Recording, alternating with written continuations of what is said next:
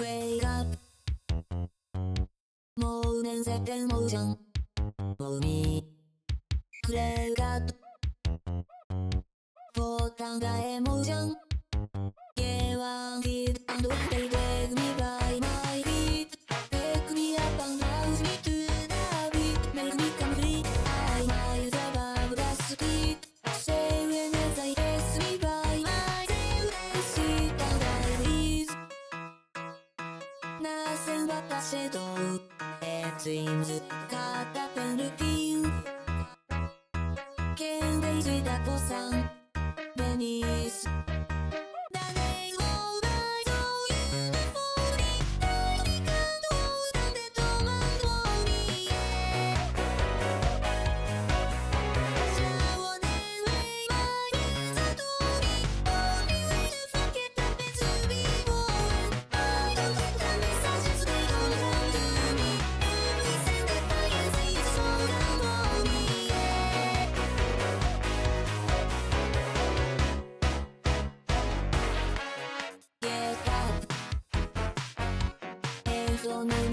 Just again Get back ガーデン飛ばせて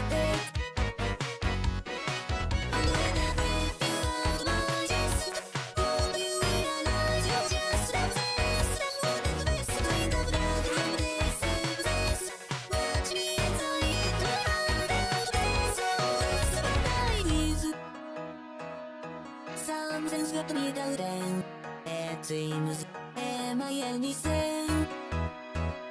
Am I even a bosan? Beneath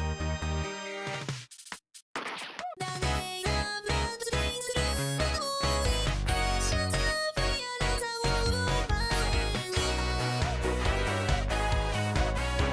You can lie outside almost drowning Shaking down the bones of this fucking body I can't wait the messages they come so quickly Please and again anybody come and take me I don't get the messages they don't come to me Every send that I can see is all around me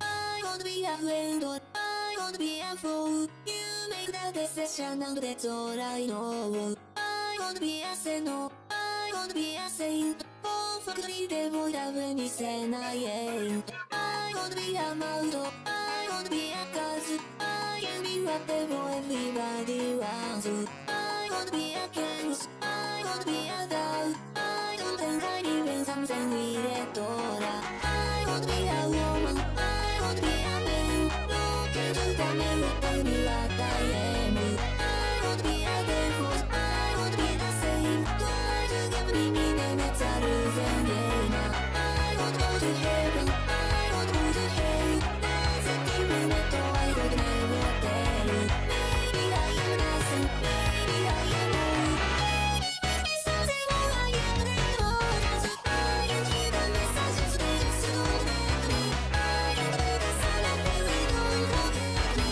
I can wait the messages they come so slowly I don't know a single thing that I don't wound me I don't get the messages they don't come to me Every send that I can see is all around me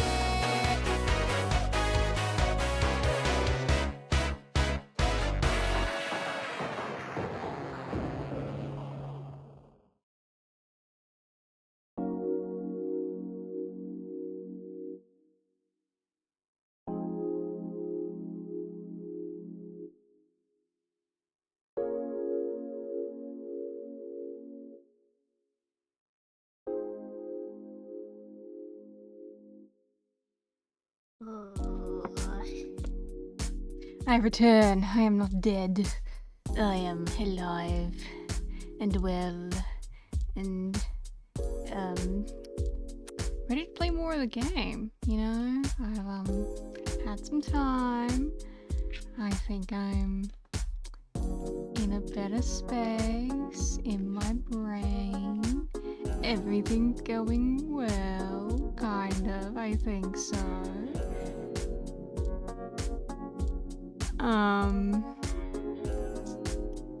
So, you're all excited for Chronicles? I bet you are. 'Cause you guys just love Chronicles, don't you? I know you guys do. That's all you ever tell me. But also, I did. No, I will not have a meltdown. I didn't have a meltdown, actually. I just got a little upset. But good news is that if I absolutely despise these games, despite what everyone has told me, I get to return to the loving embrace of Miles Edgeworth by playing Investigations after. So that will be my little cat palette cleanser if I end up having a terrible time this whole time. But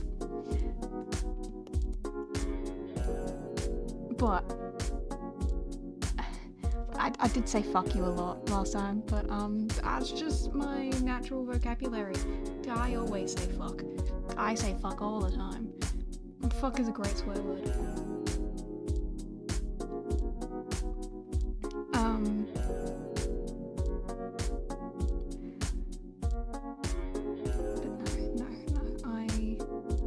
I am not going to judge the game based on the tutorial. I am going to see how things progress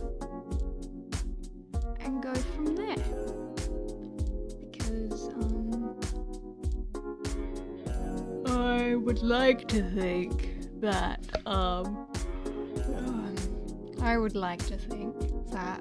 people wouldn't lie to me about how good the game is. If everyone says it, it must be true to some degree.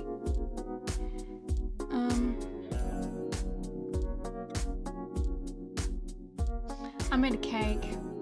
A baked cake. I made a Black Forest cake. It's got like actual alcohol on it though, so I don't know if I'll actually like the way that it tastes. But I'll try it. But I'll try it.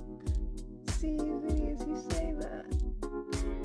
You say that the first game is good and the second game is better. The problem is, the only things I have ever heard about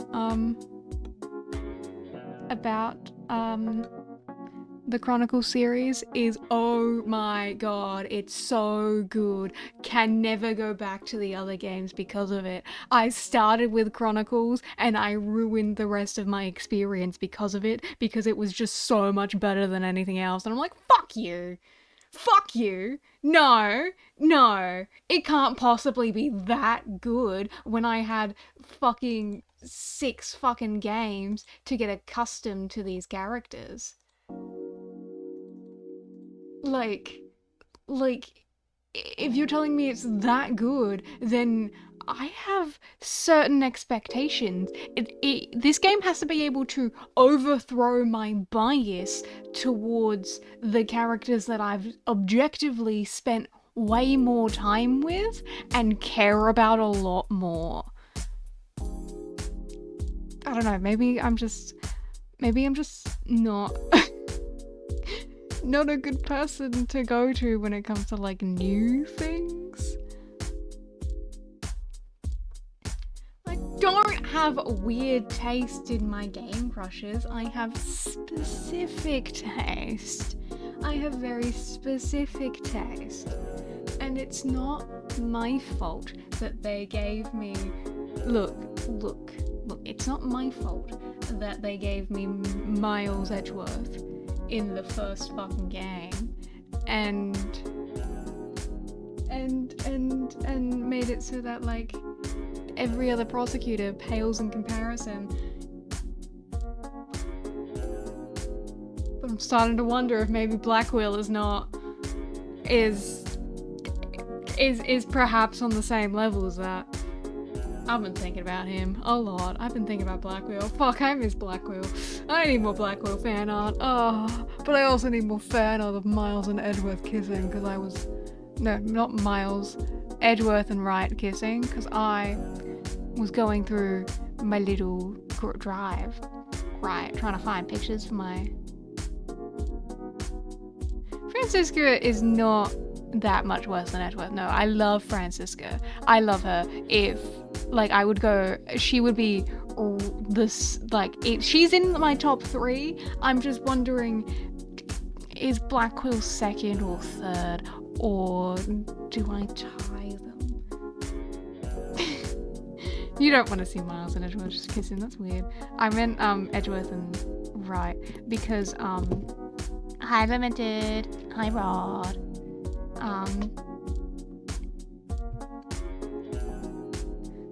Nayuta is at the bottom because he didn't do enough before the final trial for me to like for me to develop a positive opinion of him, because at least with Godot I enjoyed him for like the first trial, and then he became more and more of a bitch, and then by the last trial I was like, you know what, Godot, we had some great times together. Like, at least with Godot I had a bit of fun, and I got to hang out with Luke at me. I miss Luke. Oh, I miss Luke.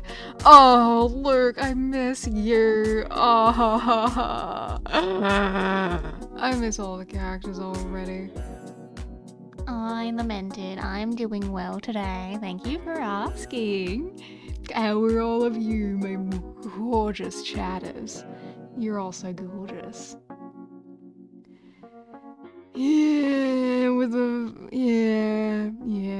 Yeah, the problem with Sadmati is that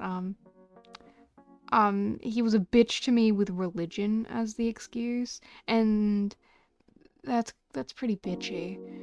And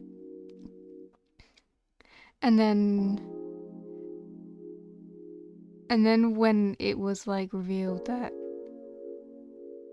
he's being emotionally manipulated, I was like, okay, I guess that makes sense.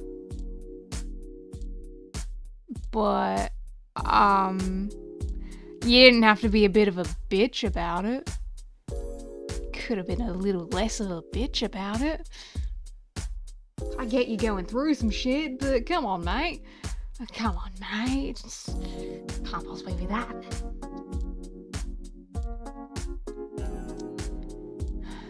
Anyway, we don't get to meet the prosecutor today. As much as I would love to meet the prosecutor today. I know! That's part of the problem! Like, Nayuta is just so bitchy to Apollo the whole time, regardless of their history together, and he's just so bitchy to attorneys in general, when he should have a way better opinion of them, considering the past and shit. And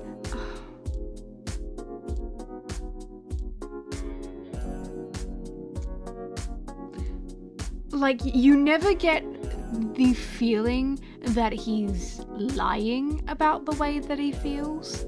So that makes it feel worse. Godot was projecting his insecurities on me, but this guy, it feels like he legitimately hates me for the religious reasons. And I don't like that.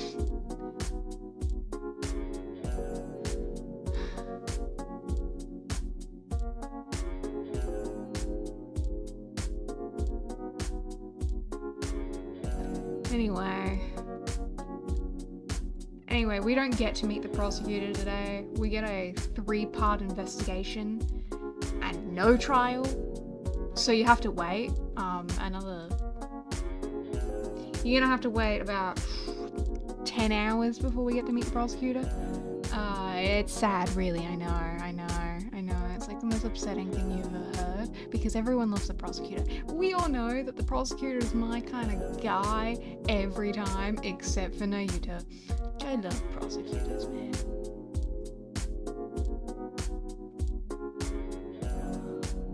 Are you excited?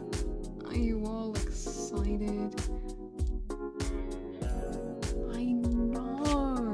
I know! Him being emotionally manipulated in retrospect, considering who his family is so much worse. Thank you for following me, Canonix.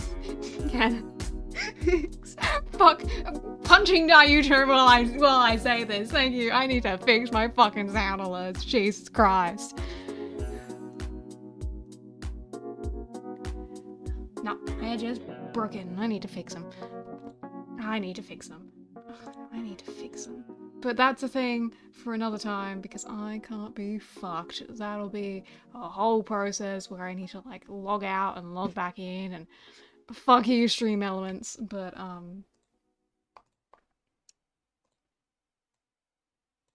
we got a gameplay.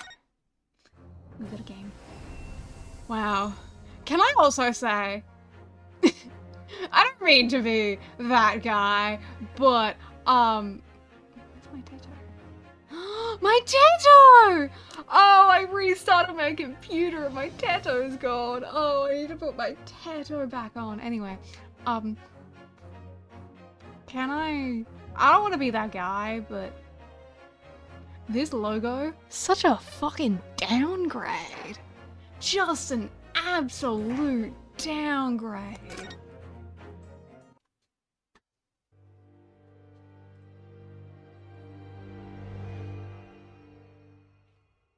Unbreakable speckled band. Okay. In a corner of that small, dark room, Sholmes and I waited Sure. with bated breath. In It's time, so funny. there came from the ventilator a hiss and a soft, almost growl-like sound. Who the fuck Suddenly, this Sholmes sprang into VA action, is? This is lashing amazing. furiously with his cane at a point in I'll the never darkness. ignore the name. "You see it, Wilson?" he yelled, his tense voice reverberating through the air. I raised my dark lantern's shutter, and the room slowly came into view. Sholmes was staring intently at one particular corner when he started whispering to me. The victim's most perplexing final words. The speckled band. I believe this is the terrible coil to which she referred, Wilson. In front of us was an enormous adder, its fangs bared as it threatened to strike. It truly was the most terrible speckled band I had ever seen. Sure, okay. If that's what you feel, my dude. Oh Jesus, I hate that fucking sound effect. On board the steamship Bruder. Animations. So then, let us unravel this mystery and discover what events led to this curious murder. Pray, do excuse me. The cabin door was bolted from the inside when the man was killed. No marks to suggest the bolt was tampered with in any way. Uh-huh. So, this would appear to be a locked room mystery. Yeah, it would. In his final moments, the victim scrawled a message on the floor. Almost certainly with the ink from this upset bottle. How do you gain the Twitch ping roll in my server? If you go into the roles channel, that's how you And do the it. letters are well formed, suggesting he was compos mentis at the time. This is a most extraordinary script. And evidently not penned by the same hand as this message. Uh-huh. In fact, I deduce it was written by someone of a different nationality. Uh-huh.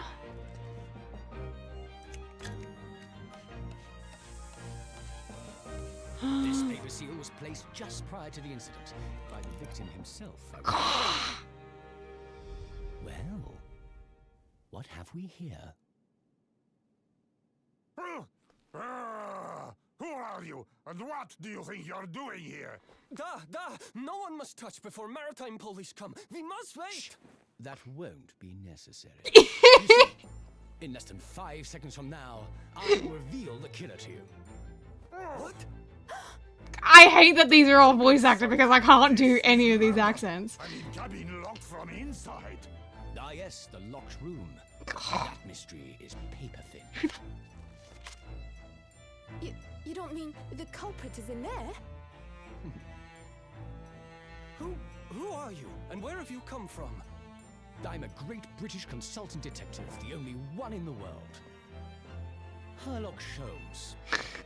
I presume you must have heard of me. Definitely, dude.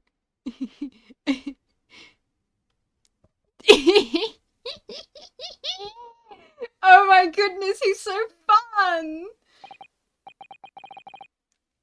Your head is throbbing, is it?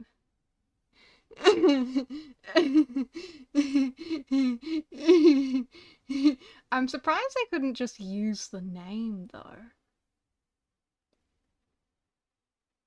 Because the name Sherlock Holmes appears in so much media. I guess they wanted to, like, avoid any complications at all. I'm just a bit surprised I couldn't use the name and instead went with, like, the most ridiculous substitution. He's so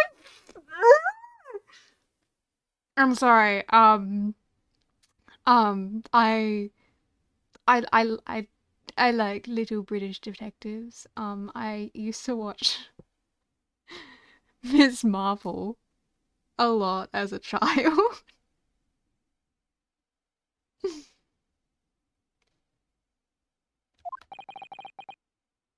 Name of this case has the name of a real case in Sherlock Holmes. Huh. Well, I've literally never read any Sherlock Holmes, so what is going on? Something's not right here. There's trouble in the air.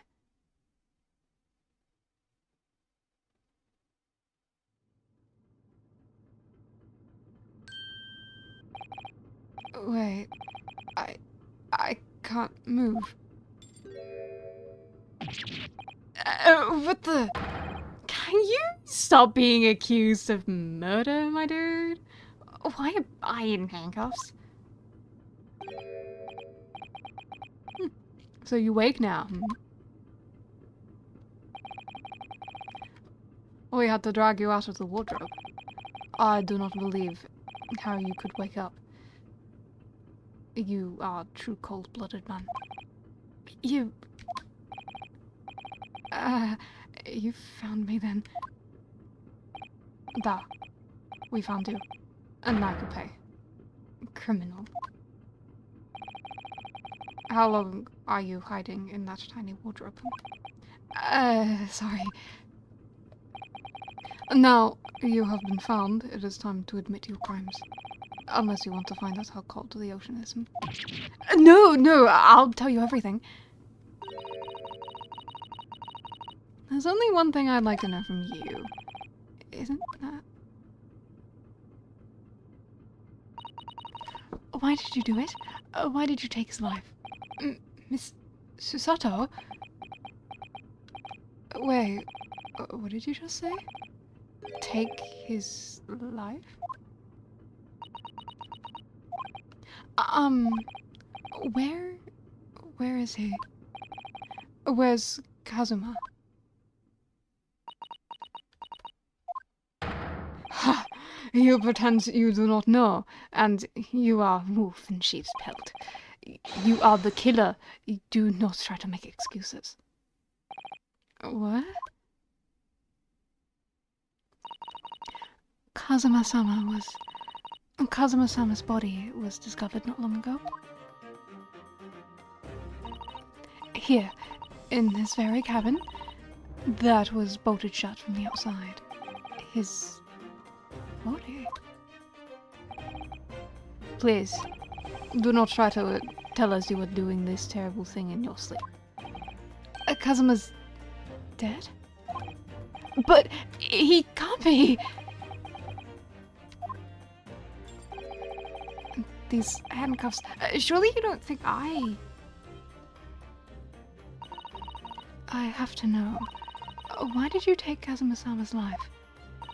Answer me, please. Can you stop being accused of fucking murder? Stop being in the wrong place at the wrong time.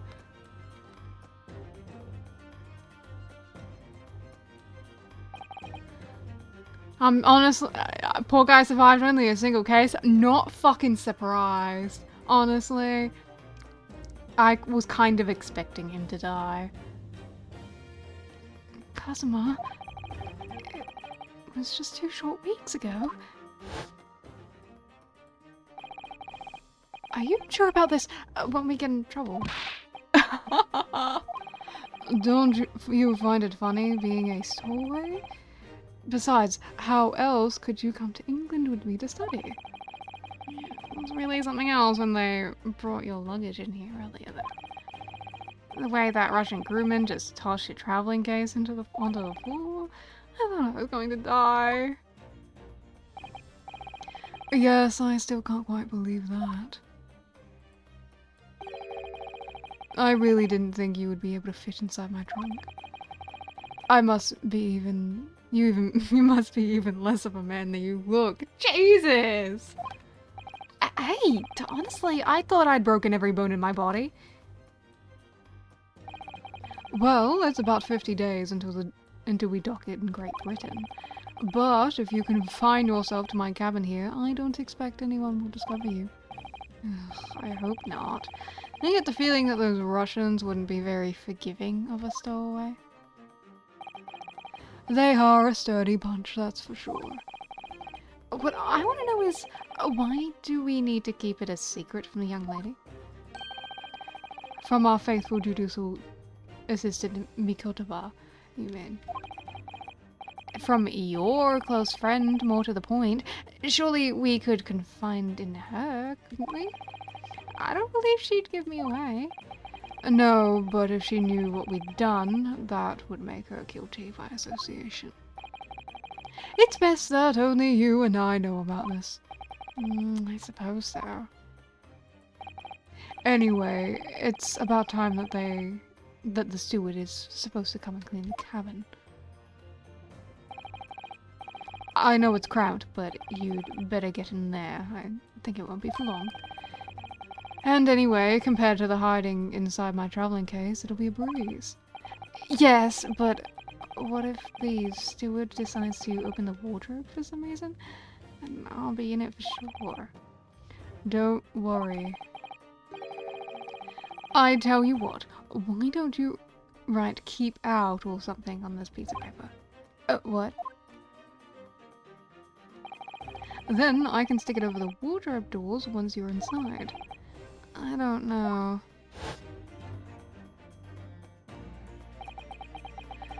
We've only been at sea for about 15 days. How can this have happened?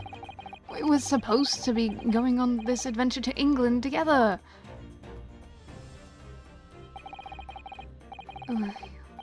We leave you at the next port. Stay quiet till then. Don't make more trouble for yourself. Murderer. No, I'm not a murderer! Duh, you said before. You said you admit everything about your crimes. No, that's not right. I mean, yes, I did stow away on this ship, but murdering my best friend? No one else could have done it. Admit the truth.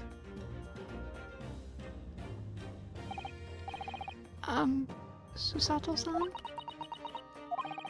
Please, tell me what happened. I need to know. Very well. But there is something I would like to ask you too. Ugh, those eyes. She looks like she's ready to destroy me. This nightmare is getting worse by the minute. I suppose all I can do is try and find out what really happened. He really has been killed, hasn't he? This isn't just a bad dream. And these handcuffs, they think I did it? They think I'm Kazuma's killer? When they found him, the cabin was locked from the inside. What do you mean? There's no access to the cabin via a porthole window, and the bolt on the door can't be opened from outside. In other words, after the crime, the culprit couldn't have escaped from these walls. What? Or, to put it in another way, the culprit can only have been somebody inside this cabin. Or do you have some other explanation? This is impossible. How did he die then? What happened exactly? Are you still going to deny the charge, even despite the circumstances? Please, Susato-san, you have to tell me. The cause of death is still undetermined. I don't know how he died. The ship's doctor is examining the body, but of course he has no post-mortem analysis experience. I don't suppose we shall learn more until an expert has been consulted at our next port of call. So presumably that means there were no obvious external signs of injury then. That's true, yes. Can't anyone tell me what exactly happened here in this cabin? I don't understand it. Why would anyone want to kill Kazuma?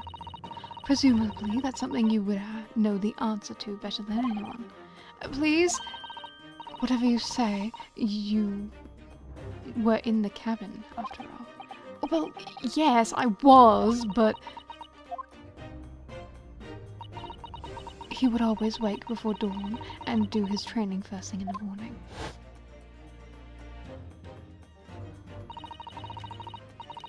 I was waiting outside his cabin, as I have every day so far on this voyage. But this morning, he did not come. I could sense that he wouldn't. Does that mean he was already dead when Susato-san arrived at his cabin door, I wonder? I knocked, but there was no reply. Then I started to become worried, so I went to find a member of the crew. The crewman forced the cabin door open, and when we managed to get inside, there was Kazuma-sama, collapsed on the floor.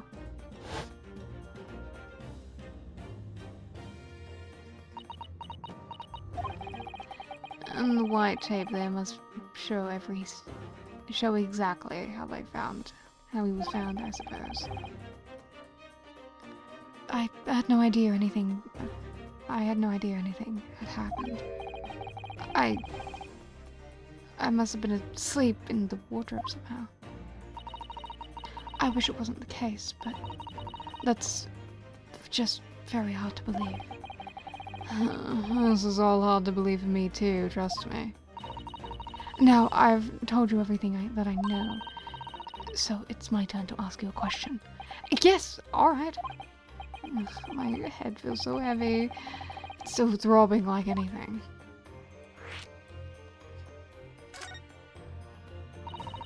Why are you even on board the ship, Naruhodo-san? You said something before about being a stowaway, didn't you? Oh, yes. I'm afraid that's true. It's 2 weeks since we left Japan now, and I've been shut up in the cabin the entire time. I had no idea. But how could you have occupied Kazuma-sama's cabin for so long without him noticing? No. That would have been impossible, obviously. Yes, of course. Kazuma invited me. He wanted us to go to England together. He actually asked you. But why? I'm afraid I don't really know the reason myself. I don't understand.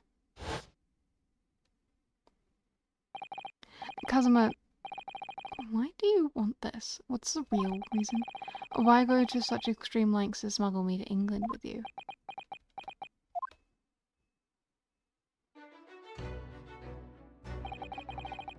It's an idea that's been in my mind ever since the end of that incredible trial. I think I told you then, didn't I? That you ought to become a lawyer yourself. Well, yes, you did say that, but I didn't think you were serious. You have a talent for it, I can assure you of that.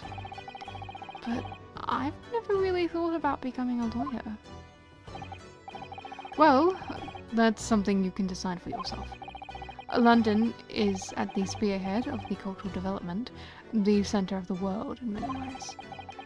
There can't be any harm in seeing such an important place with your own eyes, can there? Well, No, definitely not. But on a personal level,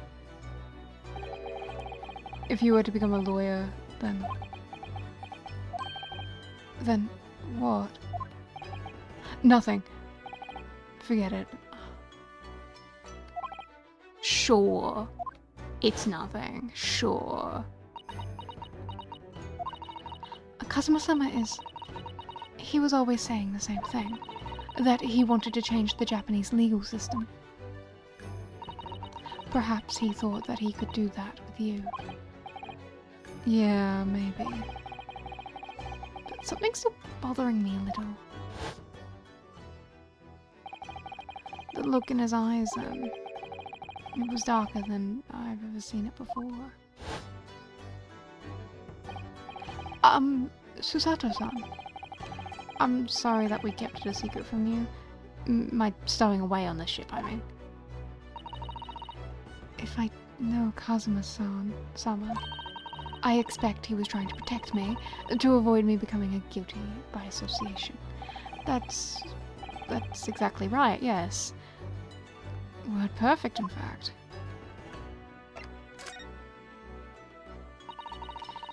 If you're not the culprit, then tell me, what happened last night here in this cabin? Well, that's the thing. I don't really remember. Kazuma brought me something to eat, like he always did. And then I got myself into the wardrobe over there, just like I always did. After that, I fell asleep. Well, yes. So deeply that you didn't even stir when Kazuma-sama was killed. Well, yes. I know it sounds unbelievable, really, I do. But it's the truth. If only I'd woken up. And perhaps I wouldn't be in this predicament. For some reason, my head's still throbbing like anything. Really?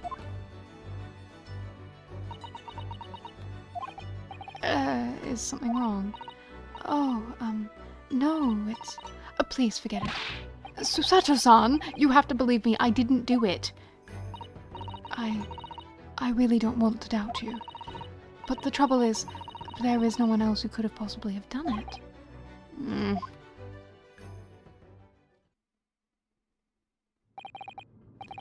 Kazuma, I don't understand. Why did this have to happen? Ugh, I can't take this. Don't try to go anywhere. You're the perpetrator of this crime. You can't leave. I can't allow that to happen. I'm sorry. But Kazuma was killed right under my nose here, and I didn't do anything to stop it. And now I'm supposed to just sit around, my hands tied, while whoever did this walks free? No, I can't allow that to happen. Well, what do you propose to do then? I'm going to investigate. I'm going to find out exactly what happened here. I'm going to work out who took Kazuma's life, and how and why they did it. So, I'm sorry, but you're going to have to excuse me. Ow. What the... That was a Susato takedown. It's Susato what? What martial art form is that? I'm going to need you to prove it. Sorry, prove it. Yes, your innocence. I need evidence. But how am I supposed to... Have you forgotten already what you achieved in just a few weeks ago? You successfully defended yourself in a court of law. I see. She's exacting me to present some conclusive evidence. I have to get Susato-san to believe me. I'll show her how... some evidence right now that proves I'm not guilty of this awful crime. I guess?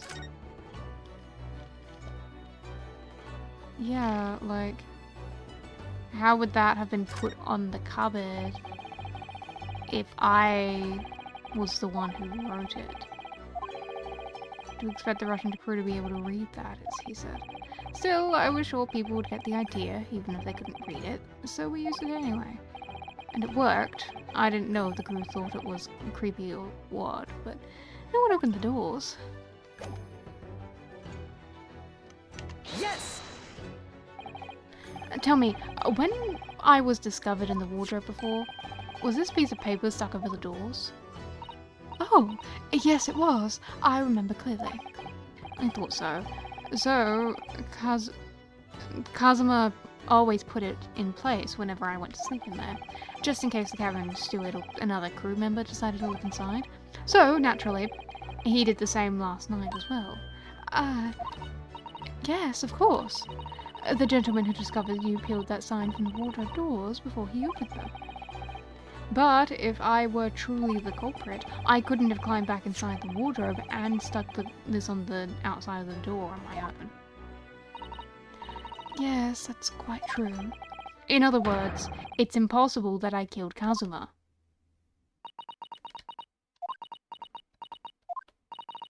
Well, even if you are sprawled hopelessly on the floor, I can see why Kazuma-sama thought so highly of you. Thank you, Susato-san.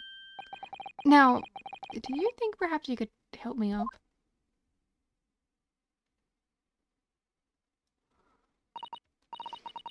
Well, in the light of this evidence, I don't see any reason why I should stop you from investigating in here, at least. Thank you. So, you finally believe me? I'm sorry, no. What? I'm not sure yet.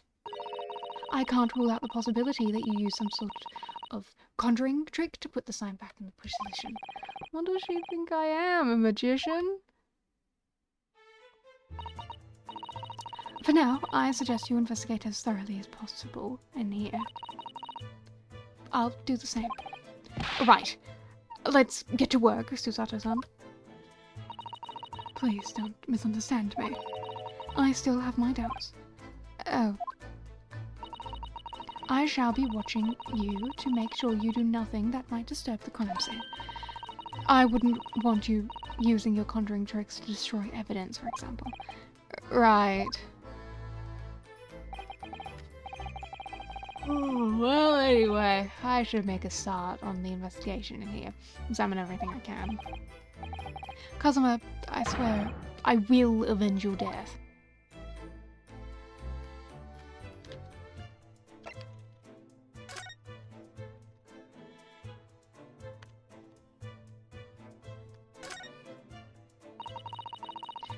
This is where dear Kazuma-sama would have sat when he was writing.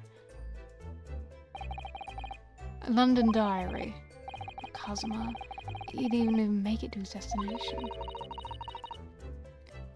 It looks as though this entry is incomplete. Which means what? He was in the middle of writing when the incident happened? Let's see what it says. It could be valuable clue. Ow. That is out of the question. Kazuma-sama may have departed from this world, but you must not read his private thoughts. But what if it's something important, something relevant to the case? Alright, I won't read it.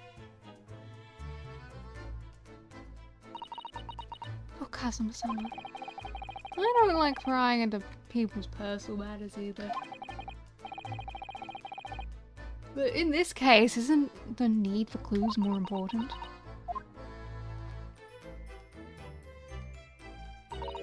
Oh dear, that won't do. Oh, what's the matter, Chisato-san? Whenever I'm examining things, I always find myself so focused I forget to look around properly. Yes, that's not good. I don't suppose you're as foolish as me in that regard, are you, Naruhodo-san?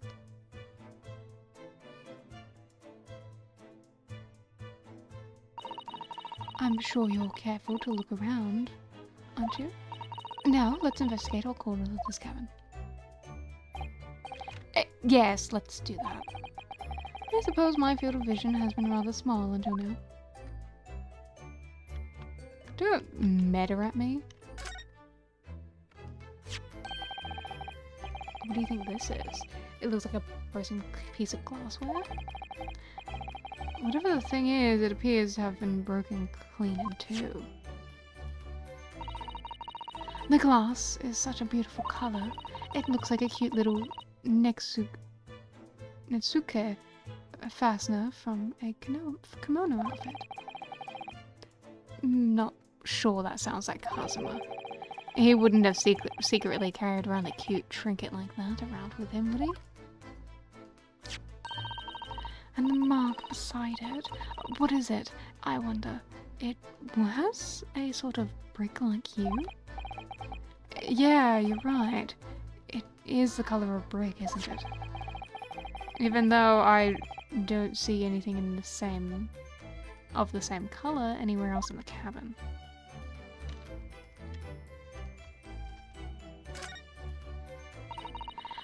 That's a rather large case, isn't it? Yes, it carries a lot of memories for me. Memories? Oh, what do you mean? Well, that's actually how I sort of were on the vessel. I was brought on board inside that case. Ah, yes, I see. It says, "This way up" in Japanese. Which, in hindsight, I should have realized a foreign crewman wouldn't be able to read. I was turned over and over, and then I was tossed on the floor in here. Oh dear, being a stowaway isn't as romantic as it sounds.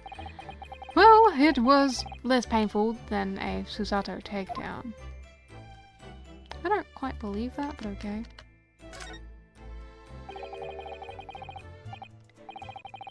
The books have fallen over on the shelf. Look, they've all toppled the same way.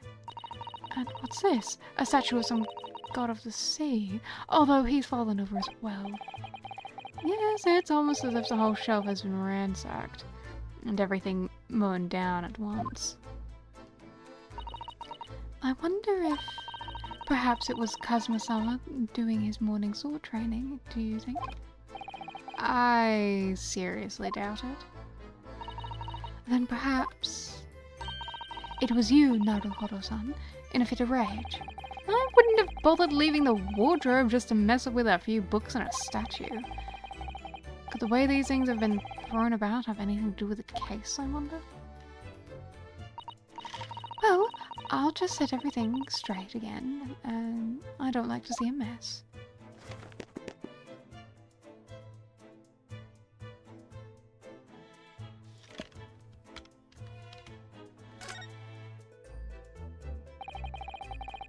These are the rules of passage for travel aboard the SS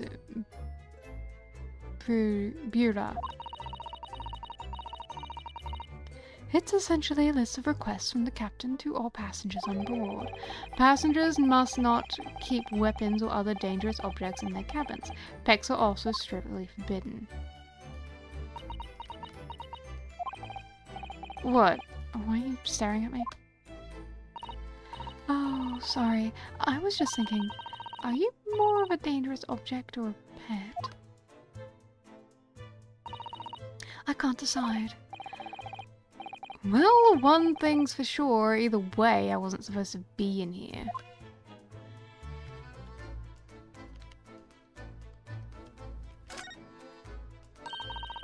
That's Kazuma-sama's precious sword. He never went anywhere without it. Yes, he was always saying that a Japanese man's katana is his soul. I believe he had to work very hard to convince the government to allow him to bring it on this trip. I suppose that shows just how important it was to him. And now he's gone, but I'm really not ready to let his spirit go just yet.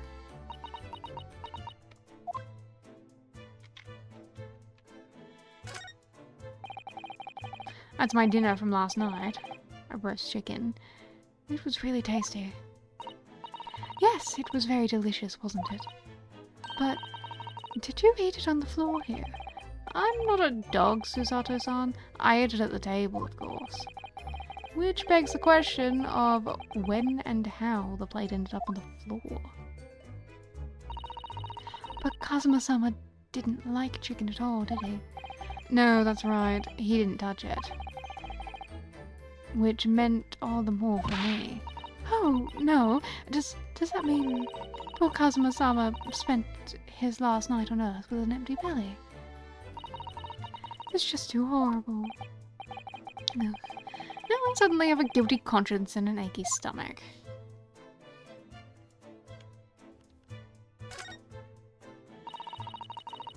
There's nothing on this table at all. The plate and cutlery are all over the floor for some reason. Yes, it's strange. Last night when I went to sleep, I'm sure everything was still... No, wait a minute. What is it? That's funny. I can't seem to remember anything about what happened after dinner. So then perhaps you are responsible for what happened to Kazuma-sama? No, no, no.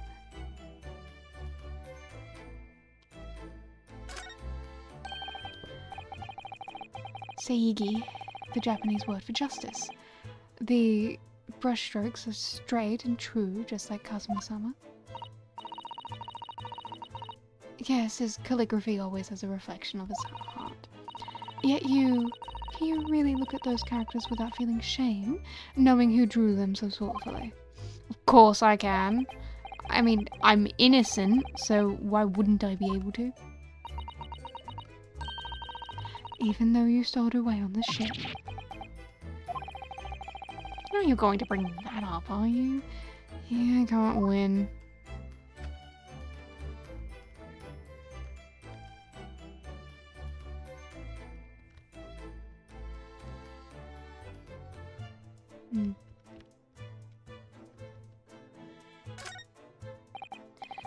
Did Kazuma write that before he died?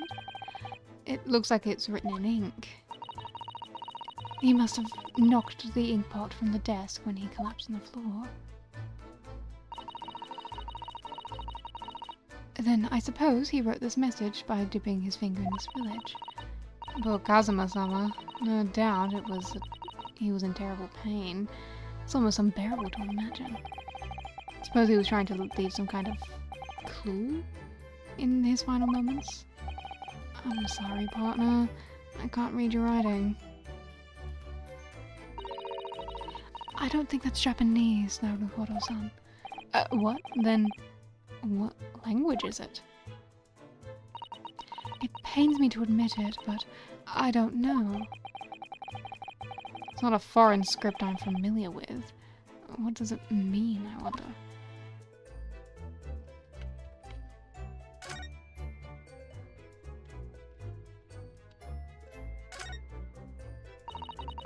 I think that's some kind of opening for a ventilator. A hole through which fresh air can circulate in the cabin. Isn't it a little god? What do you mean? Well, this ventilator, if that's what it is, looks like it must be connected to the next door cabin. Yes, it would appear to. You're right. But if its purpose is to allow fresh air into the room, surely it would be connected to the outside. That's true. Perhaps it's so that rain and spray don't find their way in when the seas are rough, or something like that. I suppose maybe that's it. Why are you on the table like that? That's a table with a hinge that moves down, mate. You could easily break it by sitting on there. He was there a minute ago, as far as I can tell. Looks like he might be a European. Oh, how did he... I wasn't saying he couldn't be a weirdo if he wanted to. I was saying he needed to be careful. What did you say?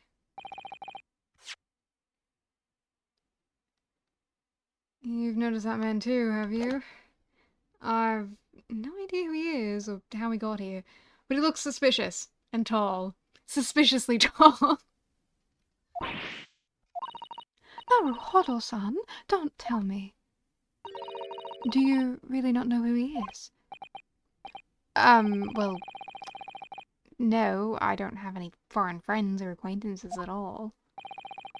He doesn't look like a member of the crew. There's something very unusual about him. And is he investigating Kazuma's desk, or is he just playing on it? I can't tell. Well, in that case, we simply must talk with him. Am I just imagining it, or does Susato-san look almost uncontrollably excited? By the way, I expect that you've noticed already, but just in case, if you press space when you're in the crosshairs, you can converse with them. Yes, I know. You don't need to tutorialize me. Alright then, I'll get that suspiciously tall gentleman in my sights and— How fucking— Okay, now I need to know— How fucking tall are you, Naru? Yunosuke Naruhodo. How fucking tall are you? He's 5'6". Okay. Okay, so dude, a lot of guys— Okay, he's only 8 centimeters taller than me. But I don't know why you're being weird about height. Basically, most men are taller than you, Naruhodo. It's not that hard to be tall.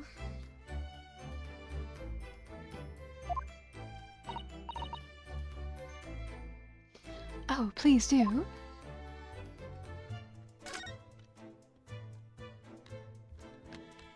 But I wanted to see what this thing is. This is a bell cork contraption, I think. What do you mean, contraption? I read about it in a book I was studying that talked about life in Great Britain. Large households often have bell cords like this, which you can pull to ring a bell to summon servants. Really? That sounds almost magical.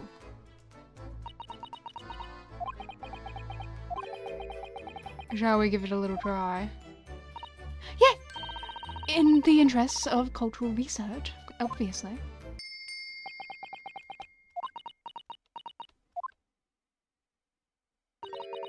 I suppose nobody comes for lonely Japanese people. No, I'm sure it's just that everyone is busy, that's all. Alright. How you going? Excuse me? God, I can't do a British accent. Excuse me, do you have a moment? Shh! This is a critical point of my investigation.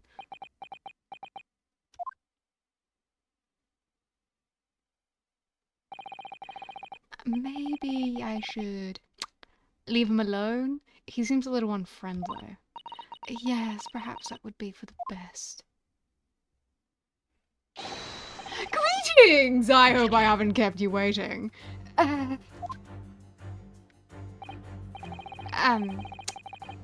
What exactly were you doing on Kazuma's desk just now?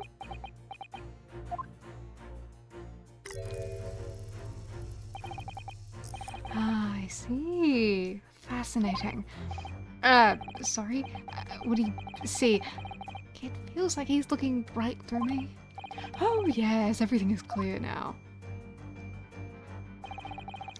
The train of reasoning has run its course. My deductions have crystallized. You have been in Afghanistan, I perceive. Just recently returned, if I'm not mistaken. Huh? Sorry? What? And now, whilst venturing toward foreign climes, you find yourself in a most troubling predicament. Oh, well, that's true at least. But how?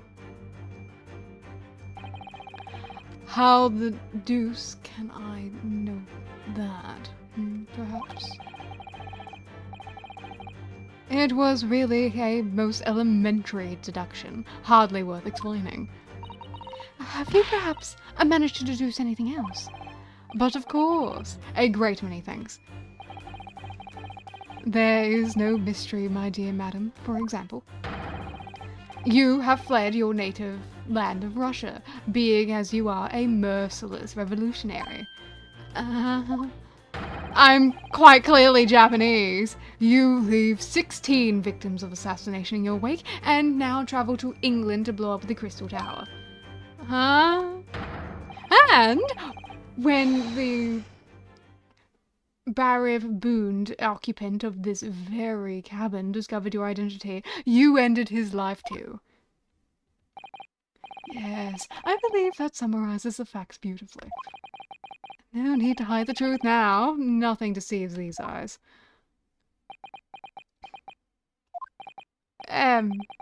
Just to be clear, you aren't talking about me, are you? Certainly am.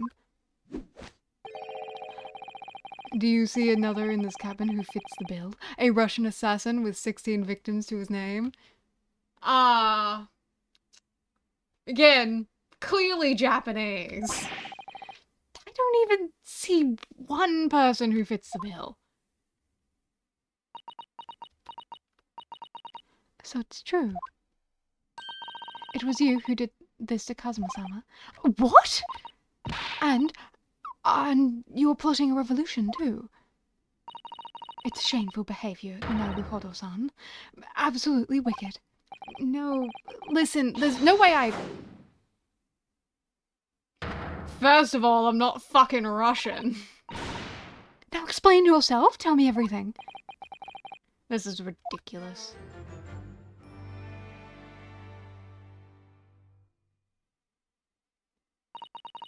How could you do it? For pity's sake, open your eyes! I'm not a Russian revolutionary, obviously. Oh, forgive me. And as for you, what kind of deduction was that? You were just saying the first thing that came to your head. But was I not right? Whilst venturing toward a foreign climes, you do find yourself in the most troubling predicament, do you not? Oh, yes, maybe. There you have it, you see. What do you make of that, hmm? Well, to be honest, this ship is en route to England, and I'm in handcuffs at the scene of a murder. So I'm not really sure you could call it a deduction. It's more plain observation. Indeed! An observation, my dear boy, is the basis of all deduction. My method is founded upon the observation of trifles, you see. I announce my findings with a process. Oh my goodness, he's a weirdo. You know, this is what the last case was missing. A weirdo. And more often than not, I'm right. I don't think you introduced yourself. My apologies. How remiss of me. I am none other than the greatest detective of the century, known to men and women the world over. The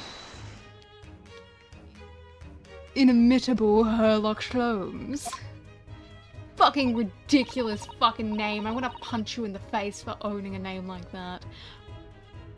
I can't take you seriously in any capacity, unfortunately. Especially not with that name. So, it's really you, the actual Sherlock Holmes. The very same. The inimitable actual Sherlock Holmes. Can you all stop saying it? Sholmes is a fucked name and I hate saying it. Do you really know this man, Susato-san? The most famous detective in the world? No, Hodo-san, of course I do. There's nobody who hasn't heard of him. What planet am I living on then?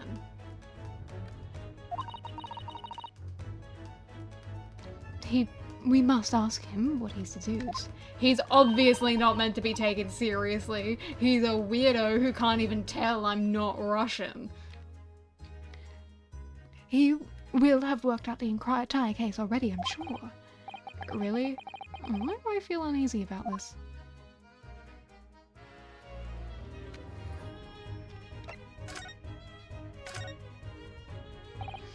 So, you're a great detective, are you? Sorry, what was your name again? Indeed, I am none other than the one and only Herlock Sholmes. Oh, I see. You're German? Erlock, was it? No, no, I am no heir. I have hair. Please call me Sholmes.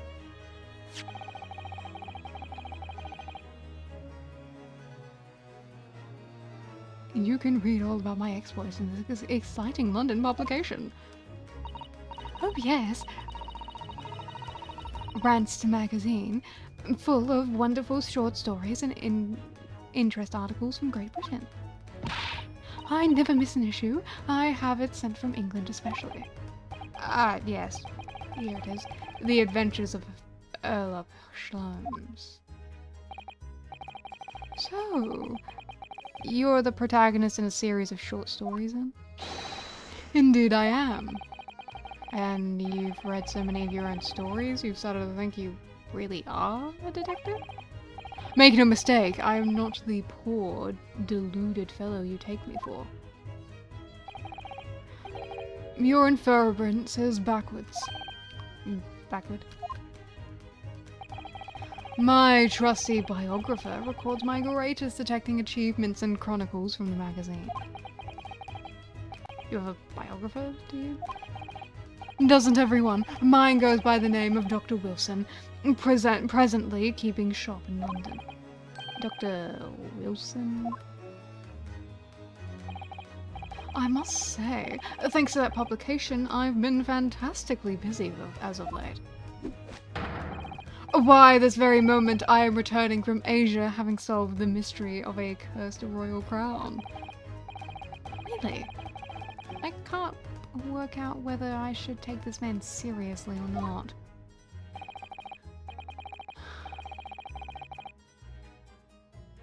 Deduction, you see, is to me a science. Logical reasoning is in its purest form. A science? Really?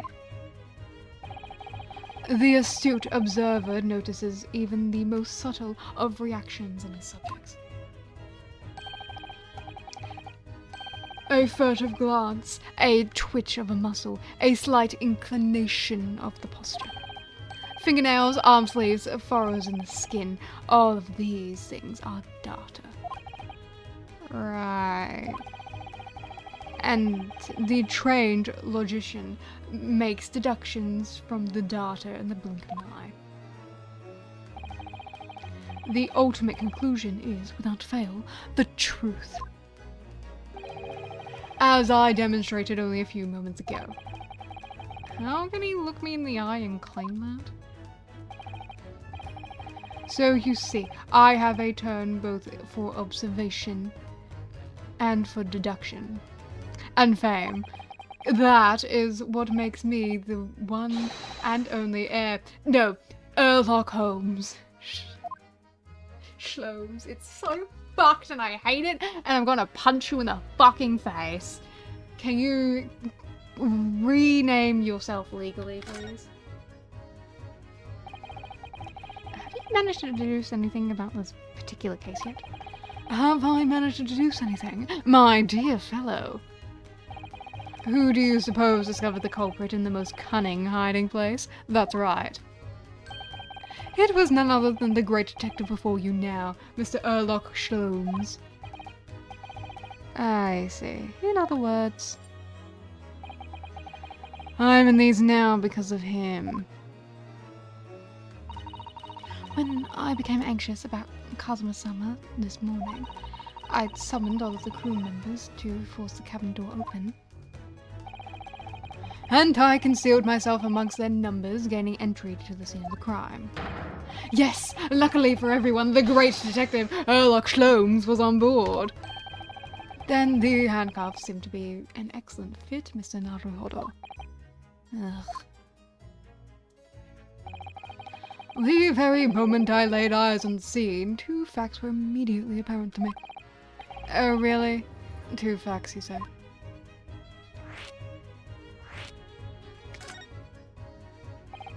Mr. Shlomes, tell us, please. What 2 facts were apparent to you that you came into the cabin this morning? Ah, yes. But first, let us be precise. The 2 facts in question were immediately apparent to me. Yes, I understand. Now, what were they? Allow me to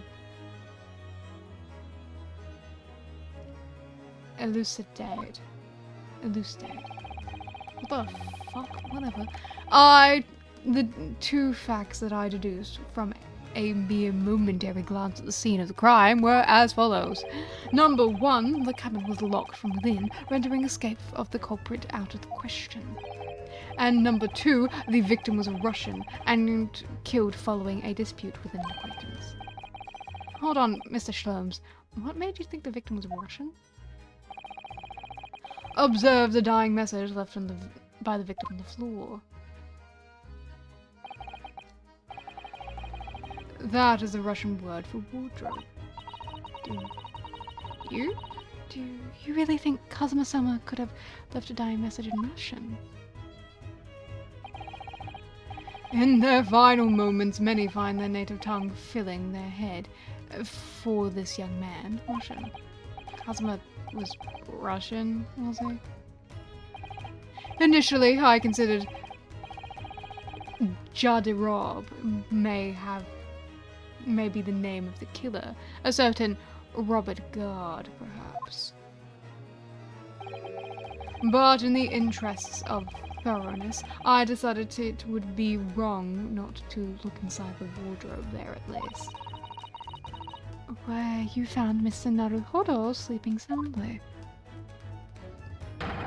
Quite so, I found you, the renowned Russian revolutionary killer. Why is it that I'm Russian too?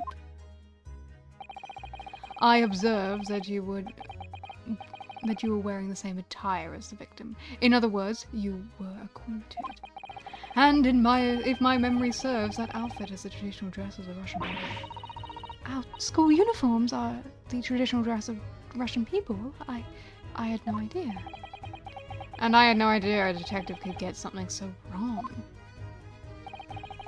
I took a photograph of the victim and the message that I might analyze for it. I might analyze it for possible hidden details.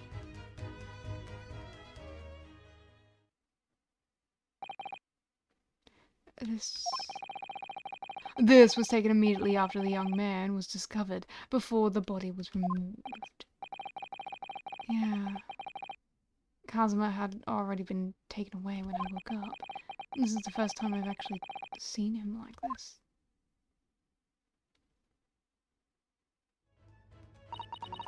Are you alright, Mr. Naruhodo? Oh, yes. Thank you.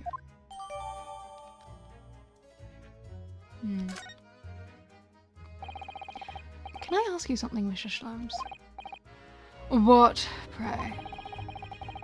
You mentioned Russia before as well, didn't you? You know, when you said I was a fearsome revolutionary fleeing from Russia and all that? Ah, yes, the train of reasoning that led me to the truth. Would you mind explaining that train of reasoning to me, do you think? Whatever that says. Certainly, it is, if it interests you. How many times? I'm not Russian and I don't speak Russian.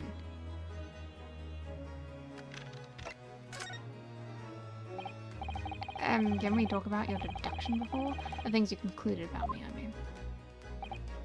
Ah, and now, famously accurate, troubling predicament you find yourself in. Yes, it was the other details I was more than to discuss. You know, the merciless Russian revolutionary and the assassin of 16 part. Oh yes, the more sordid details. It was fairly commonplace deduction. Here we have it, this morning's paper. A main headline reads, Revolutionary Vilin Bolshevik flees Russia via Shanghai. This vessel made a port call at Shanghai yesterday, and last night the young Russian was murdered. Since when was Kazuma a Russian? It sounds like Mr. Shlomes has concluded he was Russian because of what Kazuma-sama wrote on the floor. It was a simple act of reasoning to realize the culprit of this crime was the same merciless revolutionary. Do we look anything fucking alike? Look, dude, you're fun, and I would watch a whole fucking TV show about you, but Jesus Christ, can you just... Are you blind?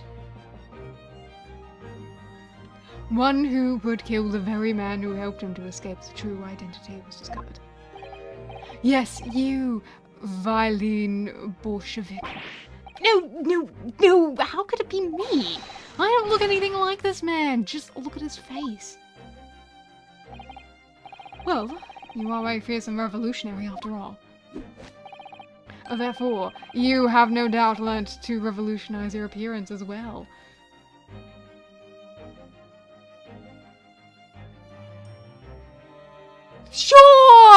Sure! Please. And I might add, your name does not appear on the ship's passenger list, need I say more? Well, that's because I'm a stowaway. What about the other details? The 16 victims of assassination and blowing up the Crystal Tower? Ah, yes, the journalist clearly interviewed the man and printed all these particulars in the article. The deeds of the man the man has perpetrated thus far, and those he is plotting. Yes, everything about the revolutionary Bolshevik was included. There was no mistake. Do revolutionaries usually agree to interviews with newspaper reporters, I wonder? And what about the part where you said I was just returning from Afghanistan? Also quite clearly stated in the article. Bolshevik is recently returned after a period of subversive activities in a war-torn region of Afghanistan. Where even is that anyway? This Afghanistan place? Here, take the paper for yourself, as a little memento of this great deduction. Oh, thank you. I've absorbed all of that is of interest to me within its pages, but I see no rubbish bin nearby. Cool, so you're just thrusting this upon me and not even... and with my handcuffs? I can't even put this in my fucking pocket with these things on. God. I can just tell that so many people want to kiss you. And you may find the article on the back page of interest as well. On the back. Cast your eye over it sometime, and if the interest takes you, though you may need someone to interpret. It's all written in Russian. I couldn't hope to read it. But I suppose it wouldn't hurt to glance at the article. Maybe there might be a picture or two. Well, if you say so.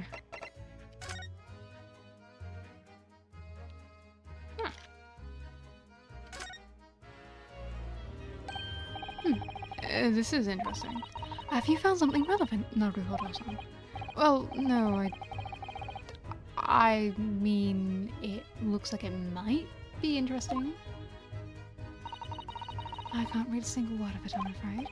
No, nor can I, but look at the picture. Perhaps it's about a beautiful young Russian princess, do you think? She is very pretty, isn't she?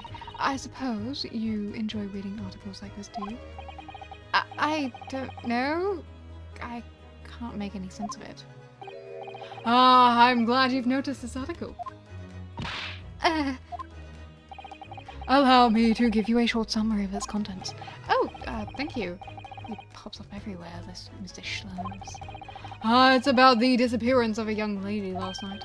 A renowned prima ballerina of the Novovik Ballet disappears from Shanghai.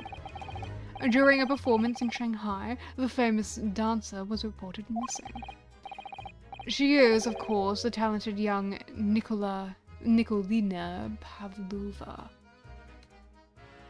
I love me a good Pavlova. Gah, a good Pav is always delicious, you know. I love me a good Pav. I can't wait for Christmas. At Christmas, I get to have a Pav. I love a good Pav.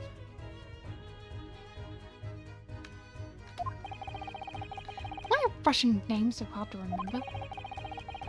It would appear that the woman was in costume when she was found to be missing from her dressing room, wearing the diamond tiara you see pictured, which is worth some 20,000 rubles. Oh, how much is 20,000 rubles? I have no idea, but I'm quite sure it must be an unbelievable sum of money. Susato-san's eyes are shining like diamonds themselves. The tiara is the property of the Novovik Ballet. It would seem the director is beside herself with worry. Yes, I'm not surprised. The company is most anxious to recover both Miss Pavlova and the valuable tiara. They've requested international assistance at our port with sailings to Great Britain. Could this be another case of a Russian fleeing his or her country? Does seem to be the Russian thing to do. I'm not even going to dignify that with a response, Mr. Naruhodo. You know who I am! You know I'm Japanese!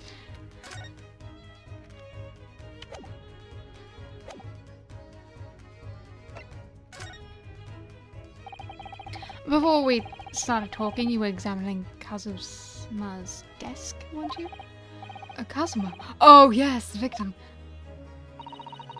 Did you notice anything useful? Anything at all? Observe for a moment the desktop of the victim. It would seem the victim was engaged in penning some text. London diary. Kazuma was keeping notes of the trip. But I don't think you should read his private writings. It could upset people. Tragic. And something you ought to perhaps elucidate before the act of reading. You mean you read it already? It is my business to know what other people do not. Yes, believe it or not, I know a smattering of Japanese. Oh, I see. Well, you're about to know what a Susato takedown is. Susato-san? Aren't you going to throw the detective with one of your trademark takedowns? I'm sorry, Naruhodo-san. What on earth do you mean? Life is so unfair. Anyway, the return to the matter at hand, namely this diary belonging to the victim. It would appear the final sentence is incomplete, as if the author was cut short. Tell me, what is the nature of this writing? Pray be precise as details. Oh, but I thought you knew Japanese. A smattering, dear boy, a smattering. Sayonara, bonsai, mikado, nado. I trust you're suitably impressed. But this diary is littered with complicated-looking characters, of which I can read precisely. Okay, my dude. So, what was that showing off just before then? If you would be so kind as to show me, I would be happy to read it for you, Mr. Sloan. I much oblige, my dear madam. The final entry here in Kazuma-sama's diary consists of just 2 short sentences. The first reads, 1:23 a.m. I can hear a faint whistling sound. A whistling sound? These are very deep waters. Pray, go on. The second sentence reads, 1:35 a.m. What looks to be a short, some sort of speckled band is dangling from the ventilator grill. a speckled band. What on earth does that mean? I have no idea. I've never heard that expression before. The ventilated grill, you say? The man was presumably referring to. The lattice there on the wall, which connects to the adjoining cabin. Yes, the adjoining cabin.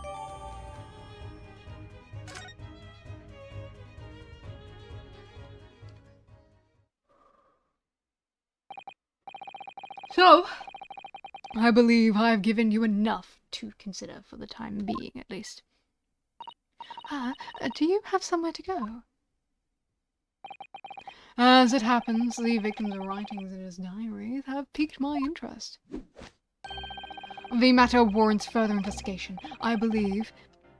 And if I am still too long, the seasickness takes hold. Oh, I suppose you're thinking of investigating the cabin next door, which the ventilator connects to? Great detectives are a curious breed. Our minds rebel at stagnation. We crave mental exaltation. So, yes, I intend to investigate. Hence, the truth will become clear soon enough. Do you think perhaps I could go with you? No. That would be somewhat complicated. What? But why? A simple glance at your wrists would reveal the answer. After all, you're the prime suspect in this matter. There's no point trying to turn it into a question. You're the one who decided I was the culprit in the first place. Whatever do you mean?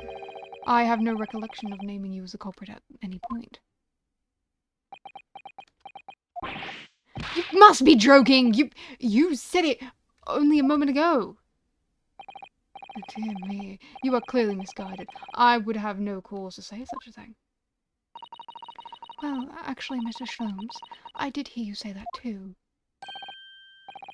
You're quite sure? Well, that's very strange. I wouldn't have said you had the face of a criminal, you know. No, really. So what, were you looking at my knees before? Some great detective you are. Well, anyway, that was then and this is now. What do you mean? What I mean, sir, is this. If you are the culprit, then you must play the part more convincingly. Roll over and accept your fate. Oh, now he's being just plain rude.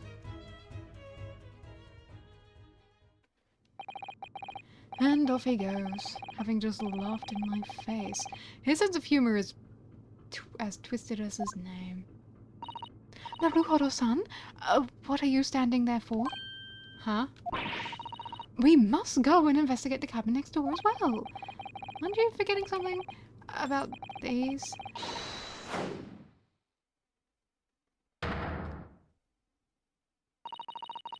Ow.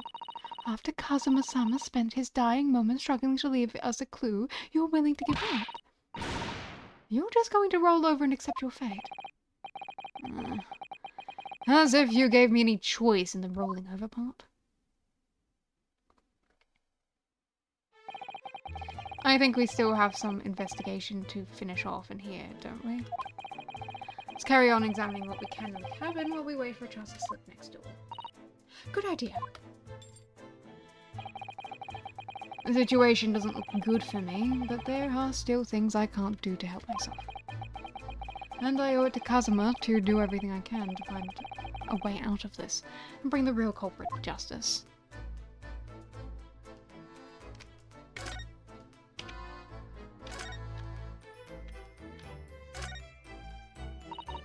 It's some 2 weeks since we set sail from Japan. Have you really been living in that wardrobe the entire time, Naruhodo-san? I think living isn't quite the right description. Oh, no, I suppose not. Although, it must have been rather exciting, making this voyage in your own secret hideout. trouble was, I never knew when a member of the crew might come in. So, yes, I'd basically have to live in the wardrobe. And last night was no exception. But because of that, you had no idea what had happened out here in the cabin. No, sadly not.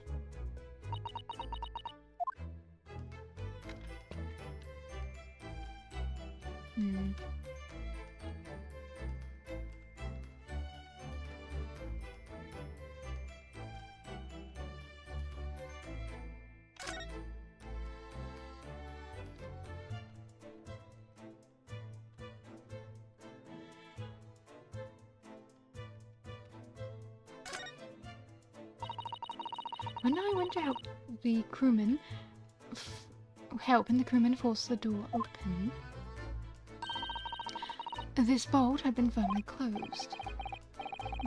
It's quite a small bolt, not particularly sturdy, and it just slides across to secure the door shut.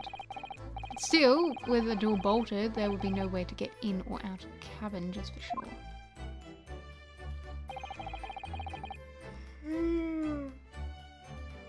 No wonder everyone suspects me. When she glares at me like that, I feel tense all up and down my spine. I remember reading once in a detective novel, the culprit used a needle and thread to draw a bolt across from the outside room in a situation like this. Yes, that's a clever trick, isn't it? I'm an avid reader of detective stories myself. But the door of this cabin and its frame are made of metal, and they seal together perfectly. There would be no possibility of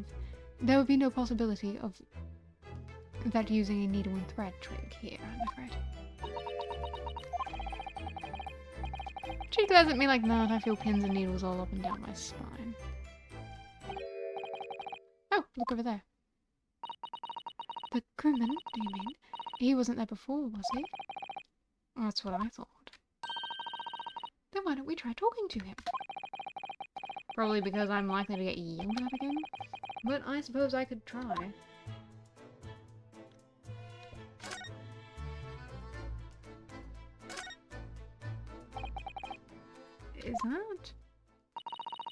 Is something wrong, Naruhodo-san? Oh, no, it's just that crewman standing by the door. Kind of feel like I've seen him somewhere before. Oh, yes, you're right. He does look familiar. Excuse me, sir. Yes. What can I do for you? Hi. I recognize that face, but it can't be. It is! I didn't know you were here, Inspector Hosonaga. Oh, now you're just wiping it on your shirt, I see. That thing is stained to the nines. Hello again. What are you doing here?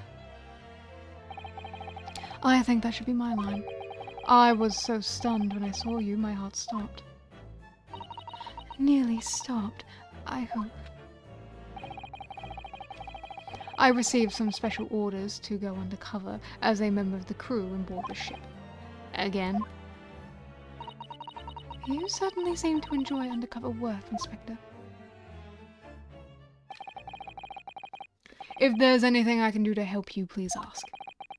I never expected to see this man on board. But perhaps his presence can help me out of this hopeless situation.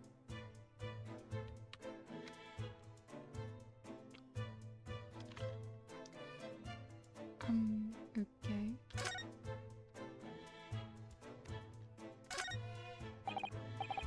Excuse me? What? I was wondering if I could ask you a favor. Would you mind if I investigate a little outside? Grandmother told me Japanese people do not make jokes. But it is not true, I say. Sorry. The criminals were asking prison guard to help him escape. Very funny. Where in the middle of the sea. There's no chance of me escaping. Niet! You stay in this cabin until next port. Then it is up to Hong Kong police to decide what they do with you. You stay. Alright. It's no point trying to appeal to this man's better nature, that's for sure.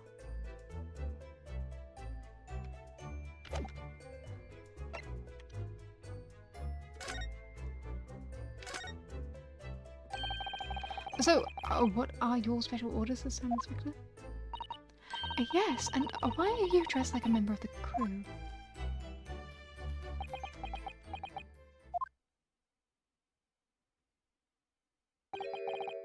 I'm so sorry. Huh? This is all my fault. I take full responsibility. For what? My orders were to act as Asogi-san's bodyguard. It was Minister of Justice Jigoku who pushed for this overseas study tour to go ahead. And he entrusted me with ensuring that Asogi-san reached Great Britain without being assassinated. Assassinated? How could that even have been a possibility?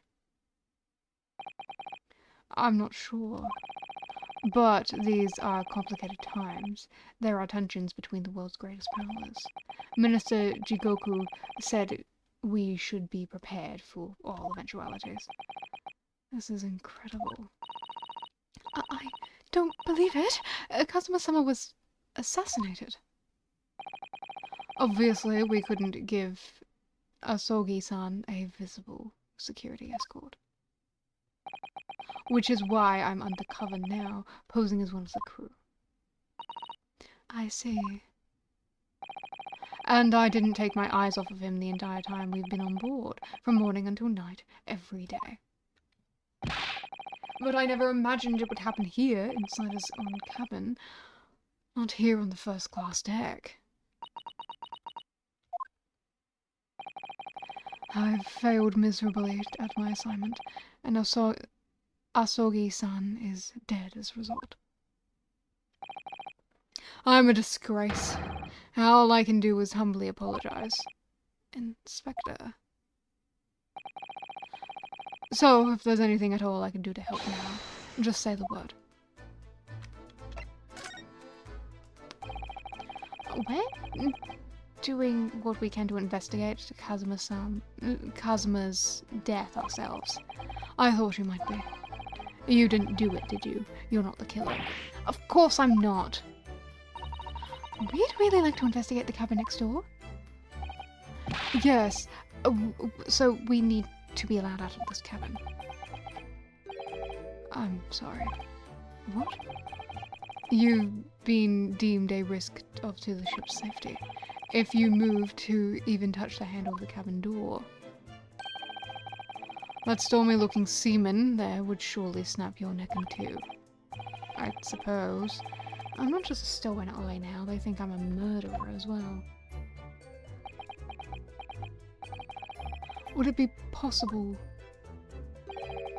to give me something to work with, do you think? I'm going to need something persuasive. What do you mean? If I had a solid reason why the next door cabin should be investigated, for example, I'd do everything I could to persuade the captain to allow it. Really, I'd lay my life on the line if I had to. But I don't see how... There may be a way. What? Really? Think of how you tried to persuade me from your of your innocence, Naruhodo-san, by presenting me with a piece of evidence that you already had in your possession. Evidence? It's just the same as when you are in court. You must have done it many times during the trial. Yes, I know. Hosonaga-san. So, evidence that would give me a viable reason to investigate the next door cabin, is it? Alright, yes, I think I might know what we can use. Alright.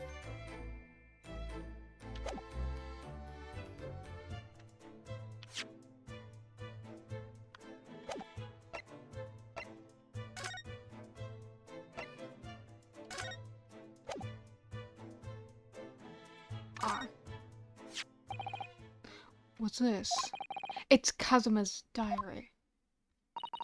Just before he died, Kazuma-sama wrote something rather strange in this diary.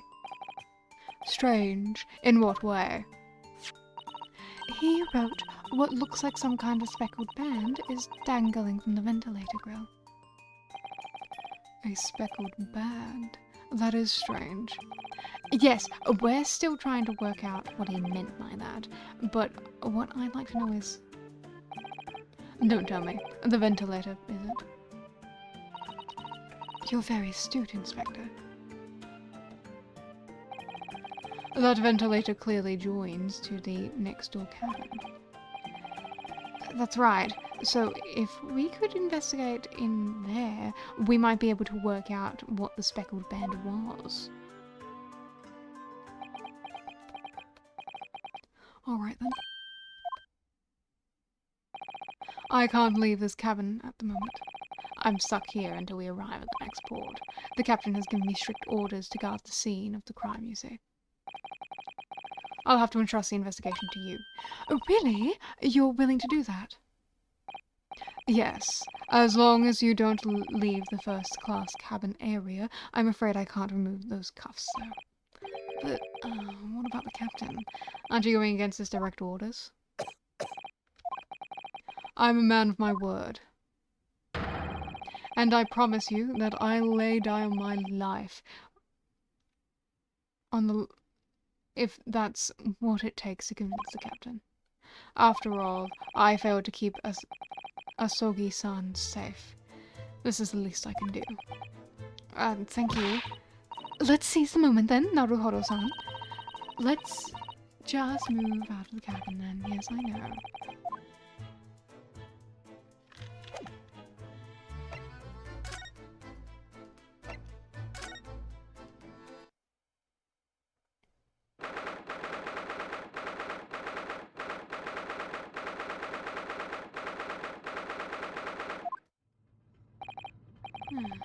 I'm finally out of that cabin.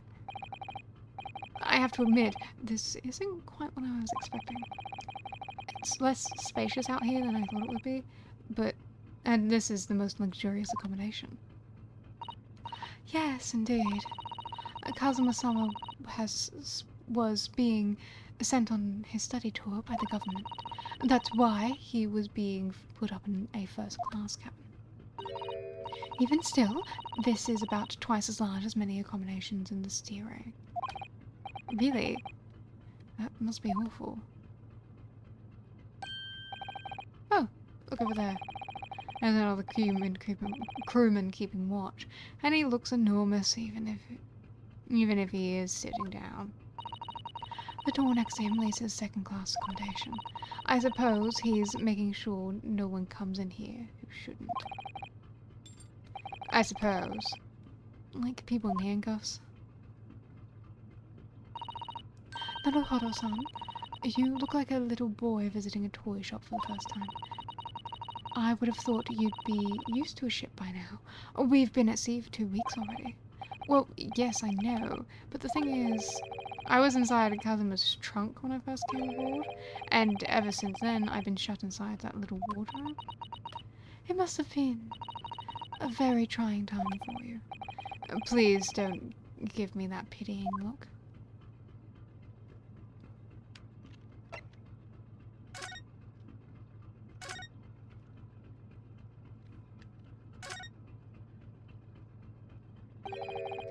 This is it. This is a cabin next to ours. That one, the one the ventilator connects to. Yes, the ventilator from which Kazuma-sama wrote that he saw a speckled band emerging. Maybe whoever's in this cabin can help solve this particular mystery. Let's ask.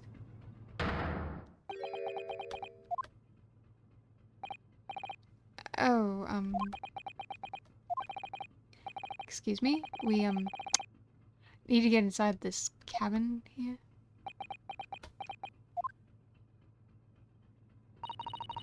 These sailors' eyes speak volumes. They're clearly saying keep out. That's what I wrote on the sign we put on the wardrobe doors. Although this man's version is definitely more effective. It doesn't look like he's going to let us pass. That's a problem.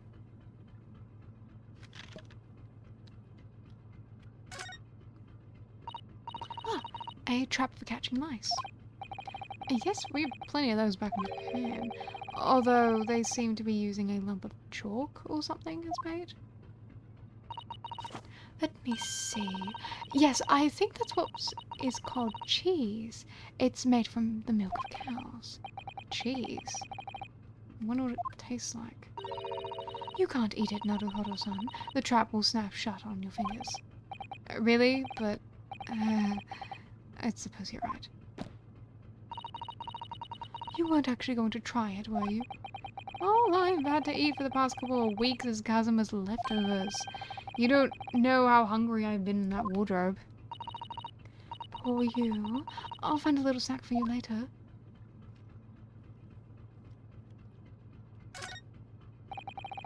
What do you think of this? It's a very pleasing shape, isn't it?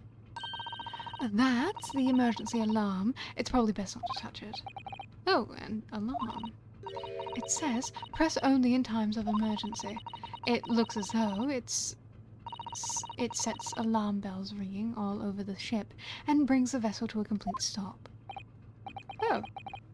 What are you doing, Naruhodo-san? You mustn't touch it. But there's an emergency situation. Just look at these cuffs. You know full well that's not what the alarm is for. If you were to bring the vessel to a standstill for no good reason, you'd be in an even worse situation.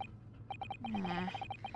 I wish everything would just stop, the ship included. If you have to do something foolish, at least make it something that doesn't affect anyone else.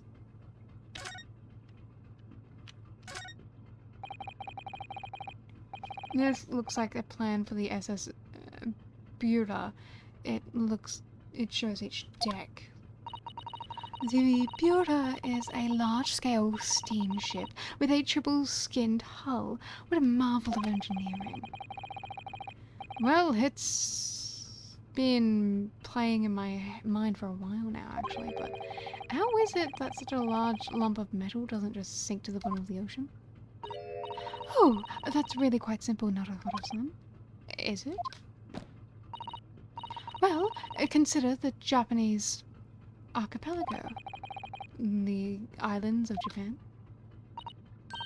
Yes, they're not metal, but they are enormous lumps of earth, many times larger than the ship. And they don't sink, do they? They've been floating happily on the sea since the gods created them.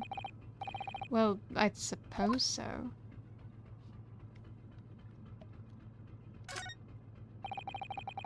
There's a huge book on the table there, and there's a pen next to it. Yes, that looks like the ship's log. Shall we have a little look through?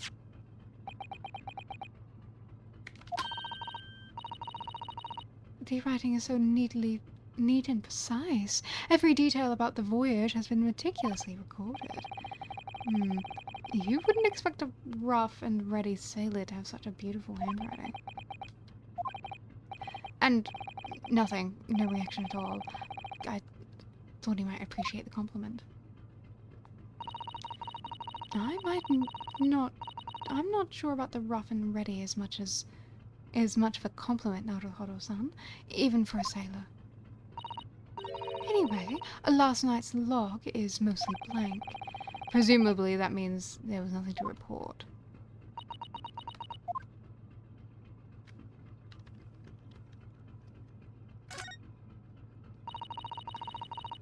That's the way to the second-class area of the ship. Is something wrong? I was thinking about making a run for it, just for a moment. Things aren't exactly going well for me. I might be wrong, but imagine the moment you reach for the handle of the door, that burly seaman would surely shoot you dead.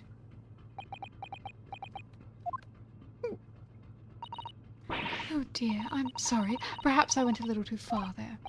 No, I started it with my talk of running away. And there's no way I could run away while Kazuma's death remains a mystery anyway.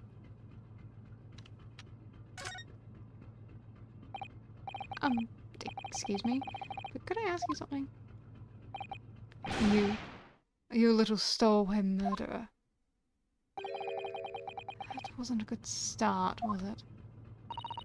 Alright, let me try instead. Good day, Mr. Sailor. I'm so sorry to trouble you, but could I ask you something? Could I perhaps ask you something? You little third-class lady maid. Oh. We seem to have caught this sailor on a bad day, Susato-san. I'm not a sailor. My mother gave me a name. I am senior crewman Biff Stroganoff. The best thing is just to avoid eye contact, I think. Mr. Stroganoff, about the first-class cabin area. Here we have the finest part of Blura steamship for very important persons. What sort of very important persons? Government officials, kings and queens traveling in secret. Many important persons. That is why I am always guarding this place. Gosh, that's amazing. But somehow I let stupid stowaway inside. I want to pick you up and throw you into the ocean. But Stroganoff is no animal. Thank you. If I may, I was wondering, is this cabin next to Mr. Asogi's currently occupied? Dah. Susato-san, did you understand that? It sounds like da. I think it's probably Russian for yes, or no. Genius. It is not permitted to visit other cabins without invitation. Well, it sounds like there is somebody in the next door cabin at least. Yes, it's tantalizing.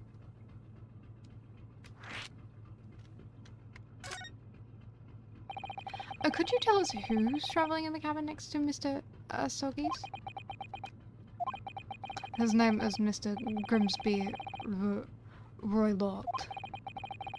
He is a Western gentleman. Western gentleman. Do not think about it. He has nothing to do with this murder of student boy.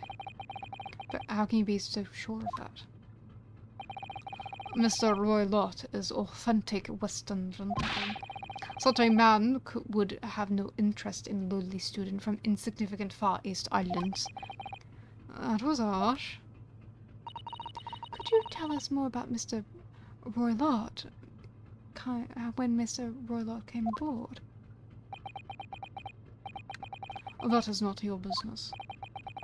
Come to think of it, even though we've been at sea for 2 weeks now, and I've been in Kazuma's cabin the entire time, I've never once heard anything from next door cabin, or even felt like there's anyone there. Well, presumably, since this gentleman is occupying one of the first-class cabins, he must be rather important. Is that right? That is not your business. Are you on watch here all the time, Seaman Stroganoff?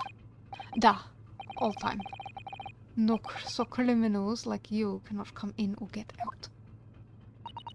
I wonder, could you tell us anything about last night at all?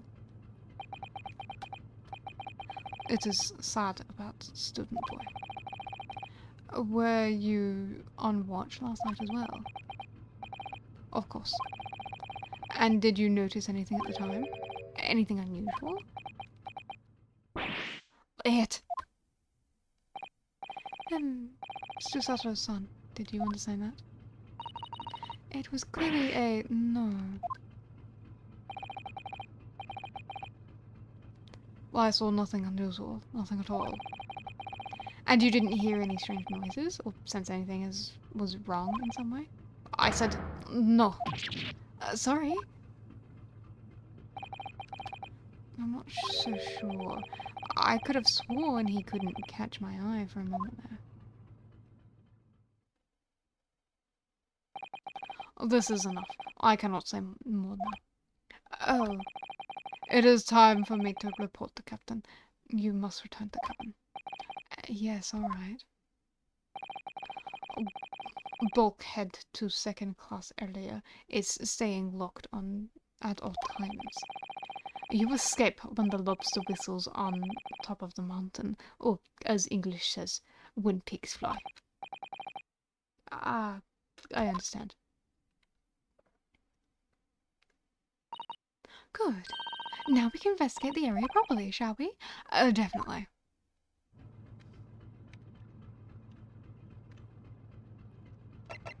Do I just... No.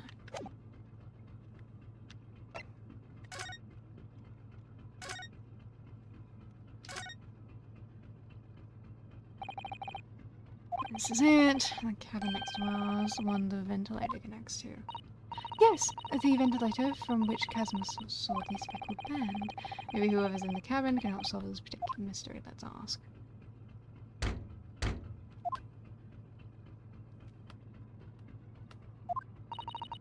No answer. We're out of luck, it seems. There's no one in there to help with our inquiries. How annoying.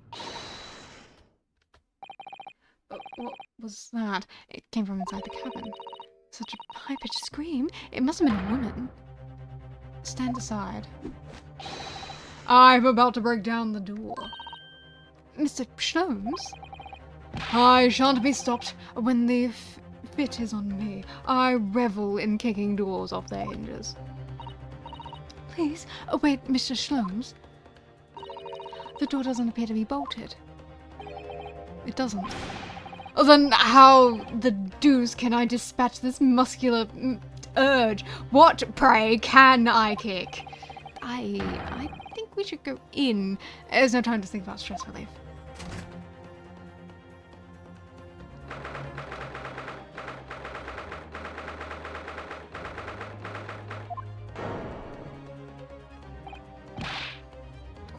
Who are you? A Western gentleman.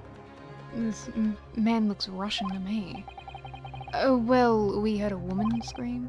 A woman? Don't be absurd. As you can see, there's nobody but me in this cabin.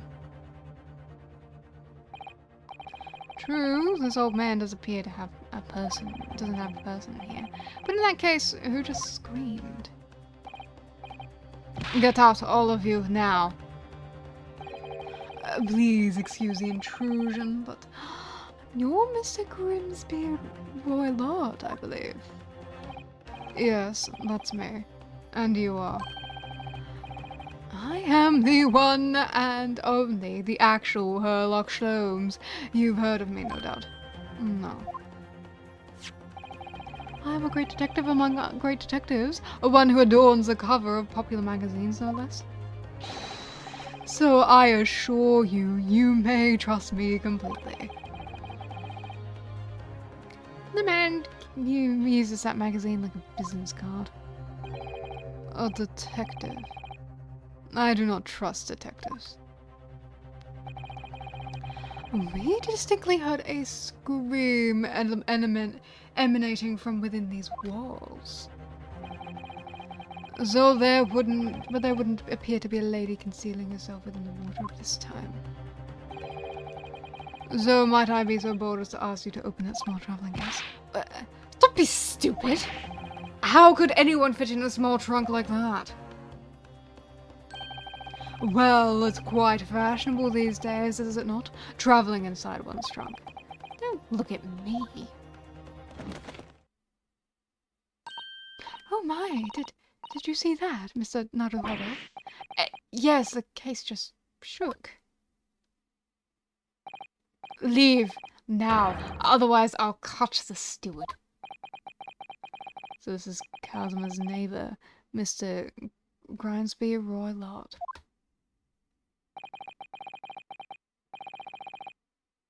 There's no doubt about it that this strange Russian man is hiding something. I couldn't agree more. Let's see if we can find some clues before the burly sailor returns.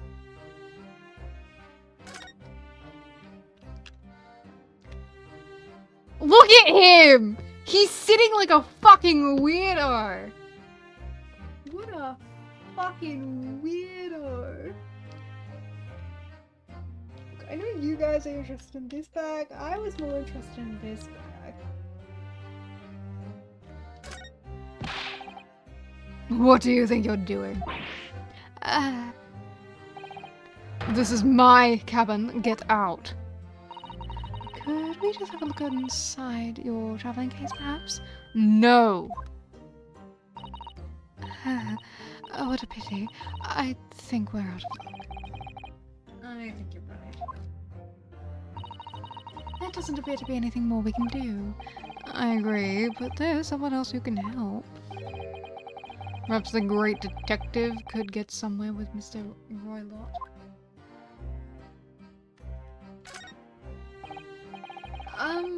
Do you have a moment, please, Mr. Sholmes? You need my address. You need only address me as Sholmes. That's what I just did, isn't it? Well, Mr. Sholmes, what were you doing in there? Why, I was resting, of course. Resting? Indeed, I was contemplating our sea voyage from the confines of the wardrobe whilst whistling.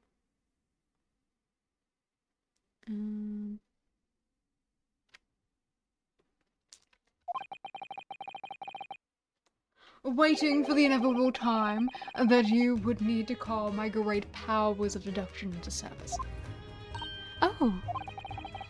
And why it would seem that hour is upon us now. The time has come. Am I mistaken? Well, no, actually, you're spot on for once. Observe closely. Our Russian host in this cabin, Mr. Roylott, is clearly trying to hide something. And do you know what is the most effective weapon to use against a Russian hiding a secret? Why, the truth, of course. Though it should be pointed out that such methods are not exclusively for Russians. Right. Can you imagine now how the Russian will react when the secret he guards so closely is exposed? Would you like to witness it? Oh, yes, please. Well then, what are you about to see may well astound you. For I am about to apply my great detective's greatly admired great deduction to the case.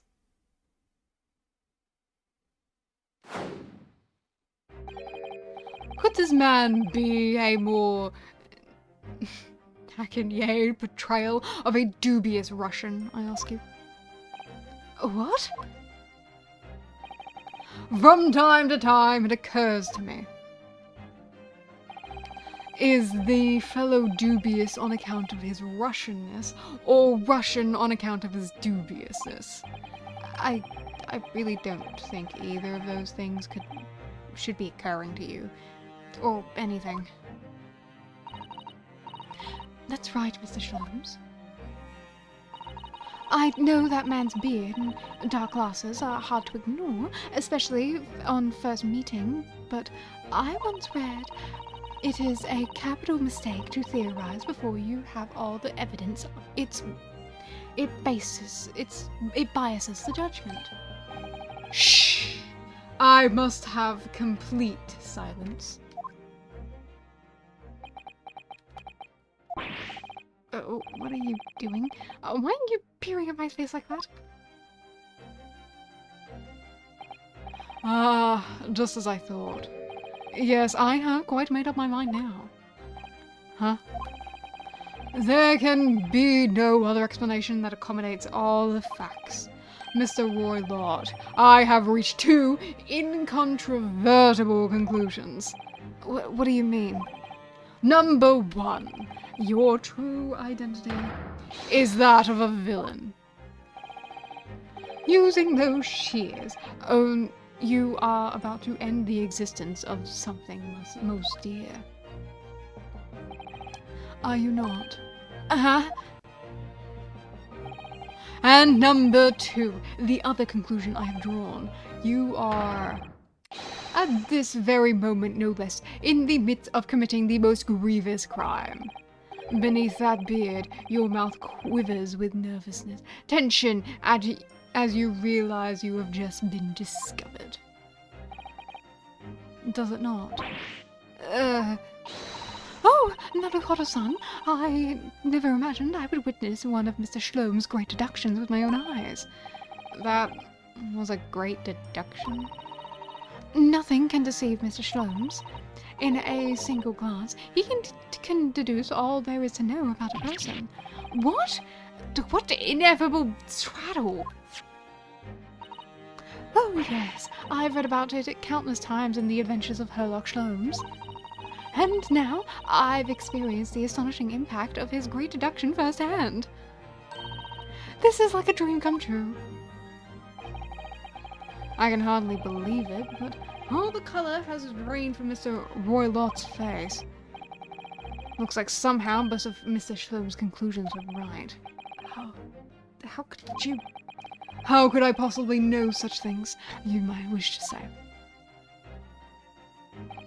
Very well then. I shall elucidate. I shall explain how it was that I arrived at this pair of conclusions. So do I cordially invite you upon a journey of logical discovery. Let us board the train of reasoning. Put plainly, let us walk through my deductions together.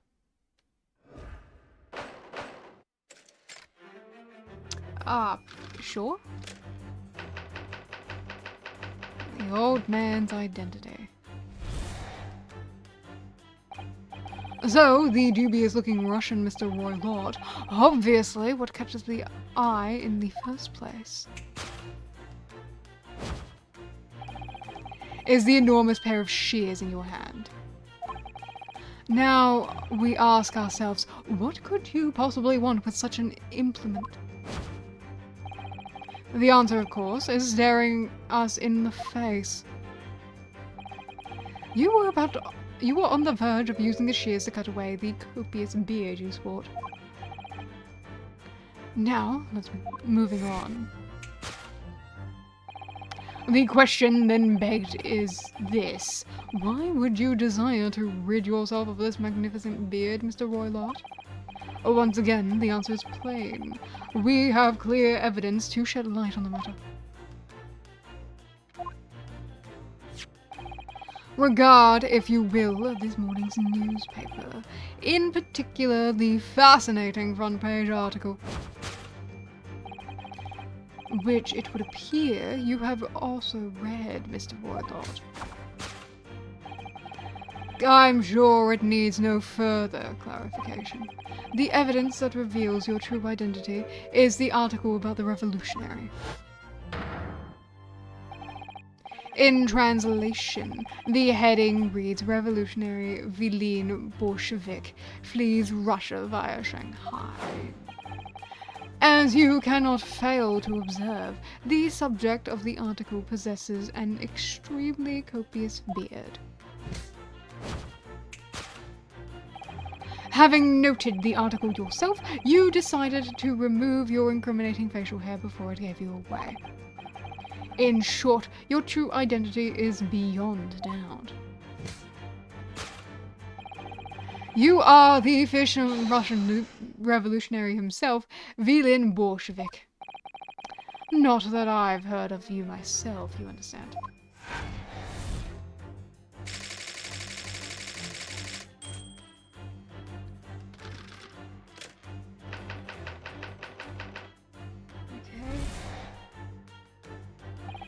Now, as for my second conclusion, you are, as at this very moment, on the brink of committing a most grievous crime. And the proof of this crime, over here. Oh yes, Mr. Warlord. Taken unawares, people have a propensity to let their eyes stray, you see. And I assure you, the eyes speak so much more eloquently and honestly than the mouth. The answer we seek lies in the furtive glances, where the furtive glances follow. The proof of your crime sits before our very eyes. Yes, that traveling case. It is time, I think, that the case be opened and its contents laid bare. No, I refuse. What could you possibly be concealing inside, we ask? By my estimation, a young lady, perhaps. One slight enough to fit therein. Don't be absurd. And what, pray, would the identity of this young lady in the traveling case? Dear me, we are not well suited to a life of crime, are we?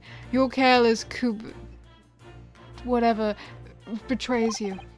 Once again, we need only follow your furtive glance to find the answer. Yes, the reason you refuse to open your traveling case can equally be found in the pages of the newspaper. For there is another, most stimulating article. If we turn from the fleeing revolutionary to the back page. Renowned prima ballerina of the Novovik Ballet disappears from Shanghai. Such a headline can lead us to but one conclusion. Your crime is that of abduction.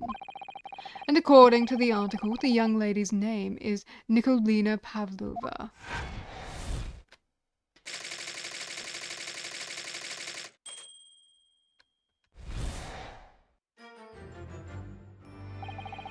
Thus concludes Herlock Sholmes' great deduction of the Russian enigma, Elementisk.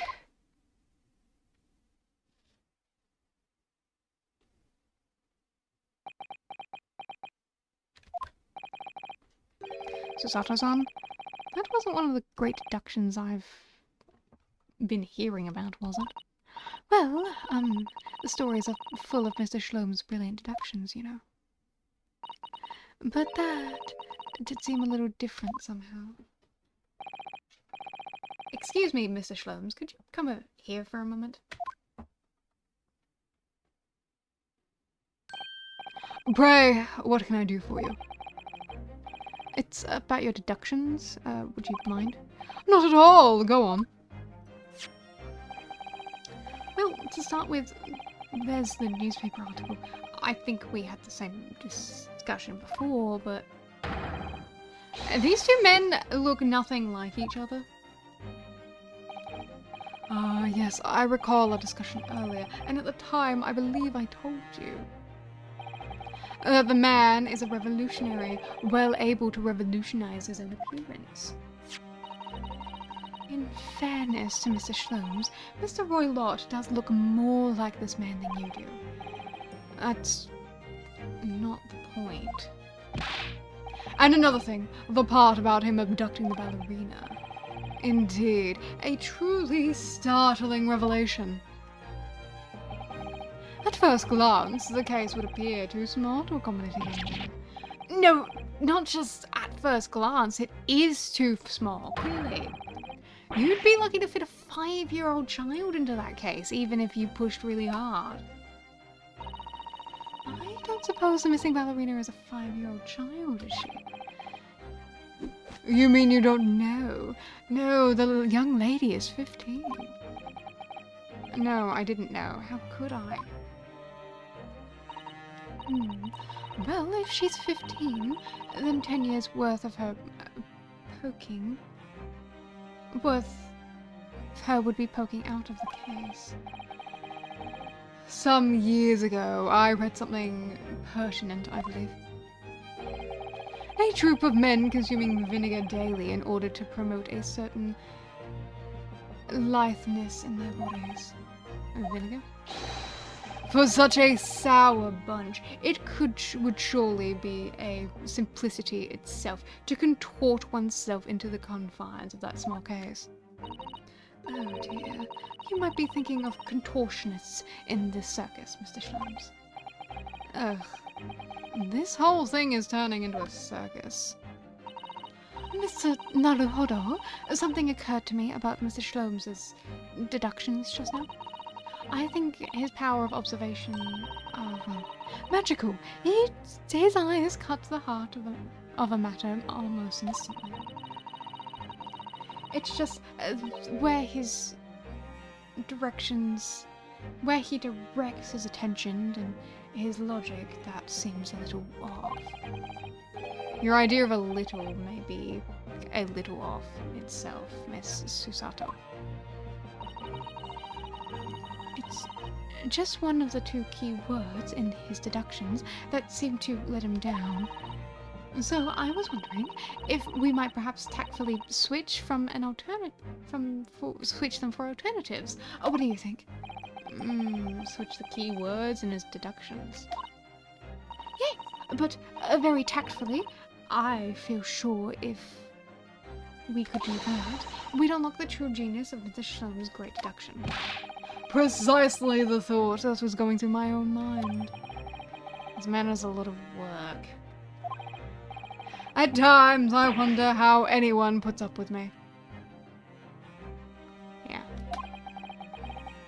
It's not that funny. Ah, and you, my good fellow. Sorry. Take a moment to look at your wrists. My wrists? Oh, where are your handcuffs? Huh? How did... I felt they may hinder your ability to follow me in our dance of deduction. I don't believe it.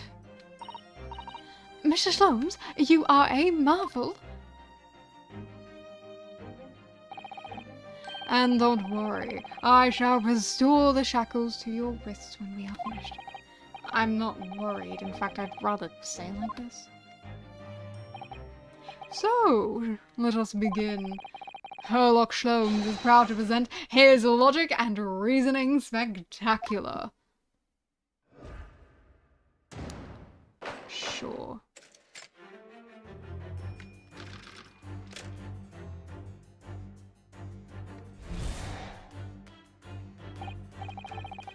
So, the dubious-looking Russian man... Okay.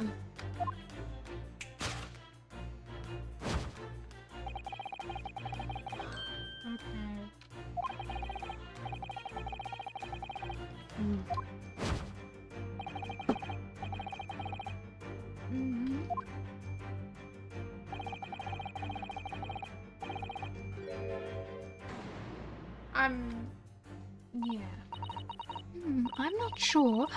Would he really use shears like that to cover a beard? I doubt that's something I'll ever have to worry about. It doesn't quite sit right with me, though. It doesn't seem to be sitting right with Mr. Roylott, either. Which means, I suppose, that the deduction's wrong. Let's try switching the key words here, Naruhodo-san, and see if it helps the matter. Alright, but how? I think we should start by taking a long, hard look at Mr. Roylott. Wonder if it's really his beard he intended to use those shears on. Exactly. If we do manage to find something that seems to fit the sense of Mr. Sholmes' deduction better, then what? Then I'll leave the rest of it in your capable hands, Naruhodo-san.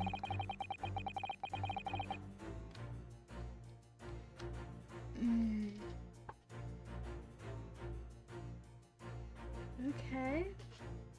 Why am I the one to do something like this? Well, anyway, let's see if there's anything we can even use to switch around in the last sentence. What exactly was Mr. Roylott really going to use those enormous shears for?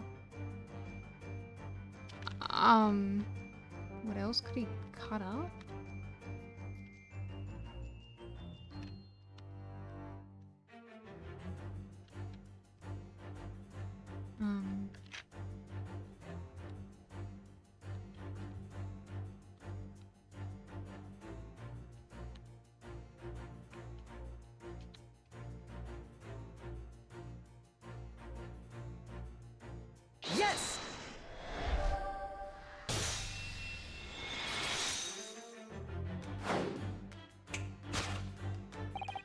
You were on the verge of using the shears to cut away the golden locks you sport. Indeed, you have identified the precise detail I was intending to expose. Such a lush golden hair certainly does not befit an old man. You're not a man at all, you're a woman, and judging from the length of that sheen of your hair, one still very much in your youth. Oh, no. I had managed to cut off my hair. No one would have suspected. The question then begged is this: why would you desire to rid yourself of these magnificent locks? Once again, the answer is plain. We have clear evidence to shed light on the matter. See to further clarification, the evidence reveals the true identity in the article about the revolutionary. Well, how was a shock. I had no idea the old man was really a young woman in disguise, did you? What? Why are you staring at me like that? Yes, it was a surprise, Naruhodo-san. You're enjoying this, aren't you? Sorry? You look like you're in your element as you dance around the room, deducing the facts of shlomes. I'm just doing what we agreed. I'm not having fun or anything. This is strictly business, and strictly... Yes, I understand. Say no more. Well, anyway, let's focus on the next part of Mr. Shlom's deduction, shall we? The evidence that he's picked out doesn't fit the facts at all now. No, that's true, given that Mr. Roy Lord was actually a woman. Exactly. He, or rather she, can't possibly be the merciless revolutionary. I suppose it's because the deduction as a whole has taken a different direction now. Yes. Let's switch the evidence for something else. Something that fits the facts as we now understand them.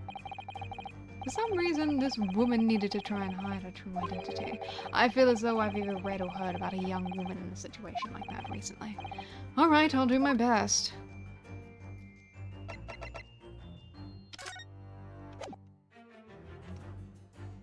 Yes!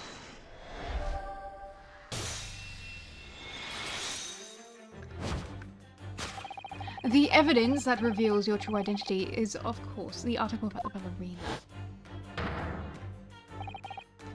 That's right! You've hit the nail on the head. Renowned prima ballerina of Novovik Ballet disappears from Shanghai. It would appear we are finally able to address you by your true name. Yes, because your true identity is that of Novovik Ballet's prima ballerina. Miss Nikolina Pavlova.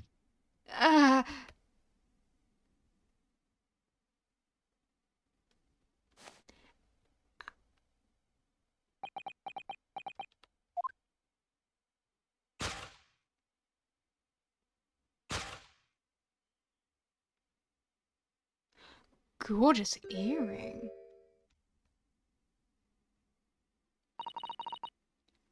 You're right. My real name is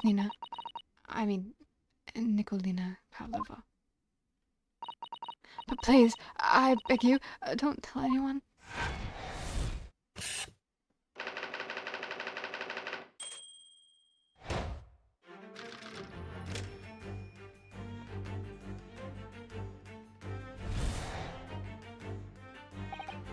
Now, as for my second conclusion,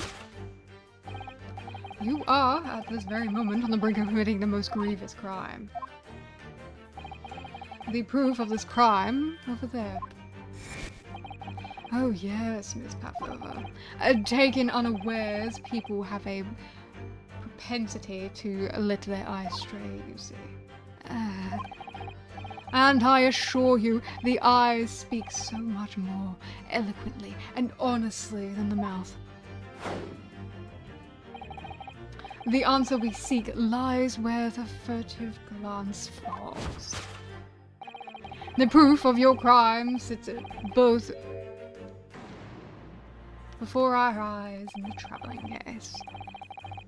This woman is the ballerina, and she's right in front of our eyes, so clearly she can't be inside the traveling case as well. No, that's right. It seems she wasn't abducted at all. In which case, what is the crime this young woman is apparently committing? I can see I'm going to have to step in and fix the great detective's mistake again. You seem to look pleased, Naruhodo-san. Do you like the idea of another chance to dance around with Mr. Shlums? Stop it. Anyway, there must be something else here that shows what the woman's up to. What could the woman...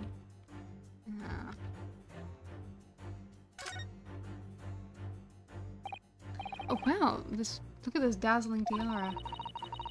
I've never seen anything like it. Are those real diamonds, you think? Oh, Naruhodo-san, try it on. Oh, what? Me? Isn't it usually girls who wear tiaras? Wouldn't you like to try it on? Oh no, I couldn't possibly. It's far too beautiful. Why does this tiara look familiar? I feel like I've seen it somewhere recently.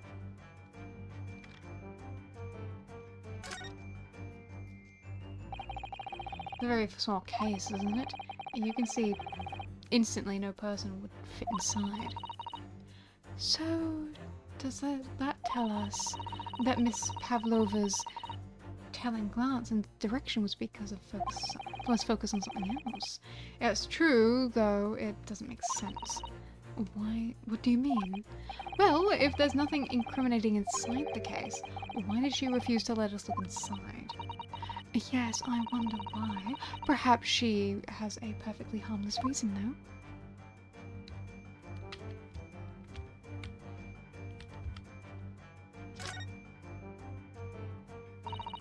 Wastepaper basket? Let's have a little look inside. Naruhodo-san! It's poor etiquette to go sifting through someone's rubbish, you know. Those eyes. She's looking at me like I'm a piece of rubbish now. However, these are special circumstances, I think. Huh?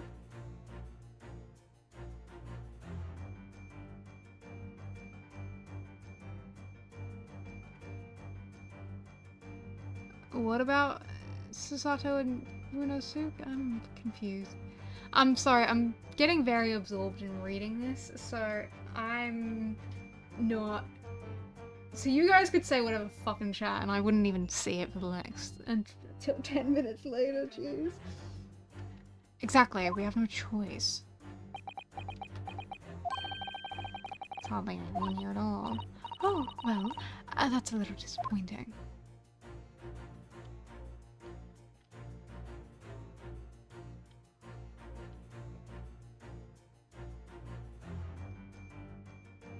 My dude. Yes!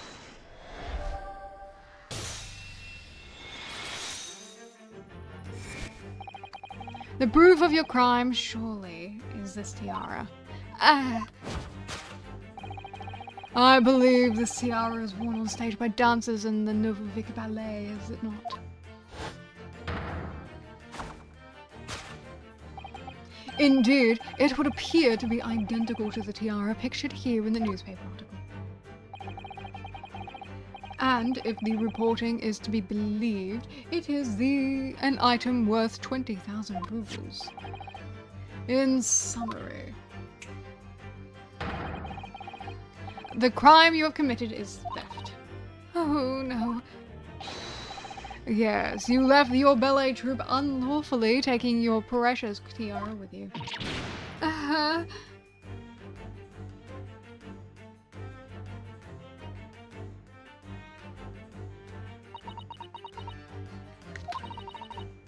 I have no idea. I have no one, no family, no friends. I am all alone and I need money. But I did not steal the tiara. It was a present from, how do you say, an Earl of Prussia. It belongs to me. This girl is really only 15 years old, and she's run away all by herself. She must have been extremely lonely.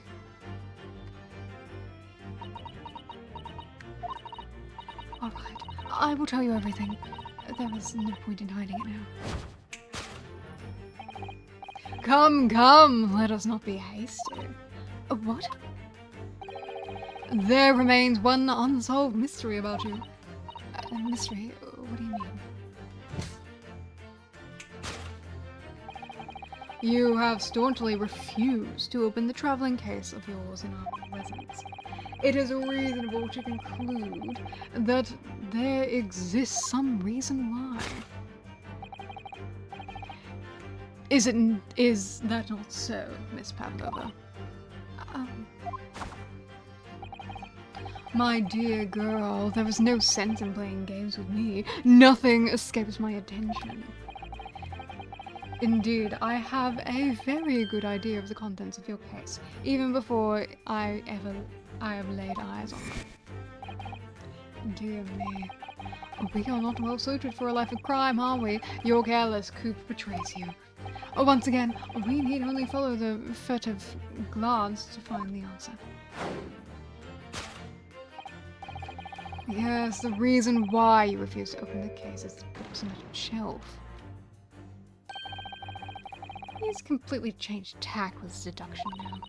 I think Mr. Sholmes is adapting his logic to the changing circumstances, don't you?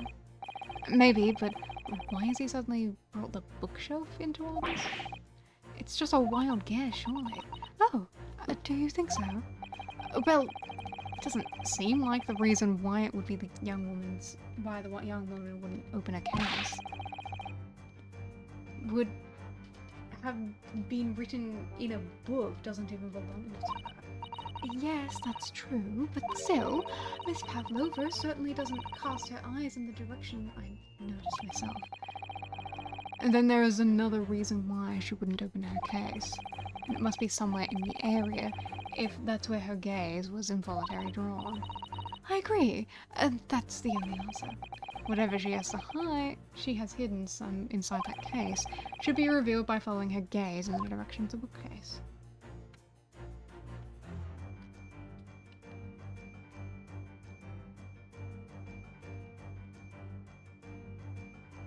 Yes!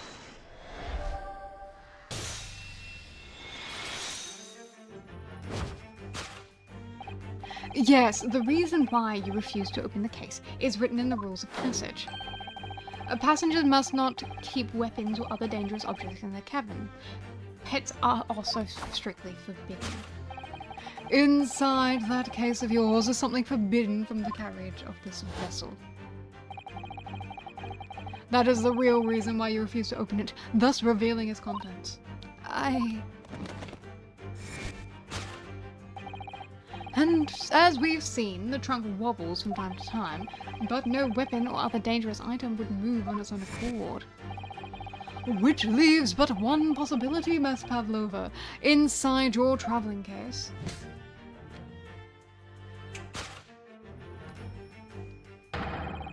Is the last item listed as a forbidden on the vessel's rule of passage, a pet. Naruhodo, you were having way too much fun doing that. And he's not even that tall compared to you! Come on, dude!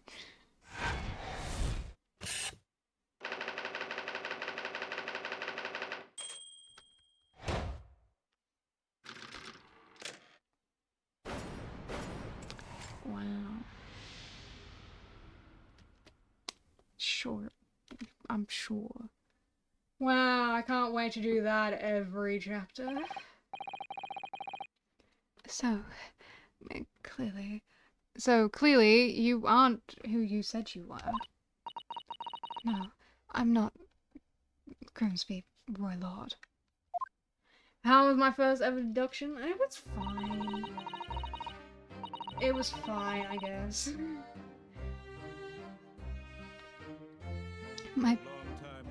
Hi, Bob.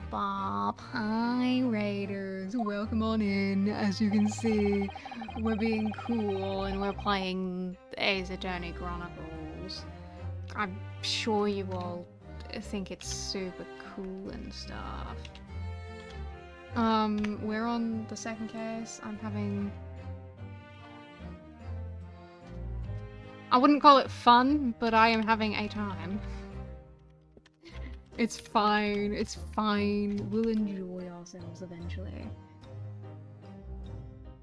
Hi, Jamoon. Hi. Welcome on in, everyone. We're playing the second case. This guy, definitely not Sherlock Holmes. It's totally a different guy, as you can see. It's definitely a completely different person.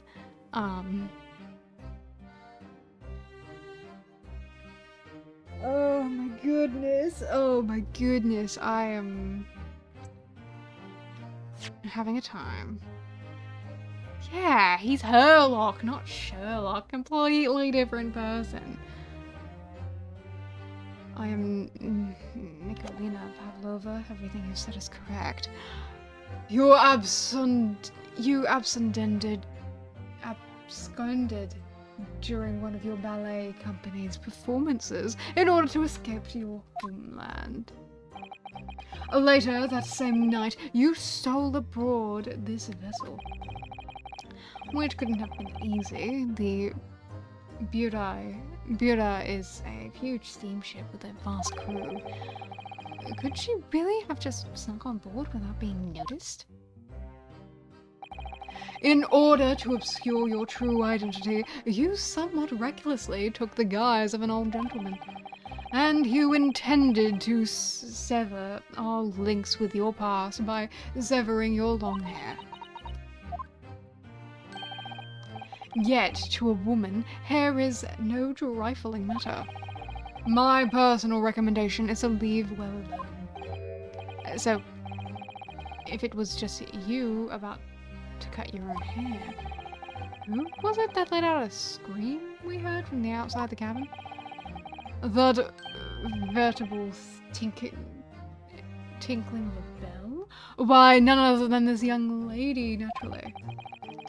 More like a full set of pipes, if you ask me. I was so scared when I ran away from Shanghai. I was sure they would come looking for me. That's why I decided to, how do you say, disguise myself, so no one would recognize me. As a result, you transformed yourself into a questionable old man, I see. I put on the fur hat and the fake beard. Then, just before you came in here, I saw the newspaper. Right on the page, there was a picture of me. I was so frightened I couldn't stop from screaming. I knew that if I didn't change my appearance completely, then they would find me. So I decided to cut all my hair as fastly as possible. I picked up the scissors with my hand, and at that precise moment we walked into the annoyingly unlocked cabin door.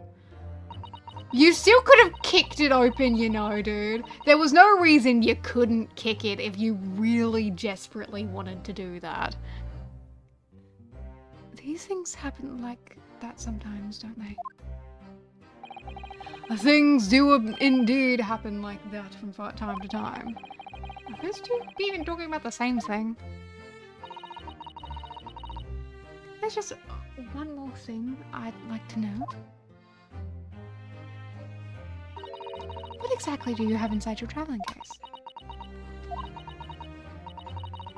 You're right. It's my dear friend inside. My only friend in the whole world. Please, don't tell anyone. If the captain finds out, if you say to any of the crew, your secret is safe with us, I assure you. But in return,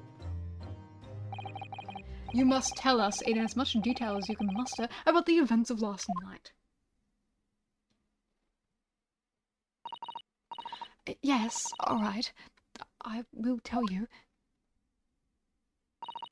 Well, Mr. Naruhodo, wasn't it something Mrs. Shlom's great deduction? It was something, alright. I'm just not entirely sure what. But at least Miss Pavlova has agreed to tell us what she knows. That's incredible. Indeed, it is incredible. Ah, and one more thing. Oh, yes, what? Observe your wrists. Oh, my wrists. How do you keep doing that, you sly bastard? Can I kick him, please? Susato, can you give me permission to kick him, please? Ah, your hands are cuffed again. What? But how? True to my word, I have restored your shackles. When and why? There is still a shadow of guilt cast upon you, Mr. Naruhodo. I'm sorry to say, it can't be helped at the moment. Can't it? Really? Anyway, let's listen to what Miss Pavlova has to say. I can't go on not knowing. I have to find out what that speckled band that Kazuma-sama wrote about in his diary really was. Nope.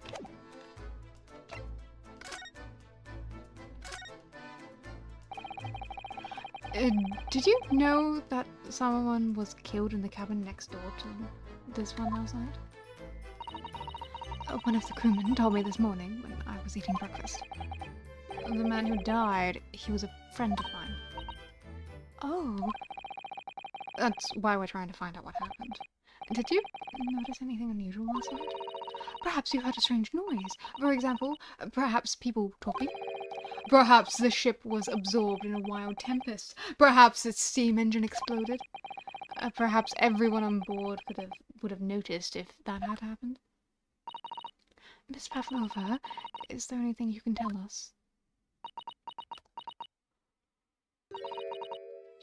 I don't know. I'm sorry, but all I could think about last night was what I had done and whether they would find me. I didn't notice anything that was happening around me. Oh, I see.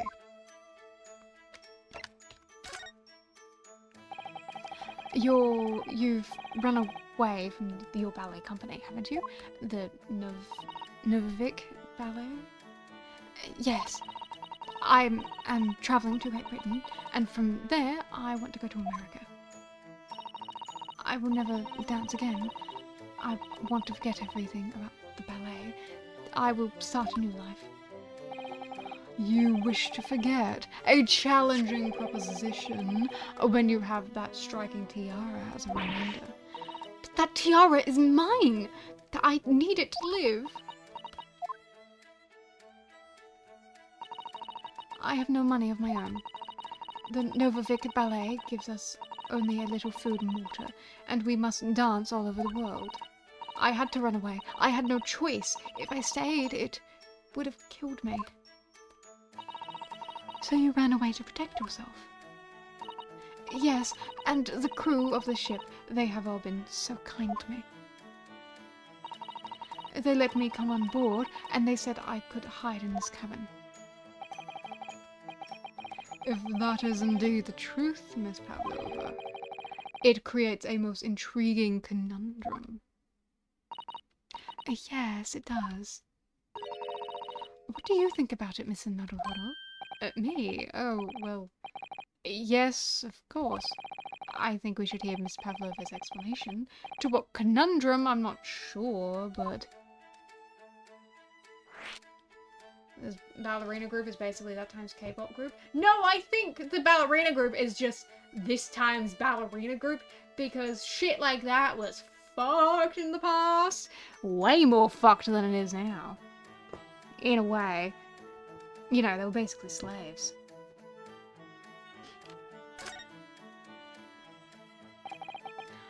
Miss Pavlova, allow me to pose you a riddle.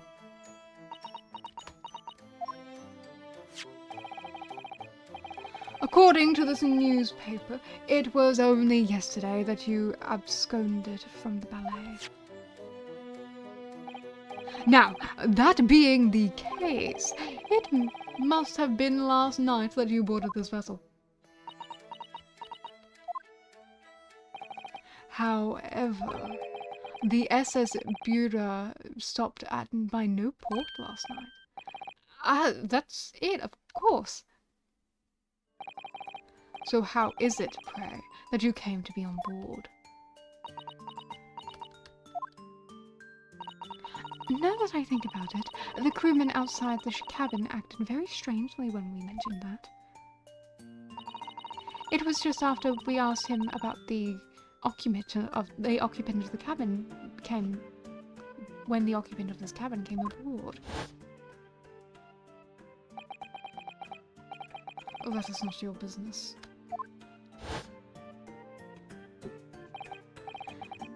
Yes, you're right. He did seem to be hiding something.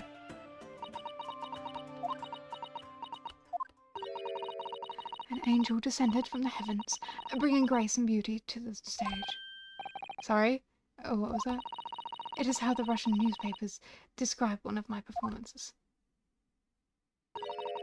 And that is how I came here too. I descended from the heavens because I am an angel. Considering English isn't my mother tongue, your description is very vivid.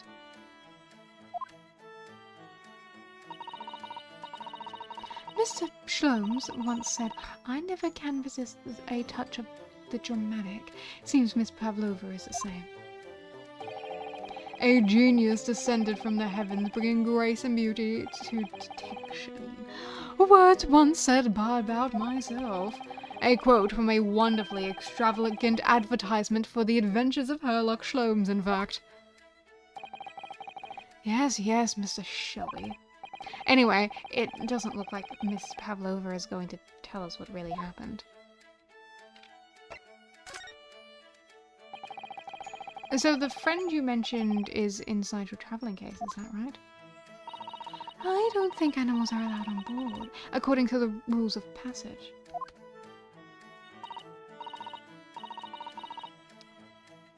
Shut up. Shut up. The SHL sound gets very wet in my mouth, so sometimes it sounds a bit weird when I say it. Oh, yes, don't tell any of the crew. If they found my precious... Then the burly Russians would bestir themselves in unison to throw you and your case overboard, no doubt. So reassuring, Mr. Shlomes. But what sort of pet is your friend? A little puppy? It is, isn't it? Maybe an adorable little rabbit? Ha! You credit Russia as a land of small rabbits, do you? Oh, don't they have small rabbits there then? You may well ask. I have no idea. Huh. You two are miserable burglars when it comes to understanding the nature of young ballerina's friends. Isn't it obvious? It must be a chicken. Really? Consider the benefits. A rousing wake-up call, daily fresh eggs. And when adversity strikes, it could satisfy the need for sustenance. So you'd eat your friends? I'll remember that. Well, it would appear this friend's identity is a closely guarded secret not to be revealed. She obviously doesn't quite trust us yet. There's something I should like to show her, I think. Maybe she might be able to shed some light on it? About the thing that came from the room.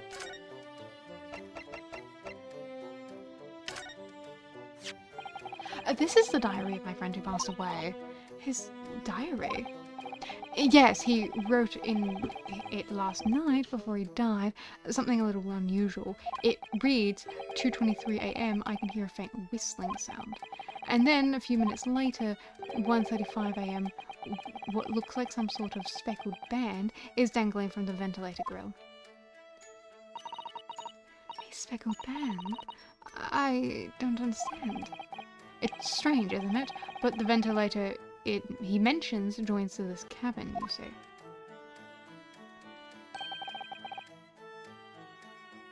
It's up there on the wall. In other words, this cabin and the victim's cabin are connected together. Oh. Miss Pavlova? Has something occurred to you? Does the speckled band the victim mentioned mean anything to you? Or the whistling sound, perhaps? No. I don't know anything. Oh.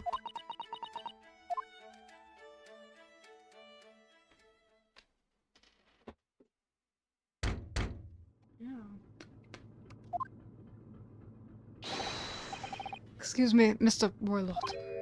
Yes, what? Wow, she's fast. Captain would like to speak with you.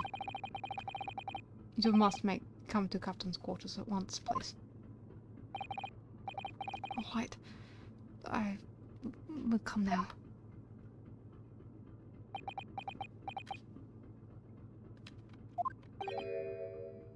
What? You must leave now. Oh, no, it's fine. Don't mind us. Yes, please don't worry yourself, Mr. Warlord. Get out. The passenger said out, or you want me to throw you out. Looks like we'll have to leave investigating this cabin until later. What a pity.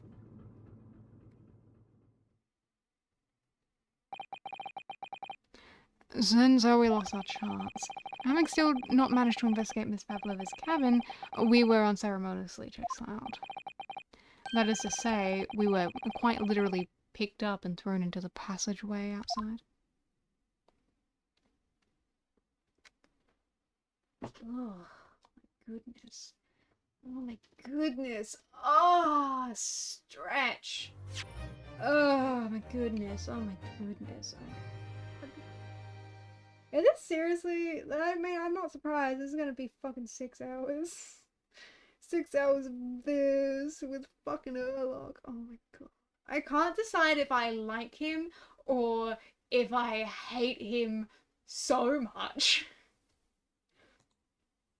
He's in that weird nebulous state of, you seem pretty cool, but like as soon as we started hanging out, I kind of didn't want to talk with you that much anymore. Like, he's fun, but I'd rather watch him than have to hang out with him, you know? Admire him from a distance. I do get to meet the prosecutor. I do get to meet the prosecutor next case, and I'm excited, but I have more of this fucking chapter to do. I still have to spend all this time with Urlock first. And you know what? I'm hungry. I'm gonna see if I like the cake that I made. I made a Black Forest cake. I finished decorating it, right, like, an hour before stream. It's pretty cool if you ask me, because it's cherry season! Because it's cherry season! It's cherry season. Christmas time is always cherry season. It's the only time of year that I get to buy cherries because it's the only time of year that they sell them. But at the very start of Christmas season, cherries are like really fucking expensive, like $35 a kilo. So you want to wait until a little bit later into cherry season.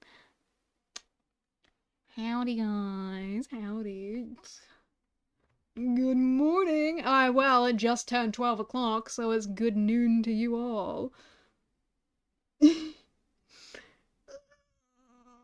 Anyway, I made a Black Forest cake. I need to see if I like it because I actually put cherry liqueur on it like you're meant to, but I don't like alcohol. So I need to like taste it to see if it's any good or if there's too much alcohol taste. So I'm gonna cut myself a slice and come back and I'll eat it for you, and if I spit it out, then I'll just have to decorate this other bit, the other cake, with no liqueur on it at all. Thing about the second case is that it could be a little shorter since it's a glorified tutorial with deductions. Yeah, I kind of figured that. Kind of figured that, considering they introduced that new mechanic. Ugh. Oh, I don't wanna do a 3-part investigation that leads to no trial. I want my trial! That's what I'm here for!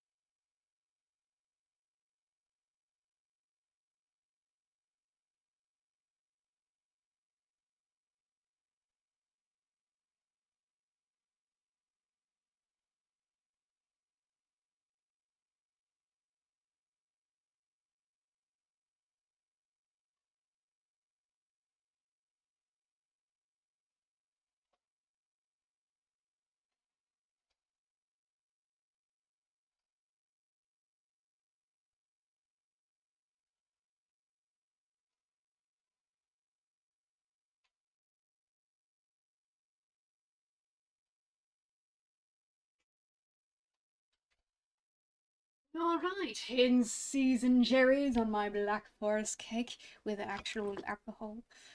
Ugh. I hope that it actually tastes good. That I actually like it, because I fucking hate alcohol. I think alcohol's gross. Oh, you guys are still chatting? What were you saying while I was gone? The case is important to the plot, how you hate how long it goes, that makes sense.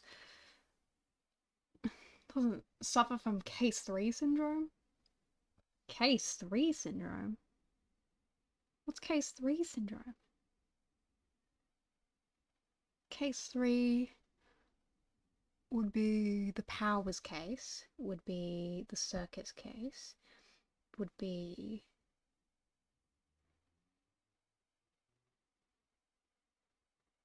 What the fuck was case 3 in Trials and Tribulations? And then case 3 is also... Hang on, what fucking... hang on, let me... Like, I've heard of case 3 syndrome in, like, Danganronpa and shit. I need to... What? Trials and Tribulations... Case 3. What was that one? Oh, that was the restaurant. And then Apollo Justice was... the Gavin case, which everyone hates for some reason, but I thought it was like... Look, it was kind of fun. That was kind of fun. I had fun doing that one. Case 3 I do tend to do all in one sitting, isn't it? And then, Dual Destiny's case 3 is... Dual Destiny's case 3 is the school one, and I liked the school one. And then the other case 3, isn't that one the... And then Spirit of Justice case 3? Spirit of Justice case 3. That one is the Maya gets accused again case. Which, interesting.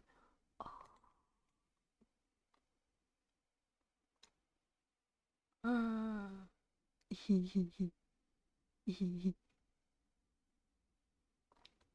don't know, man. I don't know, man. You say case 3 syndrome. These were all great cases, in my opinion. I liked all those cases. I don't know what you're talking about.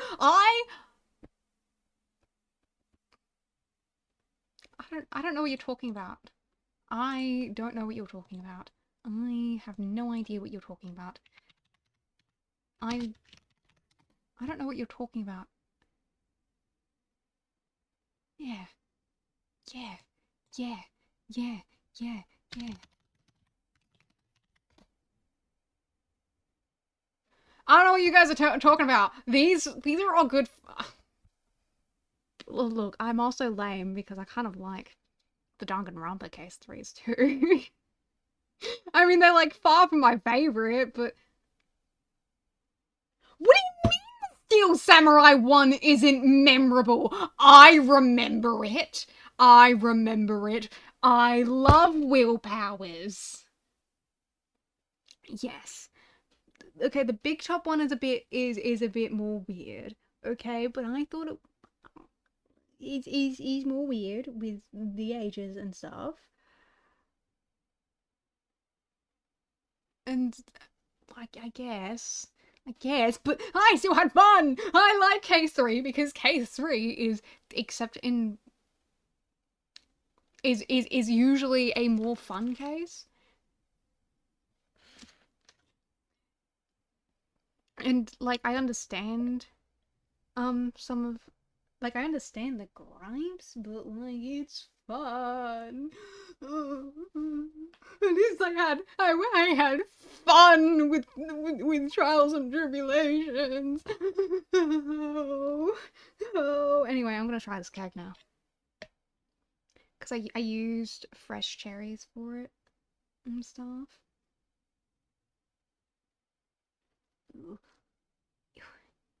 Your cake fork is useless.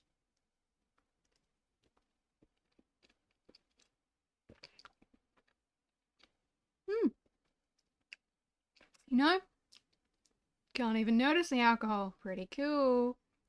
Pretty cool. Ooh, there it is. There it is at the end. At the aftertaste, I see.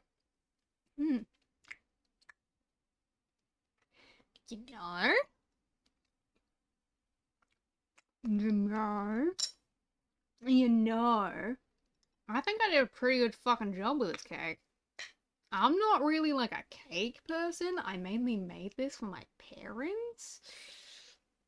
But I think I did a pretty good job with it.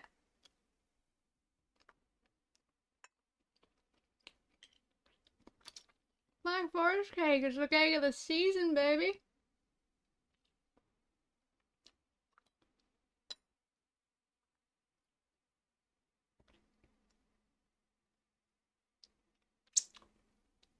Danganronpa case 3 is good too, except for the third one. You hate the third game? We shouldn't get into my feelings on Danganronpa. Because I've been a Danganronpa fan since I was 16. I deeply, heavily, care about the series. I am, however, one of the few people who think that, I am one of the few people that think that the second game is the worst one. I don't like the second game. Look, it's not bad. It has some of my favorite characters in it. Kazuichi and Gundam and Fuyuhiko, my babies, the only people who I care about in this whole fucking game. But no, because everyone always fucking says, okay, hang on, we're gonna fucking, everyone always says that the second game is the best. Everyone always talk about how SDR2 is the best. It's not. It is not better than THH at all. Fucking at all. The vibe is just not there. Everyone is too friendly with each other, and the fact that they're on islands doesn't give you the claustrophobic feeling that being trapped in a building does. And here's the thing. The twist is really good. The relationship the characters have with each other is fine, but it doesn't work for the killing game setting. I don't get the impression that they are under enough stress to murder people, you know?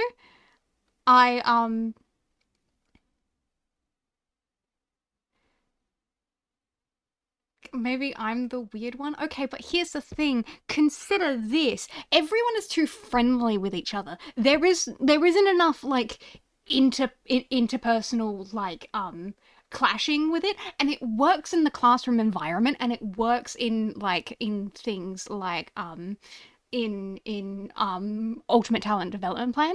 It works there. And like their class relationship, and I enjoy thinking about them being friends and stuff. But as a killing game dynamic, it doesn't work because there isn't enough interpersonal clashing. In THH, you have the interpersonal clashing with characters because the characters aren't as friendly with each other. And Byakuya is a bitch, but he's a bitch in a fun way and makes things interesting. Nagito is just a dick that no one likes, and they all agree that they don't like him. And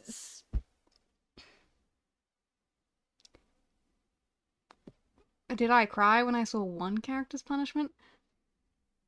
That one character's punishment? You're gonna have to be more specific, because basically all my favorite characters died. Basically all of them. Basically all of them. I have met the voice actor of Monokuma, though. I have met the voice actor from Monokuma, though. From the anime? No, you have to be more specific. You have to be more specific. Do you mean Gamer Girl? I think you don't have to get this. Yeah, Shiaki. You can't. Yeah, Shiaki Nanami fucking dies. Okay, so here's the thing. Here's the problem. So when I was getting into Danganronpa, I first saw cosplays of it, and I was looking through a streaming service trying to find new shows to watch because I wanted to like get into anime, and I saw Danganronpa, was like, oh, I recognize that character. I've seen people cosplay them. So I watched that, and I watched all of the Danganronpa anime without knowing Danganronpa was a game.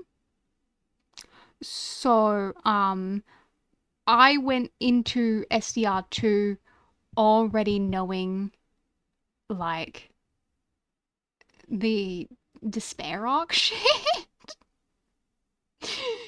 Which was really weird, because every time whenever I asked anyone like, what are these characters, what is Danganronpa, no one would tell me. So I was just like, you know what, I guess it's just an anime, and then it wasn't. But no,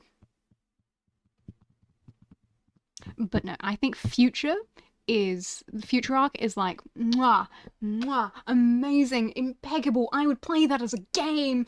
It's like one of my favorite parts of the Danganronpa franchise, because instead of hope versus despair, it's what is hope, my hope versus your hope, and it's fucking incredible.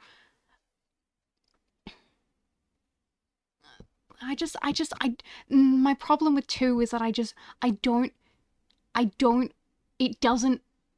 it feels too lighthearted, and they're not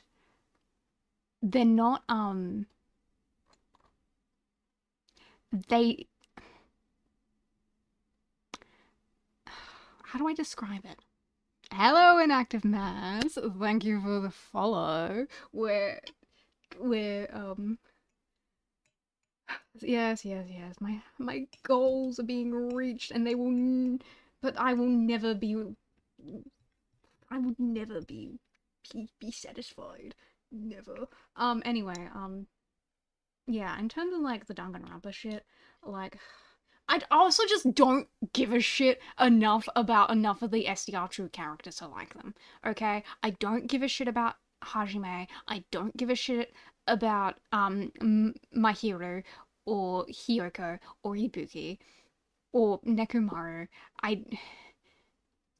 Like, Pekko's cool, and I'll deal and like I'll like put up with Sonia for the things that I want to see, like because I think they're all wonderful characters. I just don't care enough. I like sure we can hang out sometime, but I wouldn't ask you first, you know, that kind of thing.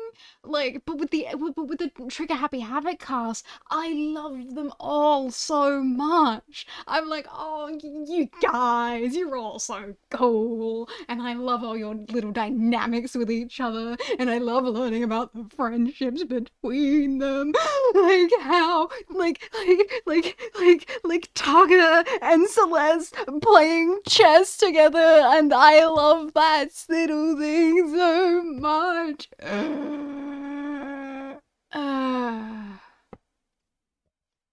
Anyway, it's been many years since I've had the chance to talk about Danganronpa.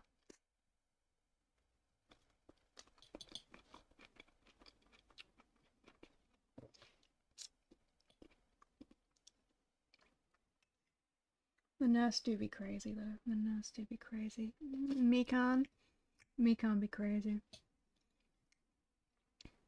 People either love or they hate Mikan. I have no opinion on her. She's fine as a character. She's not my type. My type, Mondo Iwata. I have a poster of him on my wall. Hello, baby. How are you doing today? Still dead, unfortunately.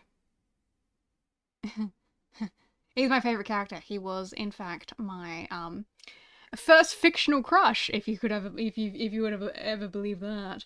He is the reason I am who I am today. Which includes the looking at men the way I do. It's his fault.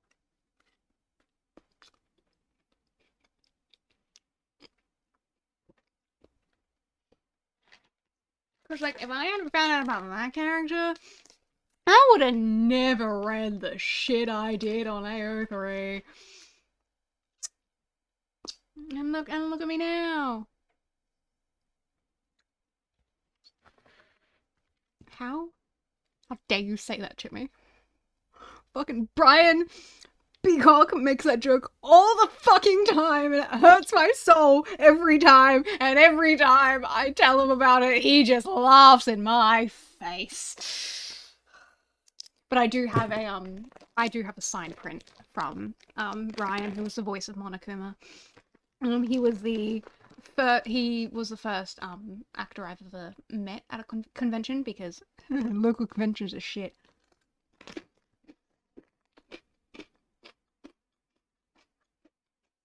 He was very nice.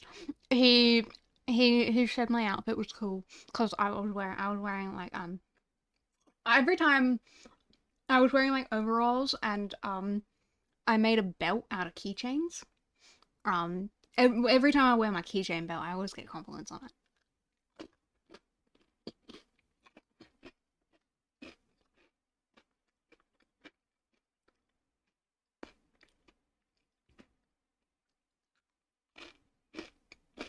But no, in terms of V3,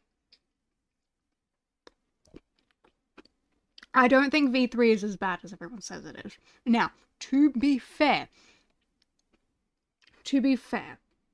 I think I would need to like re-experience it. I mean, I can because I own the games, but I actually really liked the ending of V3. I felt a very big connection to it because it was all about the effects fiction has on reality.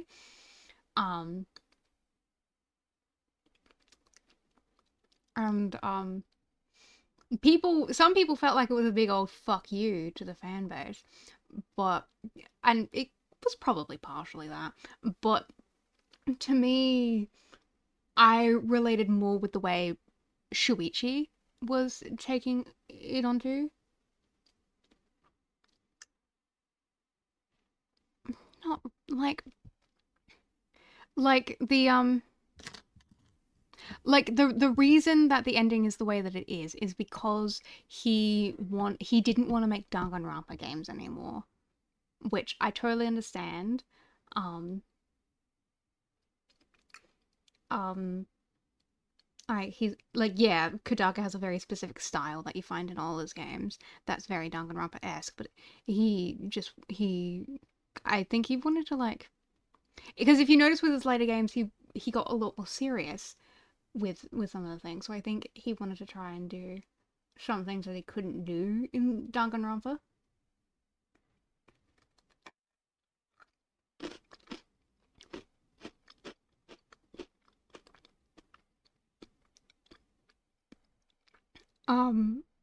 Like Raincode came out a little after the 10th anniversary of Danganronpa. That's great.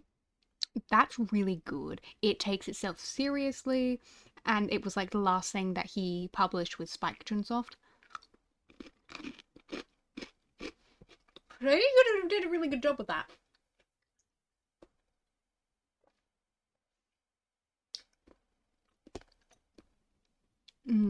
But yeah, but also V3 is like canonic. Within the canon of V3, of like the game universe, V3 is a separate timeline, so it doesn't even affect any of the other games. So you can completely discount it if you want to. That was confirmed in the in like official art book material. So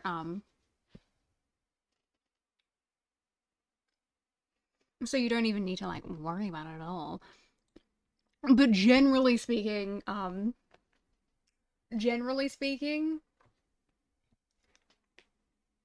kind of liked V3. I kind of did. I liked the characters, and I thought like the overall themes of it was really interesting. But you know, I totally understand why some people definitely weren't into it at all. But oh my goodness, Corey Keogh, oh, I love him. What a man. What a weirdo. He's such a weirdo. Such a weirdo. And Kaito, I really like Kaito.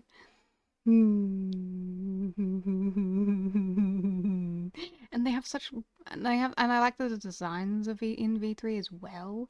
I really like the outfits that they have, and Kilumi and Ryoma. Oh, I have little badges of them.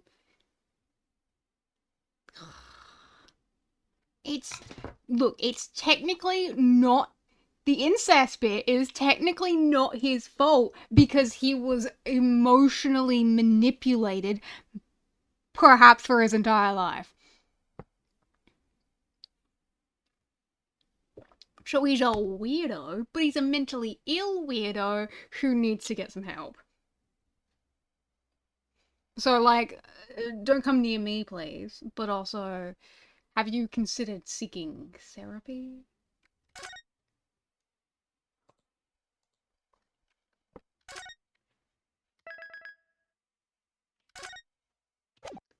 And I love his voice actor. I love his voice acting so much. It's so good. It's not fair that he got such a good voice. Oh my god, I feel sick now. Oh, we're leaning backwards. Leaning backwards and holding the microphone for a little bit until my stomach calms down. Did I play the Japanese or the Japanese or English? I played in English. But I have heard all the Japanese voices. I feel like all the English and Japanese voices, they're all pretty similar to me. So like in the way where it's like, okay, I can 100% believe that this is the same person speaking a different language, and I have no personal preference for any of the characters, and I think all of them work, except for Gundam. Gundam's voice acting in the games in Japanese, that's not my Gundam. That's not Gundam Tanaka. I don't know who this man is. That's not Gundam Tanaka. There's no flare. This is just some guy who's talking to me. That's not Gundam.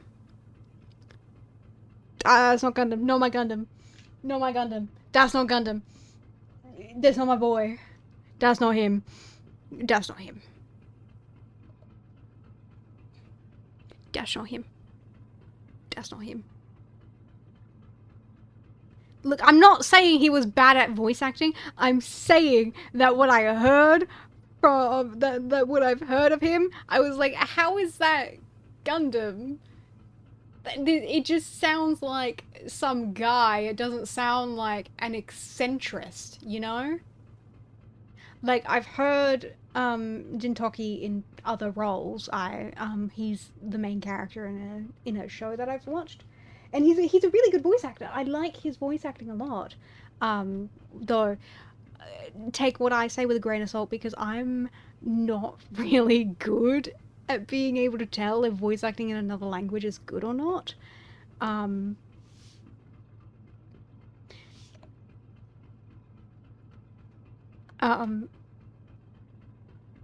I don't know, the lines that I heard him say as Gundam, I was just like, there's nothing here. This is just some guy talking. There's no, like, I don't feel the like, Gundam seeping through, you know. I think I might need to listen to it again. But like, I was just like, what the fuck? There's like, where's his personality gone? It's disappeared! I might have to listen to it again though.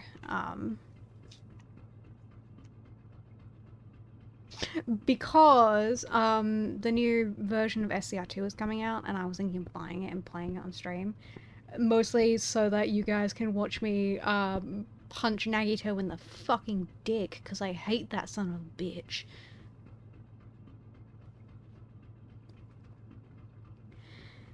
I wish we hadn't been thrown out like that. I wish we'd managed to find some clues as to what that speckled band might be. We didn't manage to investigate at all. And I imagine that we won't be able to for a while longer.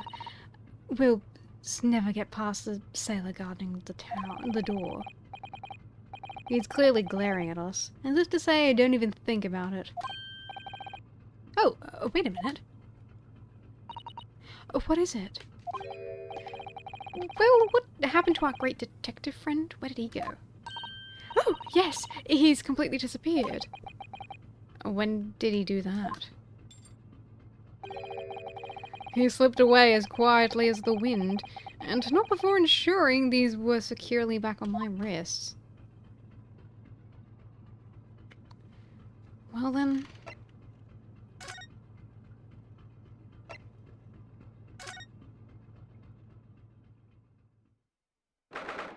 God, that fucking sound effect. I hate it. It looks like they're still investigating in here. Yes, on that subject, I wonder if Inspector Hosonaga is unscathed. Oh, what do you mean, unscathed? Surely you haven't forgotten about you, Naruhodo-san? Don't you remember what he said about allowing you out of the cabin to investigate? He was going to talk to the captain about it. He said he'd lay his life on the line for you. Oh, yes. But I'm sure he was exaggerating. Let's see what he has to say for himself. He might have some new information for us. You never know.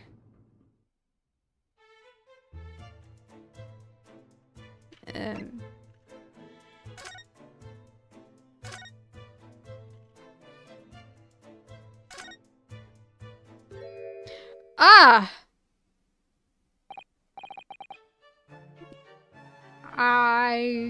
Wow, okay. Ah, you're back. Inspector, what happened to you? Your face is Please, don't worry about it. He's definitely fine. They're just scratches. Maybe by a bear, maybe. When I told the captain that I'd given you permission to investigate, he told me he'd pummel me with his fists and toss me overboard. What? But the pummeling was over in a flash, and he must have decided against throwing me overboard. So it was nothing, really. Looks like he wasn't joking when he said he'd lay his life on the line if he had to. Well, thanks for your efforts. We now know a little about the neighbouring cabin. Yes, I understand. Oh! I bumped into a man claiming to be a great detective a little while ago. I think his name was something like Sherlock Holmes. I don't think he was German, though. Ah, that explains it. Shall we compare notes, then? Oh, we can tell you what we found out.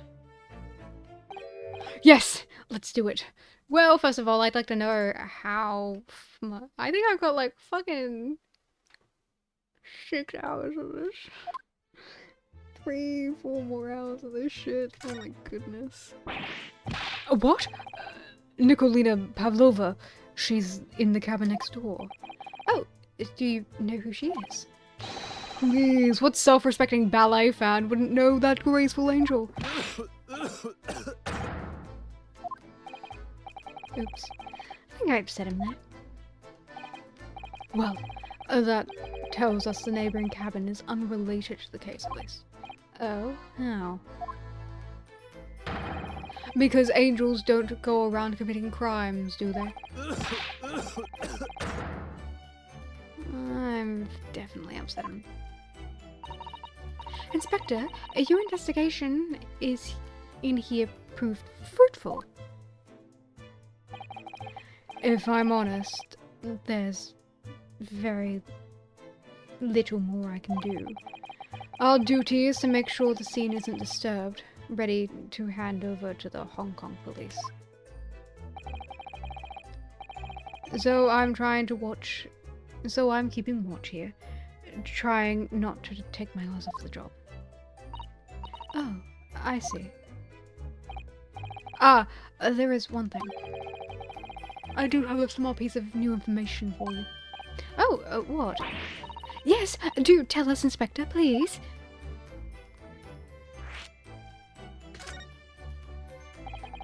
What is this new information you have, Inspector? It's this. The Bureau's medical officer has finished his examination of the body. I managed to obtain the report. Oh. Kazuma's post-mortem report. Kazuma-sama. So, what was the cause of death? Damage to the cervical vertebrae is what's written on the report. His neck was broken. Yes, it would seem so. There was no obvious wounds or other signs of injury, so at first I think they were considering poison. Until it turns out they found no trace of poison in his system at all. Well, what weapon was used then? Nothing has been found as of yet, but the fact that there are no signs of a wound suggests it may have been a blunt object, something that wouldn't leave a mark. Oh, I see. All the body's nerves run through the spine to the brain. A strong enough impact to the neck could induce death. It is a possibility, and no obvious wound would be left.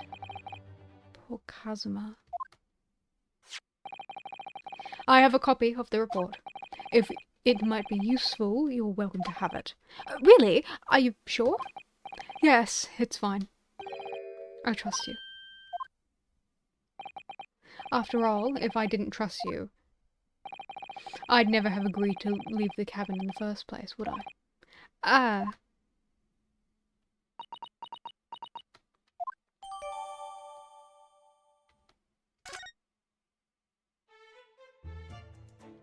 So, the great detective? Oh, Mr. Sholmes was here, was he? Yes, he seemed to be enjoying himself a little too much as he crept about on the floor investigating. But then he suddenly left. I suppose he must have become bored. Did he say anything at all? Actually, now that you mention it, yes. Just one thing, but he practically shouted it. It's shoe polish, was all he said. Shoe polish? What did he meant? Probably the smear on the floor. It's when he was over by the broken piece of glass. Do you see? Ah, perhaps he was talking about the brick-coloured mark, do you think? Yes, that must be it. But how could Mr. Sholmes know that it's shoe polish? That leaves me cold, I'm afraid. I have no idea. What is it, Susato-san? Well, Kazuma-sama was wearing leather shoes with a very dark tan hue. A dark tan? A sort of brownish red, then? Yes, a little like the colour of red wine, but darker. I often repaired them for him. Oh, does that mean this mark was made by the polish on Kazuma's shoes as they scuffed on the floor?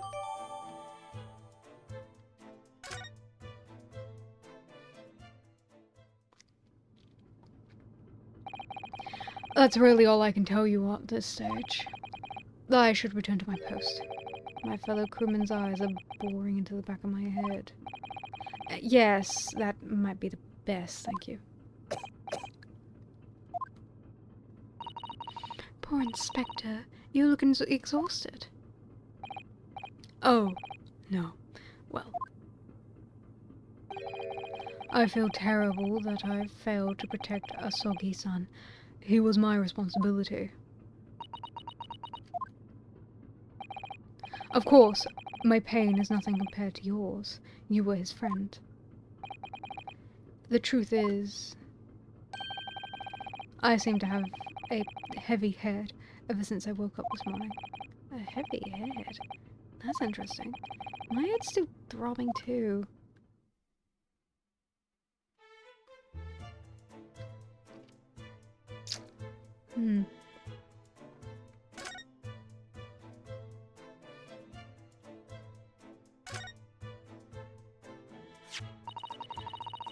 It really is such a beautiful colour, this glass. It looks like whatever it was broken clean in two, but the other half is nowhere to be seen.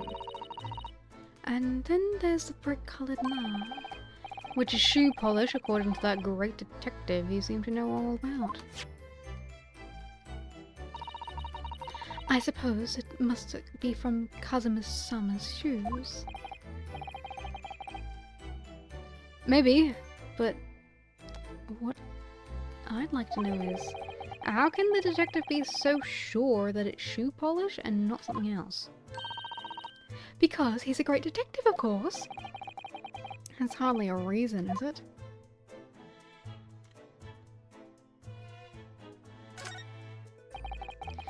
So it's clear that these letters were written with ink and that was somehow spilled on the floor. And they spell the Russian word for wardrobe. It does seem to be an unambiguous pointer to you, Naruhodo-san, as you were sleeping in there. But to be truly unambiguous, it should have just spelt out my name, don't you think? Well, either way, one fact remains. It's hard to imagine that Kazuma-sama would have written his last words, or word, in Russian. Which begs the question of who did write it.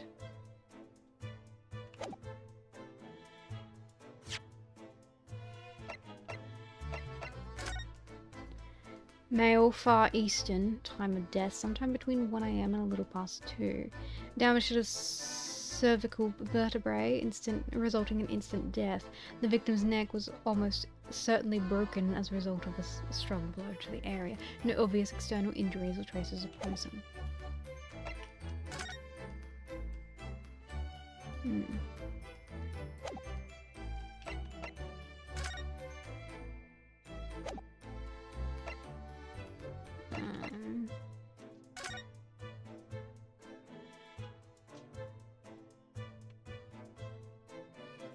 This magnifying thing is really cool.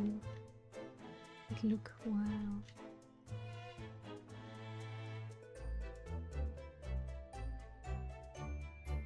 It's always a closed fist.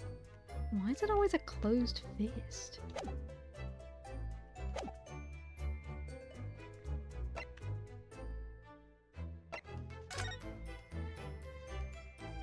I guess I could re-investigate.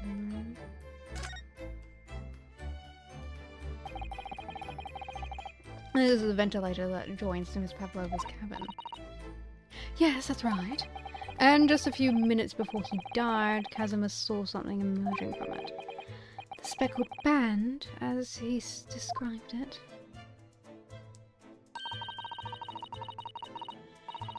If only Miss Pavlova had been able to shed some light on it, but she seemed as baffled as we are.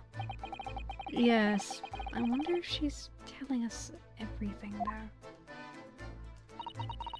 I'm not sure. I wonder how...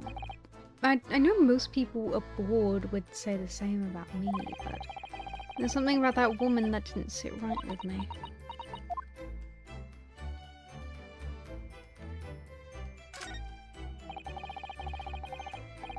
This is where Casimir spent his final moments writing in his diary.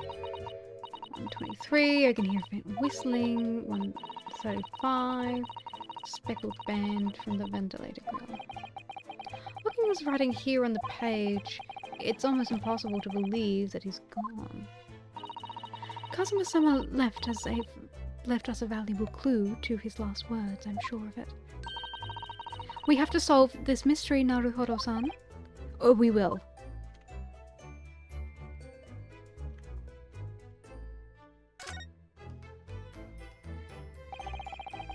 All the books provided for passengers occupying this cabin neatly arranged on the shelf. They were all over the place when we first looked around, if you remember. Oh, yes, and you tidied them up, didn't you? You have to look after the ship property. Unruly behavior in the cabins leads to damage. But it really wasn't me who knocked them over. Well, anyway, I feel a little better knowing now they're neatly lined up. I can't believe these things are untidy. I can't relax when things are untidy. Well, if you say so. And these are the rules of passage for travel. Passengers must not keep weapons or other dangerous objects in the cabins. Pets are also strictly prohibited. So, by bringing her pet on board, Miss Pavlova has broken the rules. She called it her friend, didn't she? Yes, although we don't know from what form of his friend takes yet. I'm almost certain that whatever it is, it's inside the traveling case in her cabin. A friend. There's more to this than it seems, I think.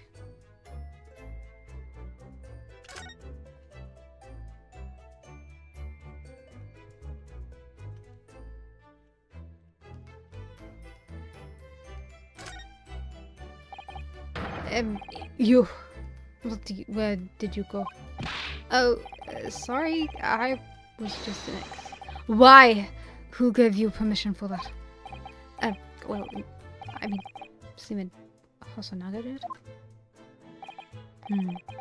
That no Japanese, was it?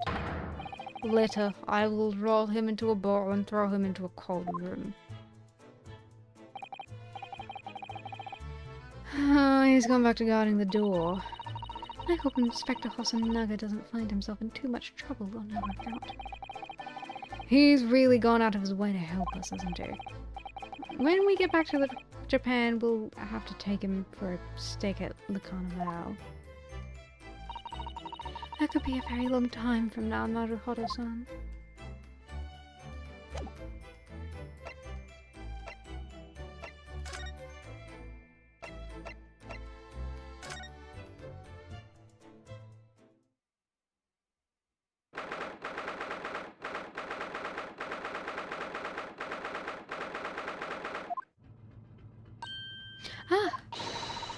Look, Naruhodo-san. Seaman Strognov has gone. Strong enough? The burly Russian sailor who's always crossing his arms and glaring at us. All these Russian names are impossible to remember.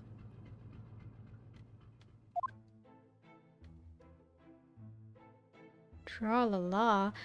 Are you the river man or the river woman? It doesn't really matter. Did you hear that? Sounded like someone singing?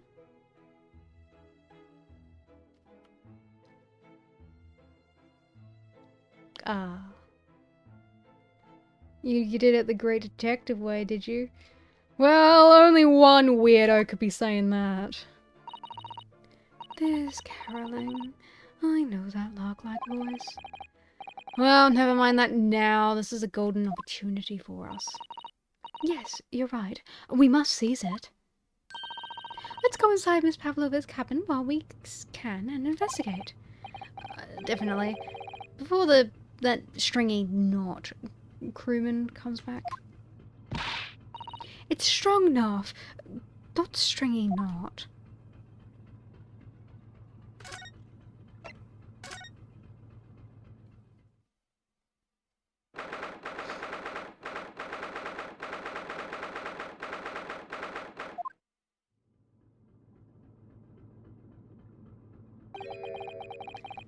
Miss Pavlova isn't back yet. Susato-san. Oh, wait, she's gone? Hey, what are you doing? Those are our private things. There's not a moment to waste, Naruhodo-san. We must investigate as quickly as we can. I suppose you're right. For Kazuma's sake.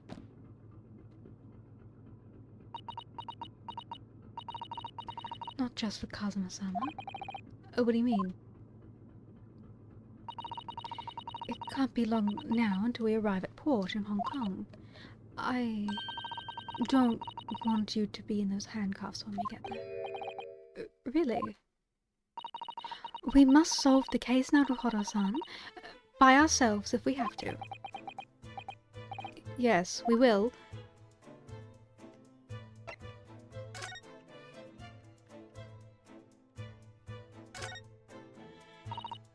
Naruhodo-san, are you there?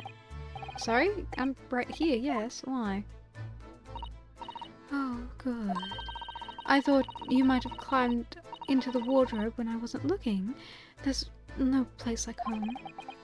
Believe me, I don't have some strange compulsion to jump inside every wardrobe I see, you know.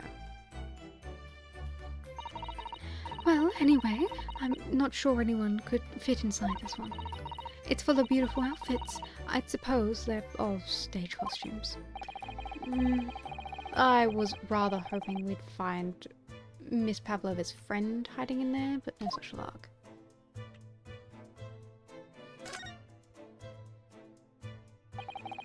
So this is the ventilator. This ventilator connects to Kazuma's cabin next door. Yes, although what a foolish shipbuilder must be to open a ventilator into another room. Maybe it's so that if there's a gas leak next door, the occupant of the cabin would notice and raise the alarm. Or the occupants of both cabins would die of gas poisoning. That is a possibility. Anyway, last night Kazuma wrote that he saw a speckled band coming from the ventilator.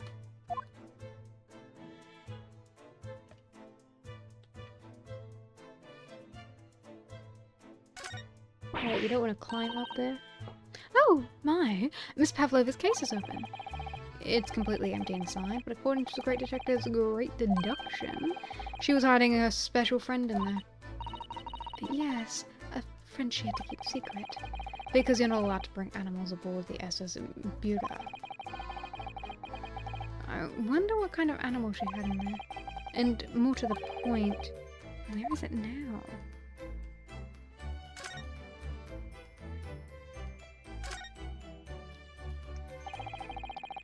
There are just a few books on the desk, nothing else by the looks of it. Well, Miss Pavlova only ran away from the ballet last night. She hardly occupied this cabin at all in any time. It's true. I wonder what kind of book she likes to read. Let me see. Yes, I see. It would seem that Miss Pavlova enjoys reading books written in Russian. Thanks. I think I probably knew that already.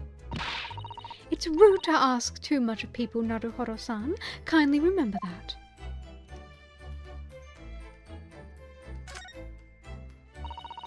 I suppose every cabin has a waste paper basket. Shall we have a little look and see what's been thrown away? Naruhiro-san! It's poor etiquette to go sifting through someone's rubbish, you know. Ugh, those eyes.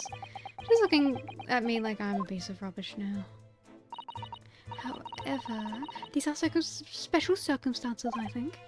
Exactly! We have no choice! There's hardly anything in here at all. Oh, well, that's a little disappointing.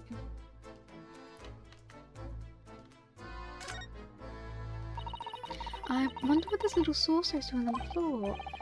Yes, it doesn't look like it's been dropped. More like it was put there deliberately. Do you think this could be... there could be a leak in the roof just above here? What? A leak? Is this a is this ship quite safe? I'm sure that even if there's a little leak in the roof, it doesn't mean the whole ship is going to sink. No, you're right. Of course, you're right. She's really trying to persuade herself, isn't she?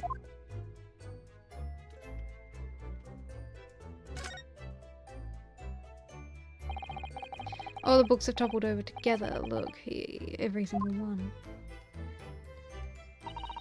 And do you think that's a god of the sea, perhaps? He's toppled over too. It's exactly the same as the bookcase next door, in Kazuma's cabin. Perhaps Miss Pavlova was practicing a difficult ballet pose and fell against the bookcase. I don't know. Would she really be practicing ballet on the same night she ran away from the ballet company? Alright then. It must have been you. You lost your temper and knocked them over in a fit of rage. Not everything bad that happens on the ship is because of me, you know. Well, anyway, I'll set them straight again in here too. I don't like seeing things in disarray.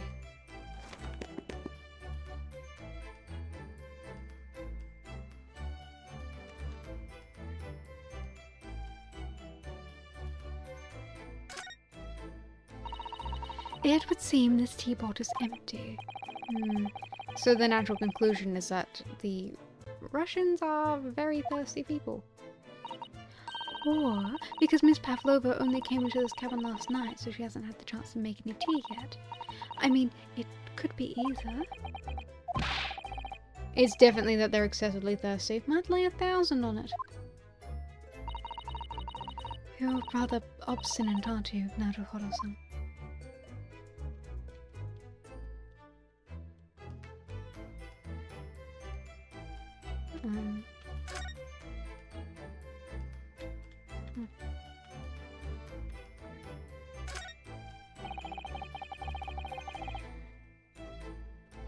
There's one of those bed. There was next to the bed in Kazuma's cabin too. Yes, it's a bell cord. I can't resist. She barely hesitated there. She gave a good tug too.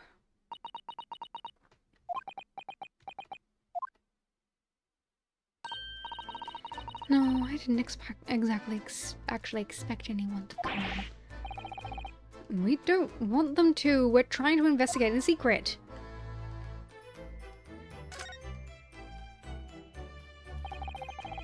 Cabin door is the same simple sort of bolted latch that our cabin door has. If the bolt's drawn across, there's no way anybody could enter the cabin from outside. Yes, it's not a particularly heavy duty bolt, is it? But still, it wouldn't slide across of its own accord, would it? No, and the door is made of metal, so there's no chance of trickery using magnets to unbolt it from the outside. And it seals up perfectly too, to stop any seawater coming in. So you couldn't use the method you told me of passing the thread through the crack above the closet door either. I see you know a lot of tricks for opening doors. I'm starting to see why they suspect me.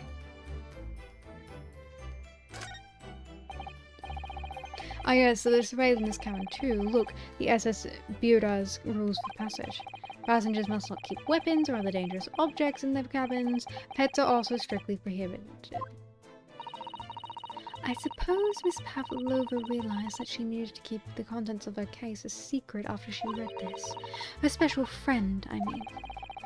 I wonder where her apprentices live here to now. It's probably fun exploring the ship, I imagine. I just hope Seaman Strongnov doesn't find it and throw it overboard. Oh, yes, so do I.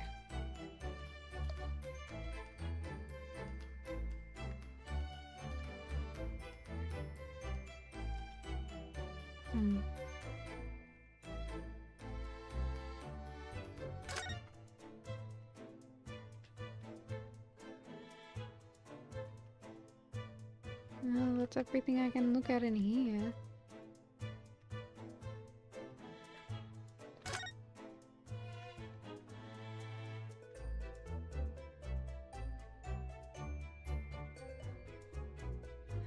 Its back stands out so much and I can't interact with it. It's ridiculous. Okay. What do I do now? I didn't learn anything from that investigation.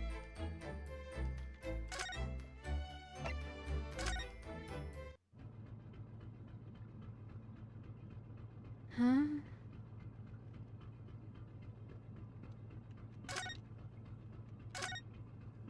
Oh, there you are. Oh, Mr. Shlomes, look. Wow, you never know where he's gonna turn up next, do you? He seems to be stealing a look at something as he sings to himself.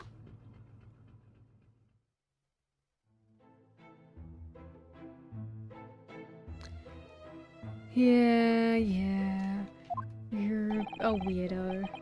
He's still singing. Do you think he hasn't noticed yet? Or he's simply in extremely high spirits.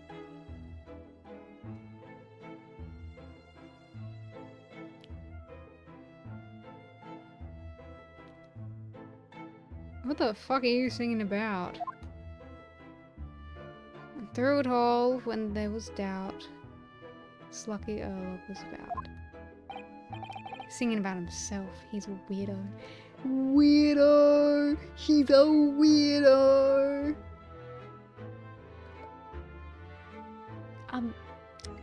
Excuse me?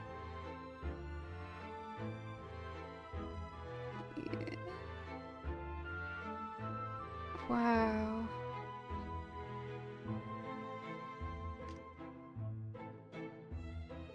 Okay, my dude.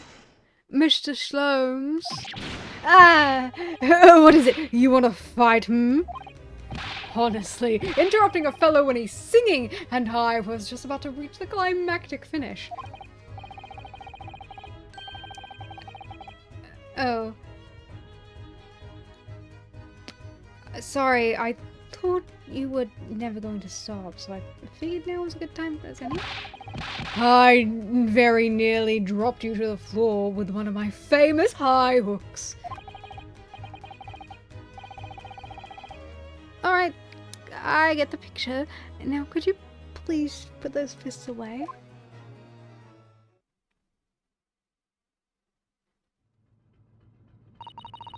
Mr. Shlomes, you seem to be examining something before we interrupted you.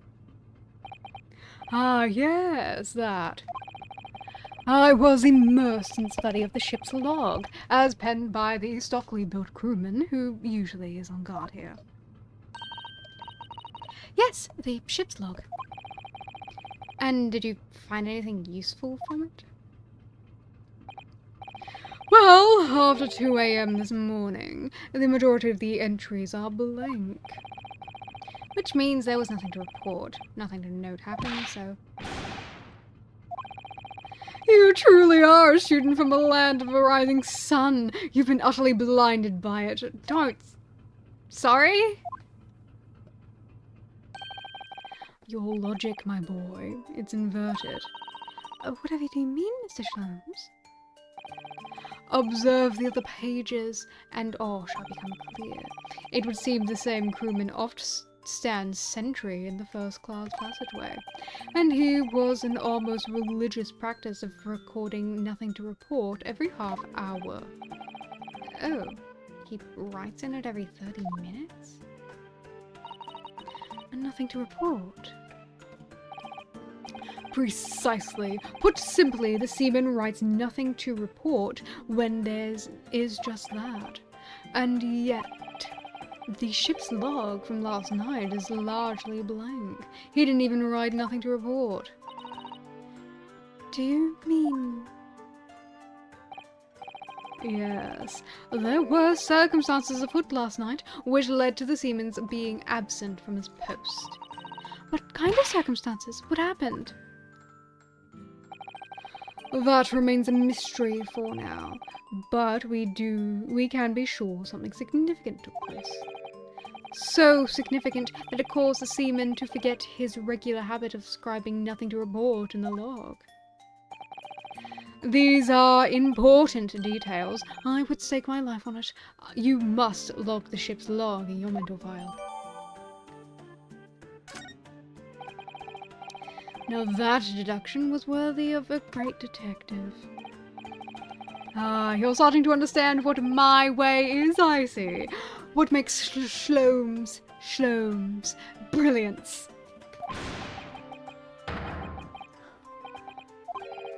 Oh, ouch. Oh, what is it? Are you bad? Oh, don't worry yourself. I seem to be afflicted with a throbbing head this morning for some reason. Nothing more.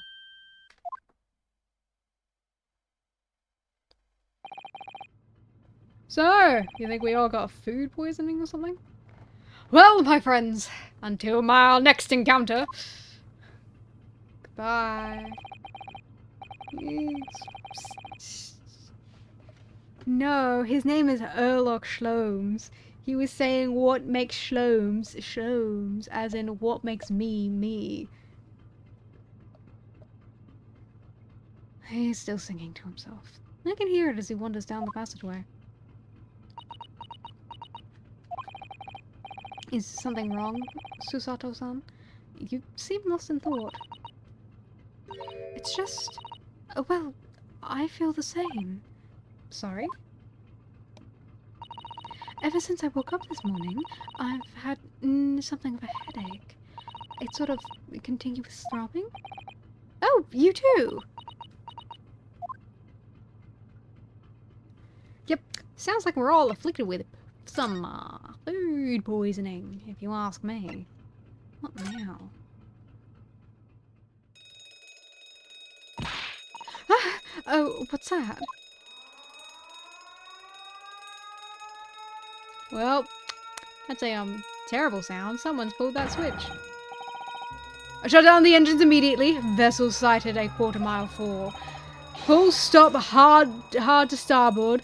All hands brace for impact. What the? I think we're about to crash into another ship. What? I can't stand. Susato-san, hold on to me.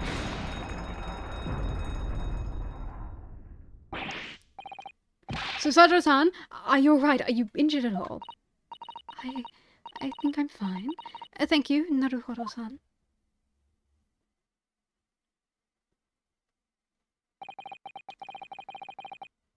It looks like we avoided a collision. I think... Yes, the ship has come to a stop. Oh, my goodness. What about you, Naruhodo-san? Are you okay? No, I'm fine. Hello, is anybody in there? Shout if you need assistance. Oh, that sounds like... Inspector Hosonaga. Is that you in there, Naruhodo-san? Unbolt the door, quickly. What the bolt? Look at that. The door's bolted. Did you do that, Susato-san? No, I didn't touch it. Well, that's strange. How did... Ah. Look, the books. They're just like they were before, again. Naruhodo-san? Aren't you going to open the door and let the inspector in?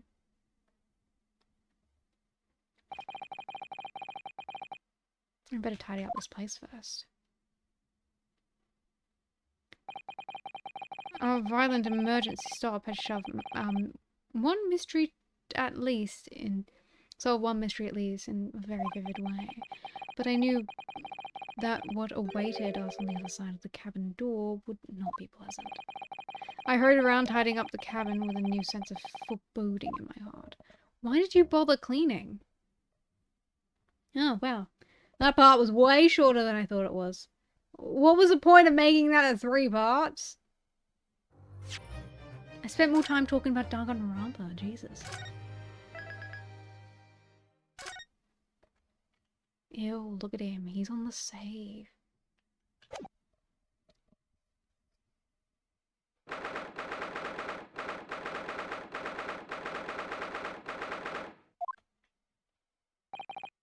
Somehow, the door to the cabin we were in ended up bolted after we made an emergency stop.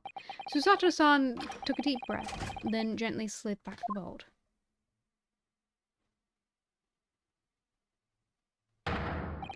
You! What are you doing in Miss Pavlova's quarters? Ah, you both look unhurt. Good. Yes, we're fine, thank you. What on earth happened? We heard something about how we were going to collide with another ship? Yes, it appears there has been a false... It appears to have been a false report, though. Oh, how did that happen? There's a dense fog outside, so it's extremely difficult to see. Someone must have thought he saw a ship ahead. This person obviously triggered the alarm, and that's why we made an emergency stop. Everything is chaos. Passengers are screaming, crew are running everywhere. This first class area is the only quiet part of the ship at the moment. Oh, I see. Someone triggered the alarm. Does that mean that someone pressed that button outside? You wicked intruder dressed in all black, you devil! What? It's me. I've been called a lot of things, but devil is the first. You opened my traveling case. How could you? What? No, we didn't touch it. That's right, Miss Pavlova. It was already open when we came into your cabin. Inspector? Yes. Arrest this man. I know he did it. He is a criminal. It's not enough that he killed a man. Duh. And he is a stowaway as well. A vixen promises not to steal chicken, do you believe? Taken away. He is a trespasser as well as everything else. Stowing away, trespassing, killing. She is right, you are devil. Doesn't look good, does it? There is cell below deck. Throw him in. Tomorrow we dock in Hong Kong. Then we give you straight to police. Wait, a cell? Please, Inspector Hosonaga, is there anything you can do? This is a Russian vessel. I really have no jurisdiction here. After my last effort to appeal to the captain's good nature, I think I'm out of options. This is terrible. This is a real crisis. I've got to find a solution. Immediately.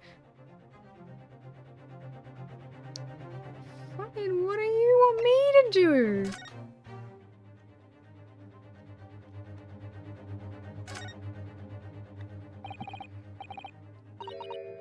Pavlova, can I get out? Listen, I'm sorry that we stuck in here without your permission, but get out now. We just needed to investigate in here to... It's no use. She's not going to listen. I need to find someone who will.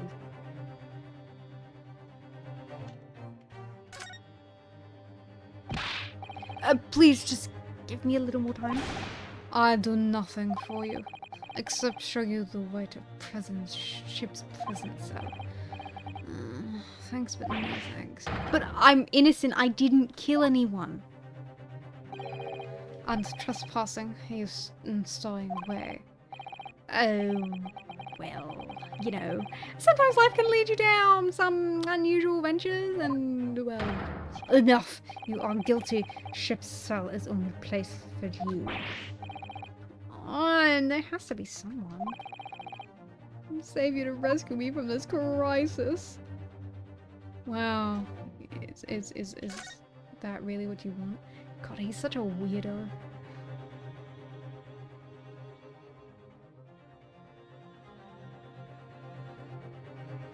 I hate him so much. He's such a fucking weirdo. Hi, weirdo. How you going?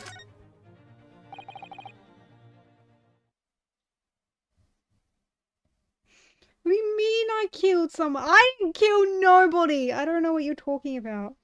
It was him. It was him, officer. Look, he's a weirdo. He's a weirdo. He's fun, but oh my god. Oh.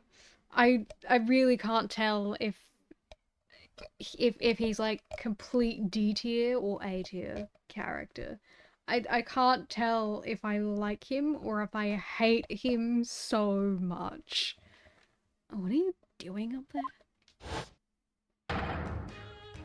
Mr. Holmes?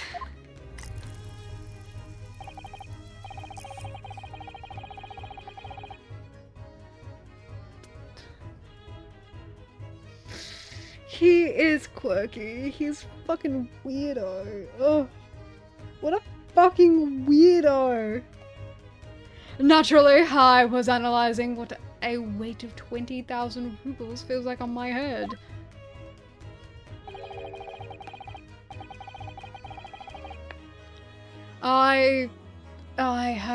Have I not told you that a detective that as a detective it is my business to know what other people do not. This is not mere tomfoolery, my boy. Oh, no. But you do a lot of tomfoolery. Well, why are you hanging from the hook before then?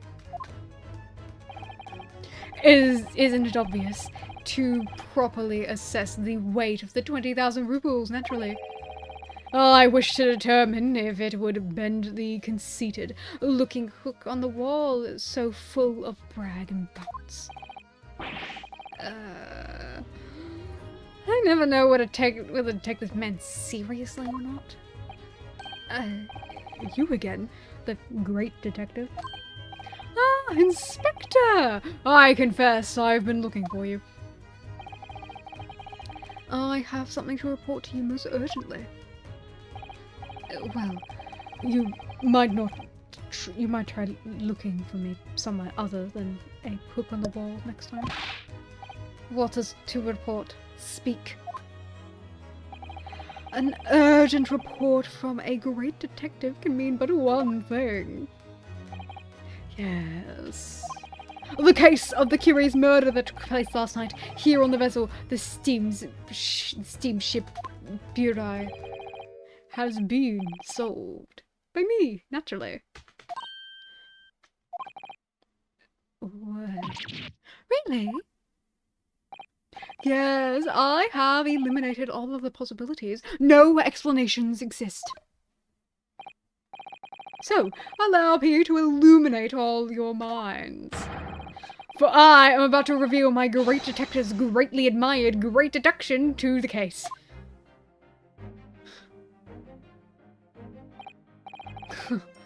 You have solved it. Even Hedgehog understands this case. We all knew who was responsible for killing student boy this morning when he found a criminal in red wardrobe. It is this doorway, and he has handcuffs to prove it. I didn't do it! The trouble is, there doesn't appear to be anyone else who could have killed the victim. Because, as everyone knows, the cabin door was bolted shut on the inside. That means the culprit must be someone who was inside the cabin. Yes, that's what's called a locked room mystery in detective stories. Duh, a locked room. Well, that is the point. The room was locked. Well, I can't deny that. There was no way the bolt could have been drawn across from outside the cabin. You are all quite mistaken. The cabin next door is not a so-called locked room at all. What? Oh yes, there was another entrance. An entrance used last night by the culprit in order to gain access to the cabin despite the bolted door. What other entrance? We never discovered one. Why, it gapes open-mouthed by you even as we speak. The ventilator, man. The ventilator. You'll think this is funny. I cannot even put my arm through that hole. That's because your arm is as thick as a tree trunk. You're suggesting that the culprit entered the left the victim's cabin through that tiny opening. It's not possible. But it is. And last night the victim even witnessed the intruder in the act of passing through the ventilator. Mr. Shlomes, do you mean... Are you referring to the words Kazuma-sama wrote in his diary? 1:23 AM, I can hear a faint listening sound. 1:35 AM, what looks like some sort of speckled band is dangling from the ventilator grill. Precisely, my dear madam. But what does it mean? What is this speckled band? The answer to that particular conundrum is in this very cabin.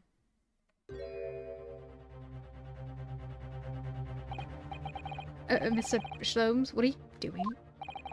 There is a distinct element of danger, but fear not, I am ready. What I am about to expose to all of you, to all to see, will shock you to your cause. Behold. What the...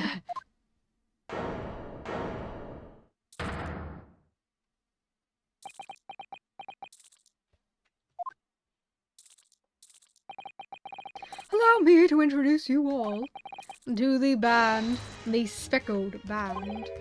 A snake? Indubitably!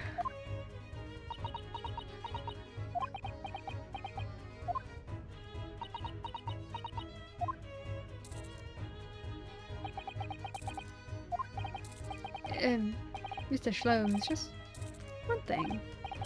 Pray, what troubles you? Well, that snake isn't really speckled, is it? Looks more stripy, wouldn't you say?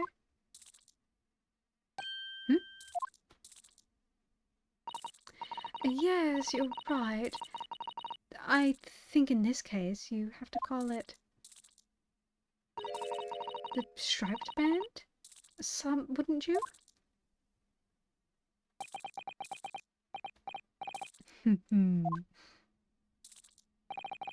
Both see and observe with distinction. However, do you not think that is precisely the trap into which the culprit wishes you to fall? Oh my goodness, really? It's a trap. How exactly? I think perhaps it is time to I explain the intricacies of my train of thought. Are you ready, Miss Pavlova? Sorry for the young man who died, but that is all. His death has nothing to do with me. This whole thing is nothing to do with me. There are two conclusions I have drawn from the facts. Number one, last night your friend infiltrated the victim's cabin. And number two, the same friend was responsible for the victim losing his life. No. She is turned as white as a bowl of rice again. Sholmes must be right. He's hit the nail on the head. This young woman's friend killed Mr. Asogi?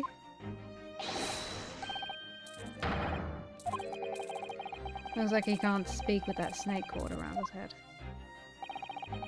I would advise as little movement as possible soon. You wouldn't want the fangs of the long friend in your neck. So, everyone, let us begin. For you to prance around the room, Herlock Sholmes is proud to present his logic and reasoning spectacular.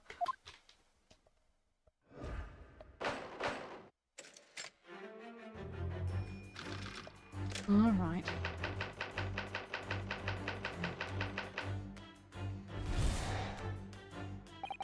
Miss Pavlova, moments ago you claimed the following. His death is nothing to do with me. This whole thing is nothing to do with me. Yet you cannot deceive yourself. Yes, when we recall those horrid events, your aching heart smarts with pain.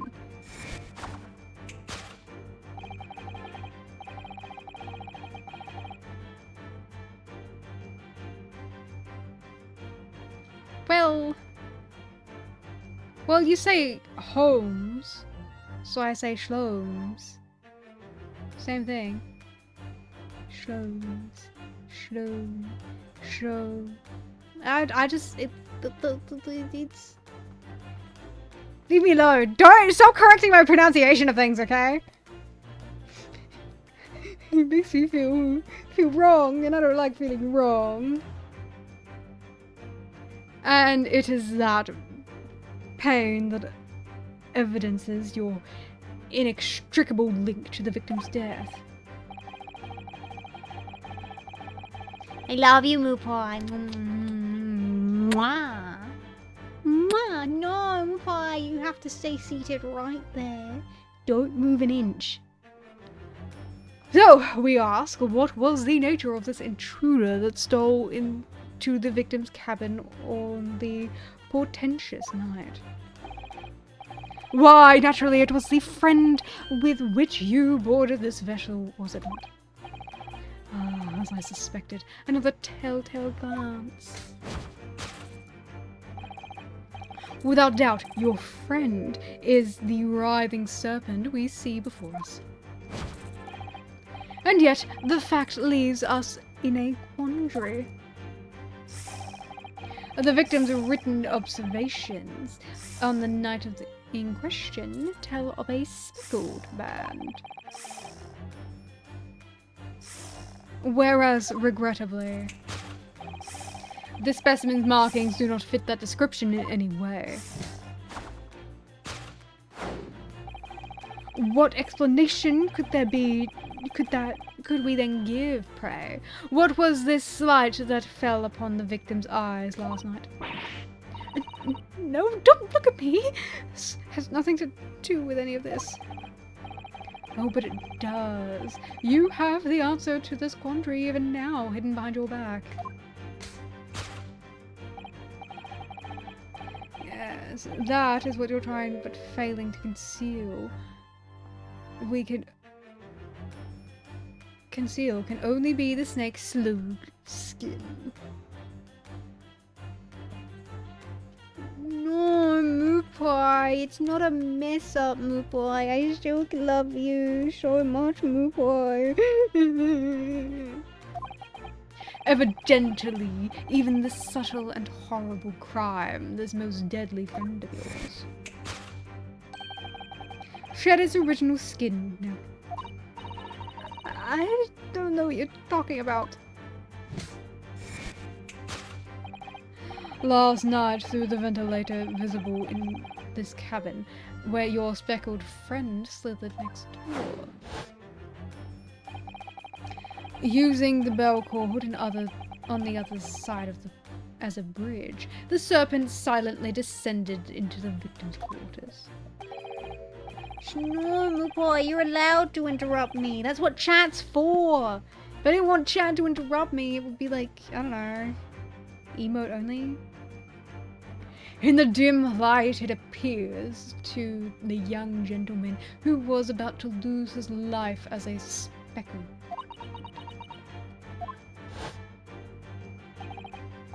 In summary, the nature of this friend of yours, which last night infiltrated the scene of the crime, is a rare breed of snake whose markings change each time it loses its skin. A snake so dreadful we can only imagine it would be found in the deepest depths of India.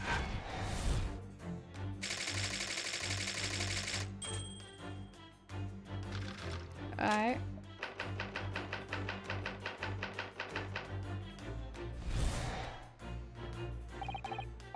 Moving on, we come to the heart of the matter, the grim demise of the victim. How did this young man lose his life, and why?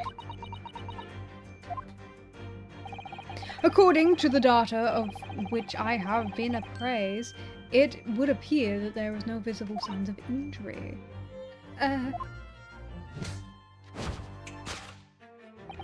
In fact, the circumstances of the victim's death can only be explained by a terrible venom.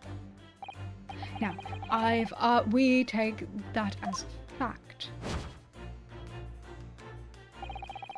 We can reasonably imagine that the crime's evidence to affirm the scene of the crime. How could that be?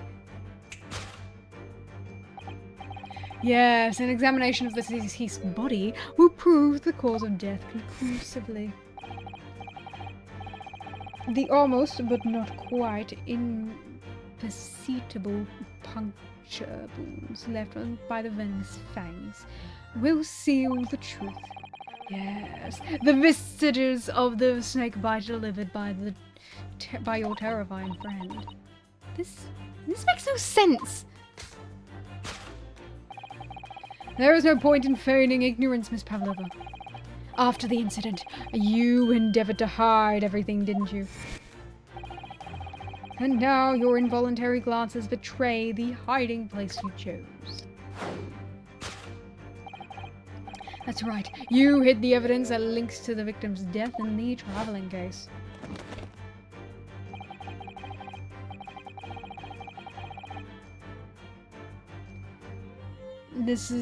You thought this was the Ace Attorney games? Yeah, this is the investigation bit.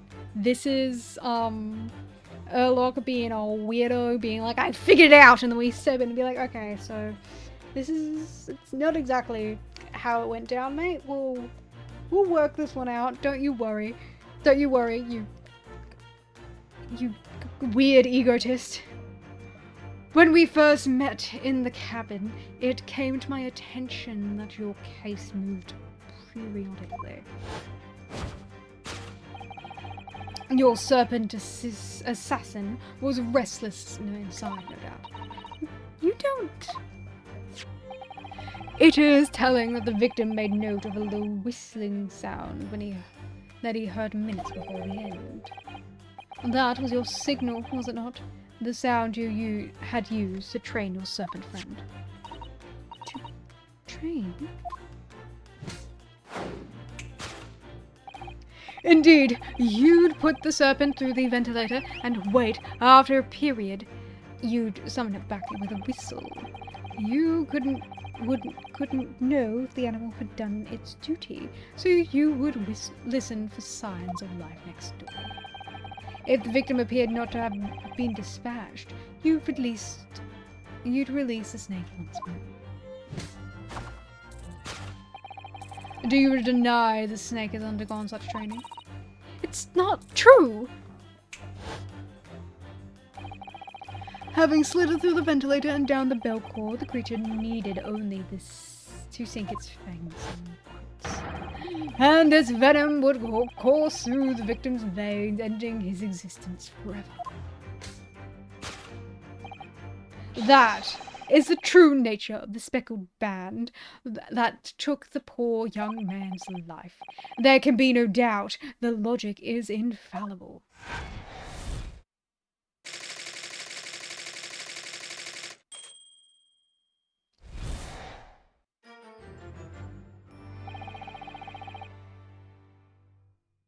Thus concludes Herlock Sholmes' great deduction of the speckled band.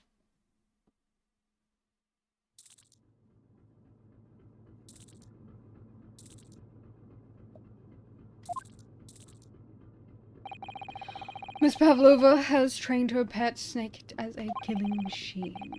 There on the floor you will observe a saucer of milk, and the promise of food is the key to training any creature. Incredible. You solved the mystery. Amazing. Your great deduction really lives up to its name. I see now why Herlock Sholmes has become such a household name. My dear man, it was nothing remarkable. As the Russians say, I could have done it with one left hand.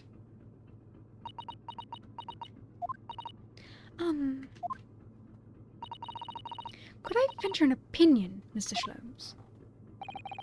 But of course! What's on your mind? It's just... Oh, about your deductions before. Some things don't quite make sense to me. I welcome questions as my method, and will answer both loudly and proudly. Oh, well, good. First of all, snakes are egg-laying creatures, part of the reptile family. You are well informed, madam. And reptiles, don't drink milk.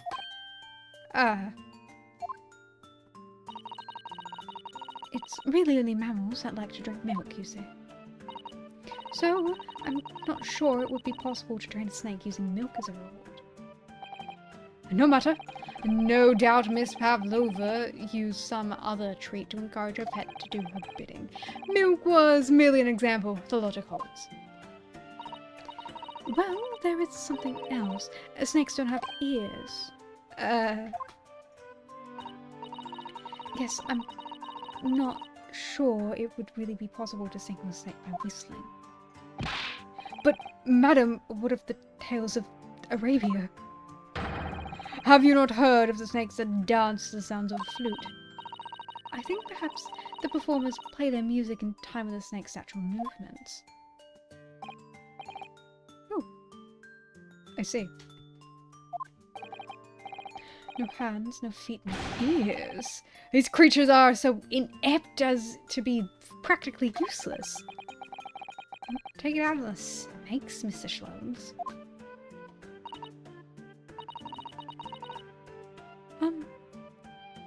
There is one other thing. You have more! Snakes use the scales in their bellies to propel themselves. So, I'm not really sure that the snake could manage to climb up a flat bell cord like the ones in these cabins. Then it should try harder. Please don't be angry with me, Mr. Sholmes. The point is, even if the snake had gone through the ventilator to the next door cabin, it couldn't have come back without help. What I'm trying to say is that there is a number of reasons why it's difficult to imagine the snake could have been part of this.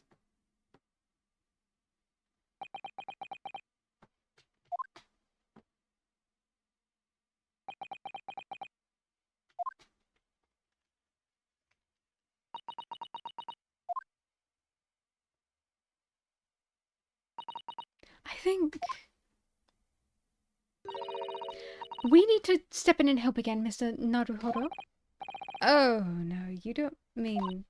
Yes, we need to modify Mr. Sholmes' latest deductions and turn them into great ones they ought to be. I had a feeling that was coming. Alright, let's give it a try. Just what I was waiting for, Mr. Naruhodo. Yes, right.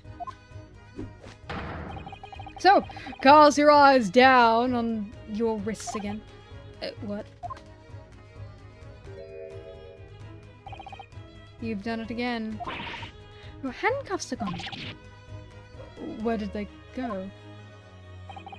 Fear not, I shall see them restored after our work is done. I really wish you'd leave them off. Now, everyone, let us begin. Sherlock Sholmes is proud to present his logic and reasoning spectacular.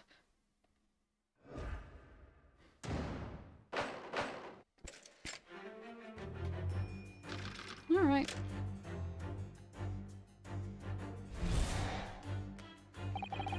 Ms. Pavlova, moments ago you claimed the following, that the murder had nothing to do with you. Yeah, you cannot deceive yourself. Yes, when I recalled those hard events, your angry heart smashed with pain. She does have a pained expression on her face. Yes, that's true. She looks as though Kazuma-sama's death is weighing heavily on her mind. But you're not sure Mr. Sholmes has read her quite correctly, is that it? Could there be some other way to interpret her expression then? Let's take a moment and really look very closely at Miss Pavlova.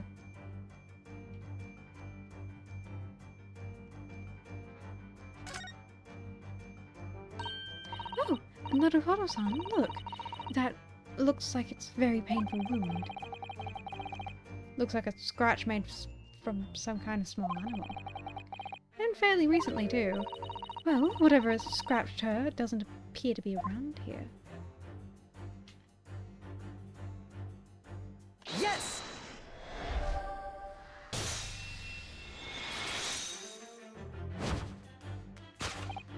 Yes, when you recall those horrid events, the claws scratch smarts with pain. Indeed, the simple observation reveals that the wound is fresh. Miss Pavlova, did you in fact receive that scratch sometime last night?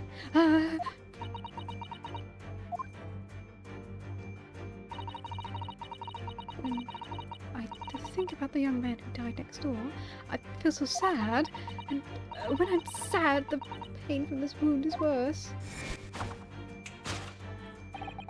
And it is that very pain that evidences your inextricable link with the victim's death.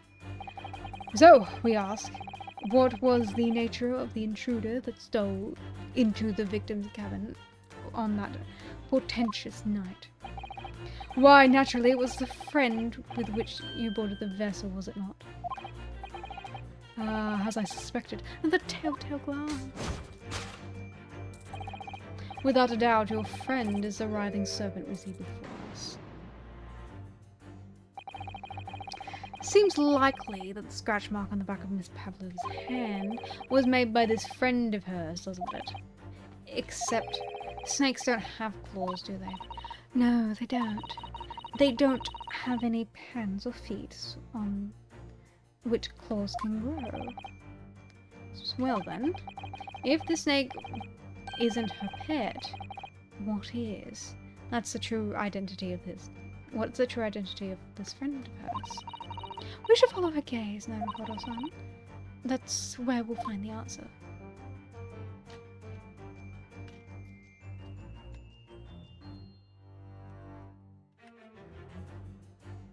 Picture of you and a kitty cat.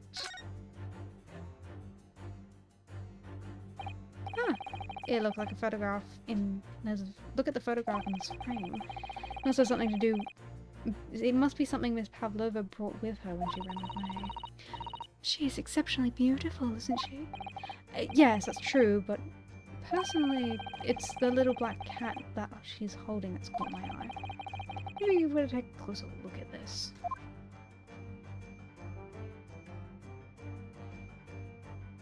Yes!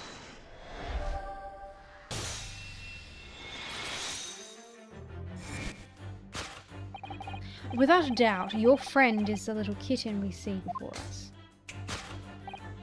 Yes, the scratch on the back of your hand makes that abundantly clear. Oh, no. The whereabouts of this black kitten isn't clear, but what is clear is that you brought the animal with you when you ran away, didn't you? Ah.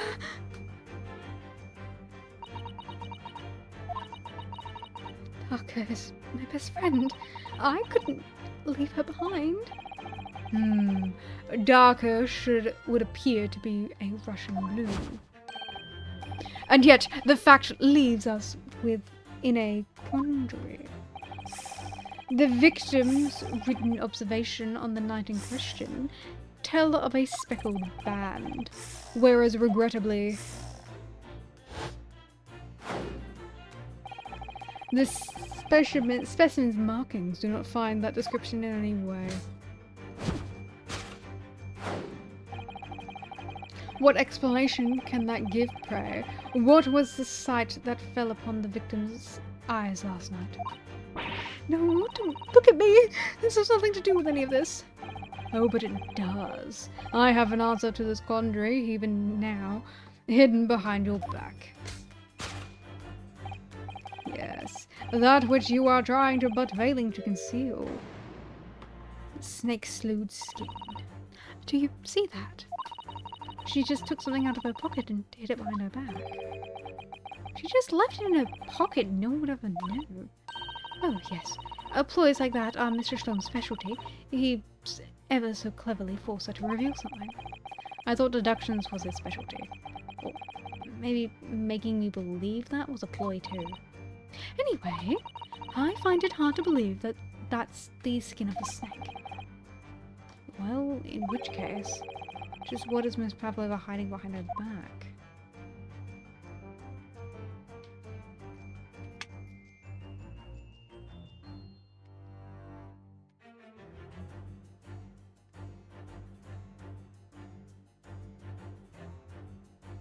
It's a something, alright.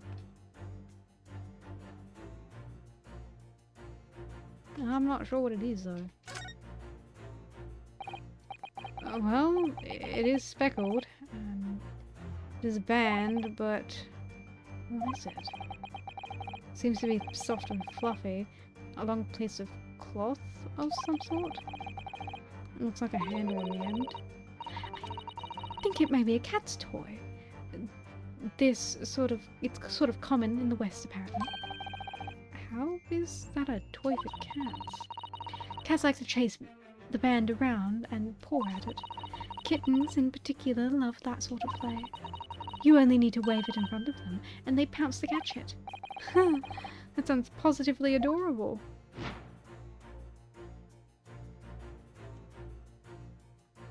Yes!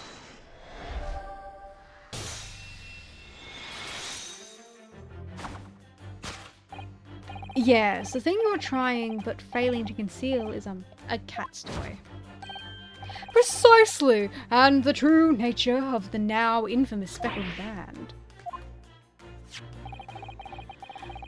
And it was the toy that you dangled from the ventilator. You waved it around, I presume. Naturally, the victim could not fail to notice it. But why? For what reason? My dear boy, there can be only one reason to that. After her feline friend disappeared through the ventilator into the neighboring cabin, Miss Pavlova attempted to use the speckled cat toy to incite the creature to return. Ah. In summary, the nature of this friend of Miss Pavlova, which last night infiltrated the scene of the crime, is a blithesome Russian blue breed of cat by the name of Darker.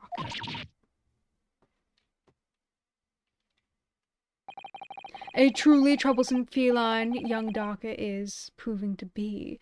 She must be caged once found. You will forgive us for borrowing the photograph of your pet, Miss Pavlova. I see.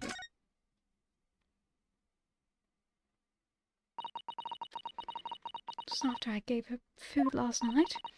That's when it happened. She scratched the back of my hand and then ran up the belt cord. Before I could do anything, she had disappeared through the ventilator. Darker, she's so naughty.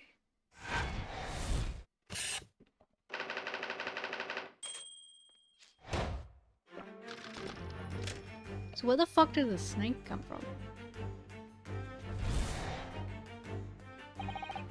Moving on, we've come to the heart of the matter, the grim demise of the victim.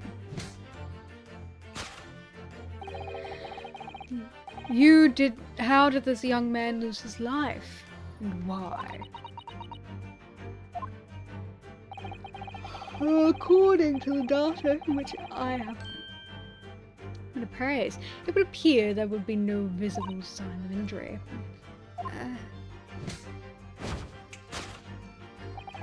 In fact, the circumstances of the victim's death can only be explained by a terrible venom. What Mr. Shlom says is true. There was no signs of wounds anywhere in Kazuma-sama's body. That's right, but Mr. Shlom seems to be unaware of one very important detail. Kazuma wasn't poisoned. Yes, it would seem so.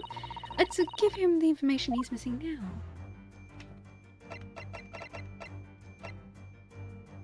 Yes!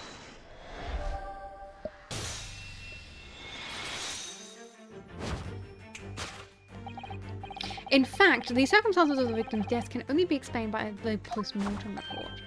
Ah, yes, I knew it was one or the other. His neck was... Indeed, the breaking of the cervical vertebrae is fatal. Only that Goliath would be strong enough to survive that. Seaman Strongnov isn't some immortal freak, you know. The jury is out! Anyway, we have on good authority that the victim's neck was broken.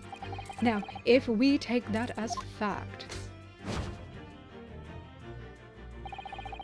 we can reasonably imagine that there remains evidence to affirm it at the scene of the crime. What could that be? Yes, we examine the deceased body will prove the cause of death conclusively. Kazuma died because his neck was broken. In other words, he was probably struck by something or someone.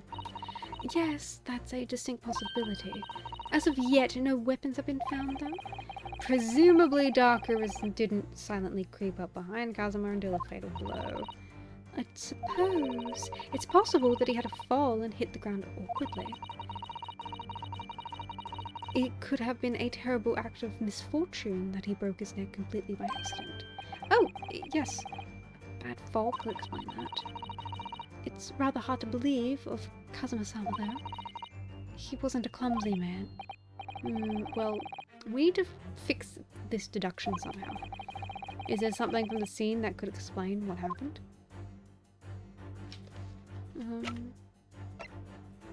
Ship's log. Nothing to report.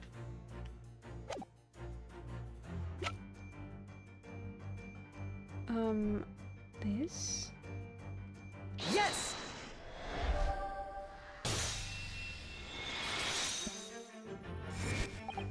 Yes, the examination of the mark on the floor will prove the cause of death conclusively. This particular mark, so prominently visible next to the victim's body, is a deposit of shoe polish. Shoe polish? Indeed, positively identified as by a little analysis device I constructed, which I carry now as a matter of course. Beeswax, tallow, and dye were my results. The undeniable ingredients of shoe polish. And the colour of the polish is a perfect match for the colour of Mr. Asogi's laced leather shoes. Looking at the mark, it's not hard to imagine what happened. For some reason, Mr. Asogi must have caught his foot at that point in the floor and tripped. Please, no. And by a dreadful turn of misfortune, caught his neck against some immovable object and fell to the floor. Suffering a fatal blow to the spine, the victim's vertebrae shattered, and in that instant he lost his life.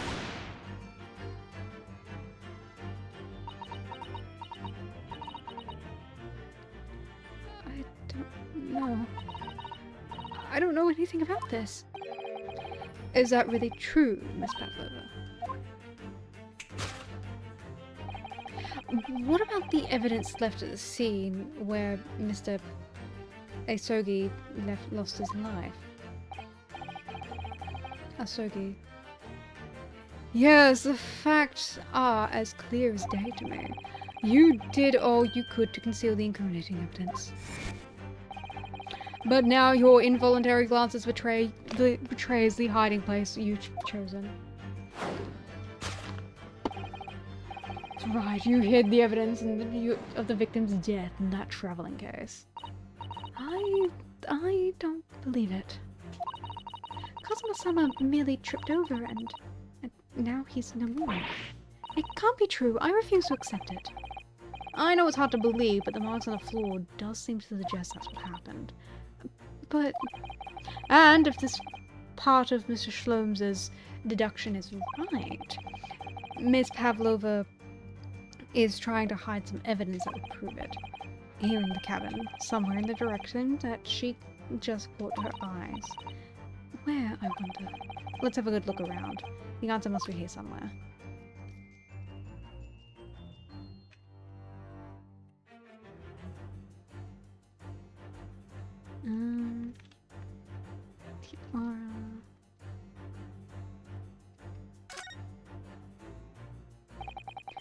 This is where Miss Pavlova hit a friend.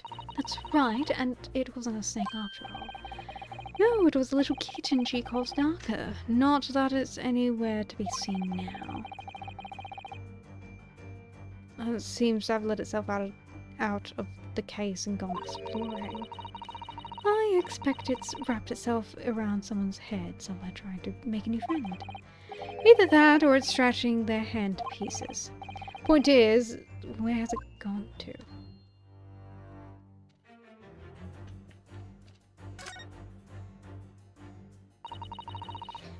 There's a wastepaper basket. Perhaps all first-class cabins have it.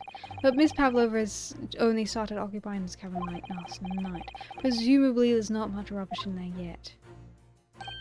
Oh, what's that? It's a broken piece of glass, isn't it? Yes, it is. And I feel like I've seen it somewhere before. If it looks familiar, perhaps it's more than your mind simply playing tricks on you?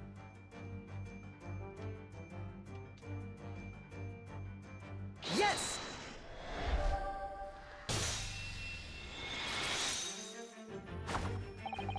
That's right. You hid the evidence that links you to the victim's death in that wastepaper basket. Here we have a fragment of some intricate glass object, it would seem. One that has a familiar air to it. Precisely. We found another piece of broken glass on the floor of Mr. Asogi's cabin. And as you can see, the two pieces fit together perfectly. Oh.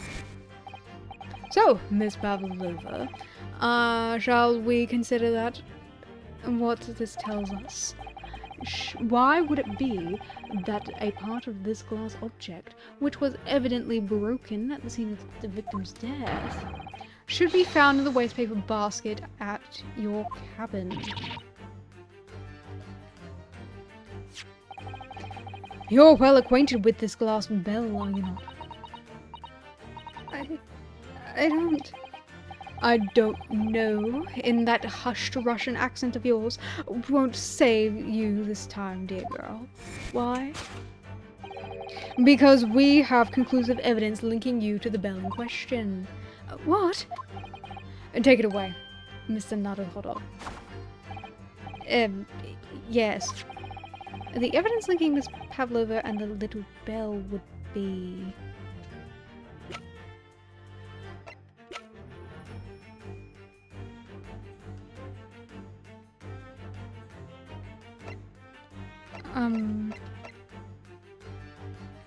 the Russian on the floor?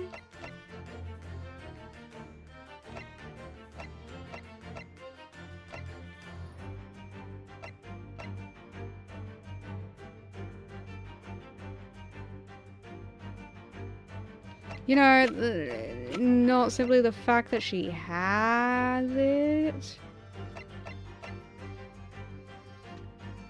Yes! No. My dear fellow, that evidence deserve one of Miss Pavlova's trademark dismissals, I would say. Why would you do the honors, young lady?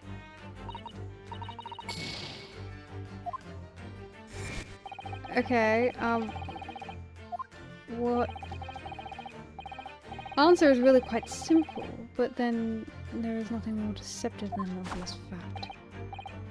Yeah, you're right, I have been thrown off by the obvious before.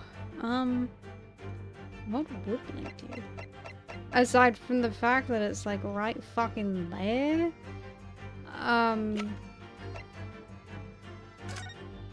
Ah, your cat is wearing a bell.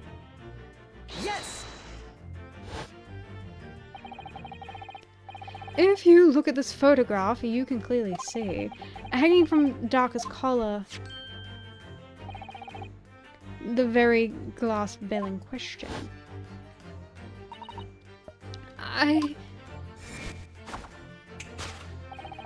The truth has caught up with you, Miss Pavlova. The young man who lost his life last night did so after a truly inauspicious fall. And the cause of that fateful stumble?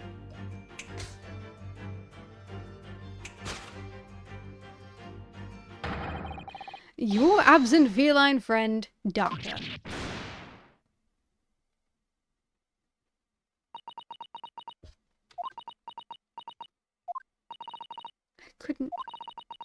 I couldn't tell anyone.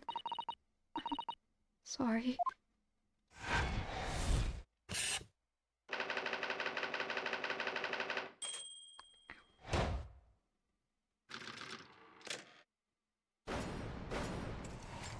Wow.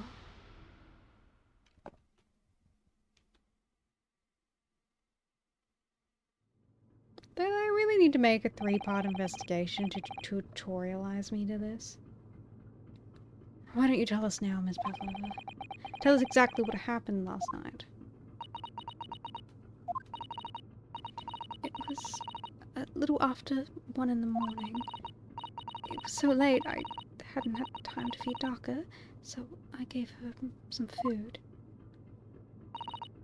And then all of a sudden she scratched me and jumped out of my hands. People do say cats become very anxious and nervous in new environments. She was so fast.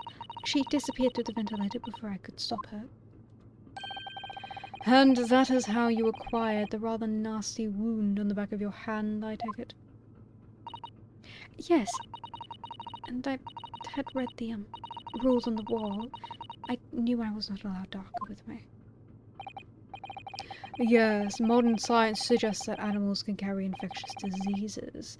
It's a precaution, really. So I listened and listened, trying to hear if there was some noise in the next cabin.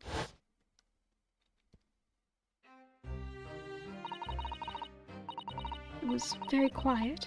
I was sure if someone was there, he must be sleeping. So at that point, I thought to myself to try and lure the kitten. So at that point, you thought it's safe to try and lure the kitten back again by dangling the end of the toy through the ventilator in the adjoining cabin. I'm sorry that I've been impersonating you.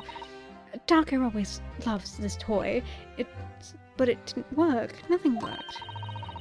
I tried using her favorite toy. I tried whistling to her softly, but nothing. She didn't return. So the faint whistling sound Casimus wrote about in his diary was Miss Pavlova trying to retrieve her pet. Cats have a propensity to remain hidden in the shadows when frightened. Yes, so there was nothing else I could do. I just had to wait until she had calmed down. But then...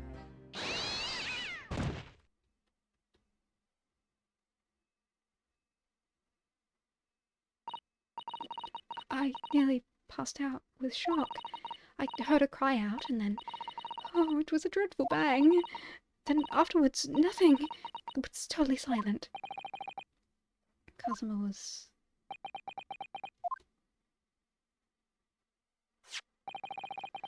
From the appearance of the broken mark on the floor, it seems like there was that... What you heard was the victim stepping on the glass bell and tripping up.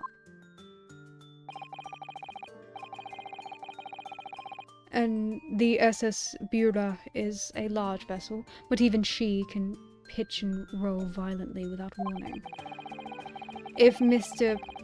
Asogi was already off balance as a result of the ship lurching when the kitten was under his feet, the combination of unfortunate factors could easily have caused him to fall over. But that became what became of the kitten afterwards. In the end, I managed to get her to come back through the ventilator. Yet Darker is nowhere to be seen. I must have forgotten to lock my case. And now she's disappeared again. Gracious, that cat is as insufferably restless as I am. Well, he knows something about himself at least. When I woke up this morning, I heard that a young man in the cabin next to mine had died. But I couldn't bring myself to tell anyone what had happened. I was too scared. Scared that they would send me back. Oh, hold on a minute. What about the snake? You're right, where is it? If the snake isn't your friend, Miss Pavlova, then whose is it and where did it come from? What on earth is such a dangerous creature doing on board the ship? Oh, I didn't say. The snake is my friend.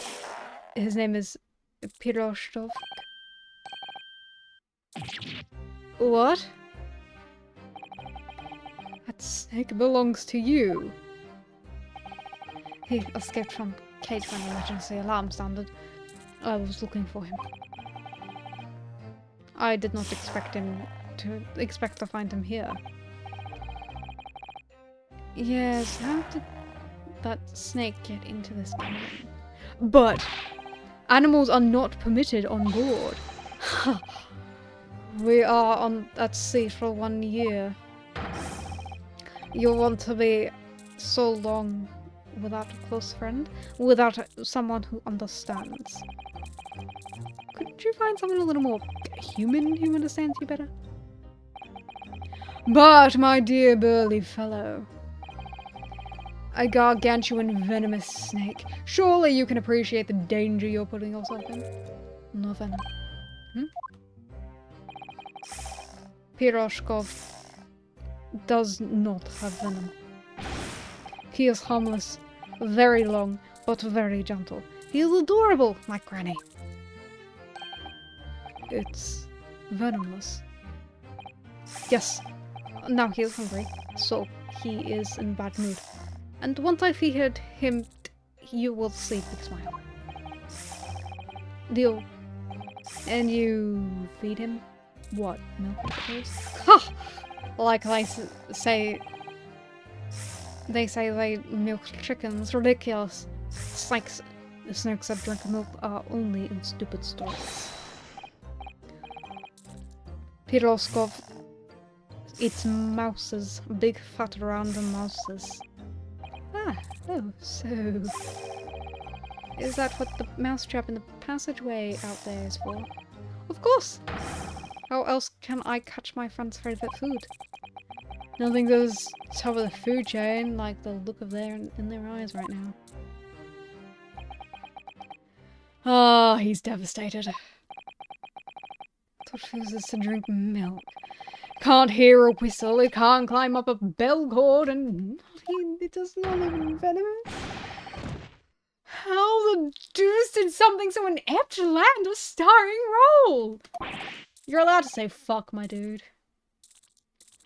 It is not my fault. I do not make up stories.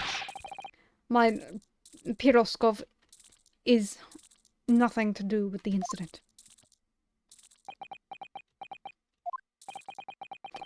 So that's what happened. That's the truth behind my friend's tragic death.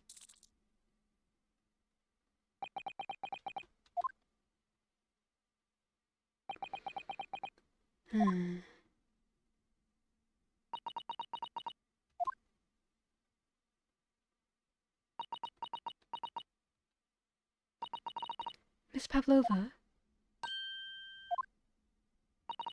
I understand the difficult situation you found yourself in, and I do sympathize. But please remember this. A young man lost his life. If you're going to attempt to cover up your guilt with lies, then no matter what the circumstances, I cannot forgive you. But... What are you talking about, Miss Mikotoba? What lies? Miss Pavlova just confessed everything.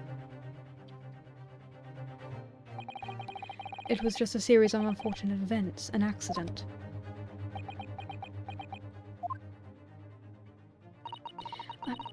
I'm no great detective like Mr. Sholmes. I don't have a gift for knowing the truth. But even I can see that was not the truth. Don't you agree, Mr. Naruhodo? To be perfectly honest, yes. There's a discrepancy in Miss Pavlova's story, I'm sure of it. I can't quite put my finger on it.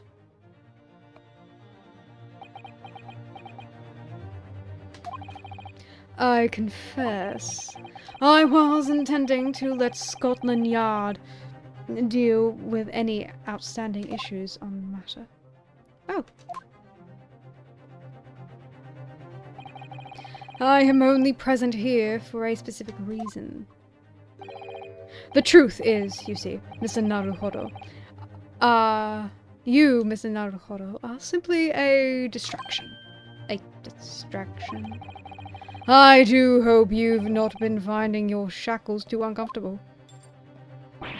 Not again. When did he do that? Especially as they're on your wrists as a result of my intervention. I was rather hoping I could resolve matters before we made it to our next port call. You were, Mr. Sholmes? Yes, but I overlooked one detail. The deceased young man was a very close companion of yours, was he not? Yes. Kazuma was my closest friend. I owed him my freedom, even.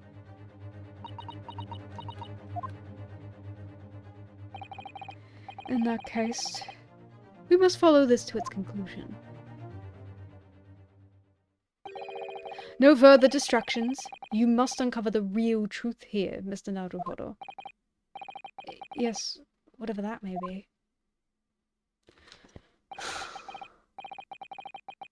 Key to this is the discrepancy in Miss Pavlova's story, I'm sure. If I can chase that down, maybe the truth will become clear. The truth about how you really died, and how that scene in your cabin really came to be. Alright, I'll see what I can do. Excellent! Thank you, Mr. Naruhodo. So then, shall we begin? Yes! What we should ponder first is the victim who lost his life in the cabin that was bolted shut from the inside. Was this truly an unfortunate accident? Or was it in fact no accident at all? That is what we must establish in the first instance. But we've already established it, haven't we? The man tripped over the kitten and that had climbed into the cabin via the ventilator. Tragic, yes, but still an accident. Wait, let's just take a step back. It doesn't make sense if that's really what happened, does it? I'm going to have to ask you to spell it out for me, I'm afraid. Yes, it's starting to take shape now. There's a clear contradiction between the facts and Miss Pavlova's story here. The evidence is right here in Kazuma's cabin. It's undeniable. His death can't possibly have been a mere accident. Really? Let us show our hand, Mr. Naruhodo. Time to present the evidence. The evidence that proves unequivocally that the victim's death was no mere accident. Yes! Truth is clearly recorded in this photographic print. And there's no way that Mr. Asogi could have left this message on the floor. It's script. It's Russian, isn't it? Indeed, it is. The word written means wardrobe. I see what you mean. Most people would leave a dying message in their native language, Japanese in this case. But maybe he was studying Russian. It is a simple language. He could have picked it up first. That doesn't seem likely. That's actually not the point. It makes no difference whether he knew Russian or not. Sorry, what do you mean? Exactly what I said before. There is no way that Mr. Asogi could have left this message on the floor. And the reason why is clearly explained here. Damage to the cervical vertebrae resulting in instant death. Instant.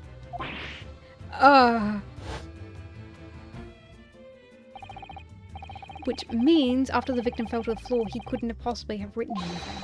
Because he was already dead. That's not the only reason either. There's something else we found at Mr. Asogi's cabin. A remnant of something that couldn't have possibly been in there if what Miss Pavlova told us was true. What? So, Susato-san has done us it too then. Putting the message on the floor aside, there's something else that gives the truth away. Another piece of evidence that proves this was no accident. Really, what else did we find in there? A mark on the floor?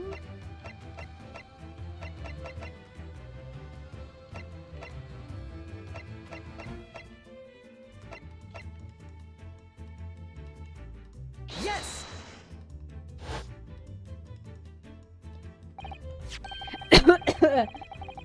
Oh god, my saliva is trying to kill me. This piece of broken glass next to the mark on the floor. But that's the glass bell the kitten had around its neck. We already know all about that. It was broken in half when the victim tripped over the cat and fell. So we already have a satisfactory explanation. Where's the flaw in that logic? Unfortunately, there is a very big flaw, a fatal flaw. What? If that's really what happened, then how did one half of the bell end up back here in the cabin? Yes, remember what we found, that we found the other half of the glass bell in the waste paper basket. Would you care to explain that, Miss Pavlova? Oh, no. Both these pieces of evidence clearly point to the same conclusion. That when Mr. Asogi died late last night in his cabin, there was someone else in the room. And that same person deliberately arranged the scene to disguise the truth, in order to cover up his or her own guilt. Yes, there is someone else present. There was someone else present in Mr. Asogi's. Hold it! You are wasting time. Someone else was there. Duh. Of course, we know this. What are you talking about? Bulkhead was bolted shut from inside. There was no way in or out. Oh, yes. The only other person in cabin when young student died was you. Yes! It's true, I was in the cabin when it happened. You were shut inside a cabin wardrobe, to be precise about the details. But I don't know Russian. There's no way I could have left that message. Not would have. There is no way you could have left that message, to be precise with the details. Would you mind? Forgive me, my dear fellow. As I was saying, the person in question wrote the word wardrobe in Russian on the floor, in an attempt to incriminate me in the crime, even though I had been asleep in there the entire time. And then the same person picked up the broken glass bell and that had fallen on the floor, in fear of it becoming evidence that could show how Mr. Asogi really died. But why would the person have taken all the... wouldn't this person have taken the pieces, all the pieces of the bell away? Leaving half behind was always going to raise questions. Yes, well... It was past 1 o'clock in the early hours in the morning. The cabin would have been quite dark. The single small lamp suspended from the ceiling would barely have cast light on the floor there. Little wonder then the culprit failed to notice a fragment of the tiny item. You suspect me, don't you?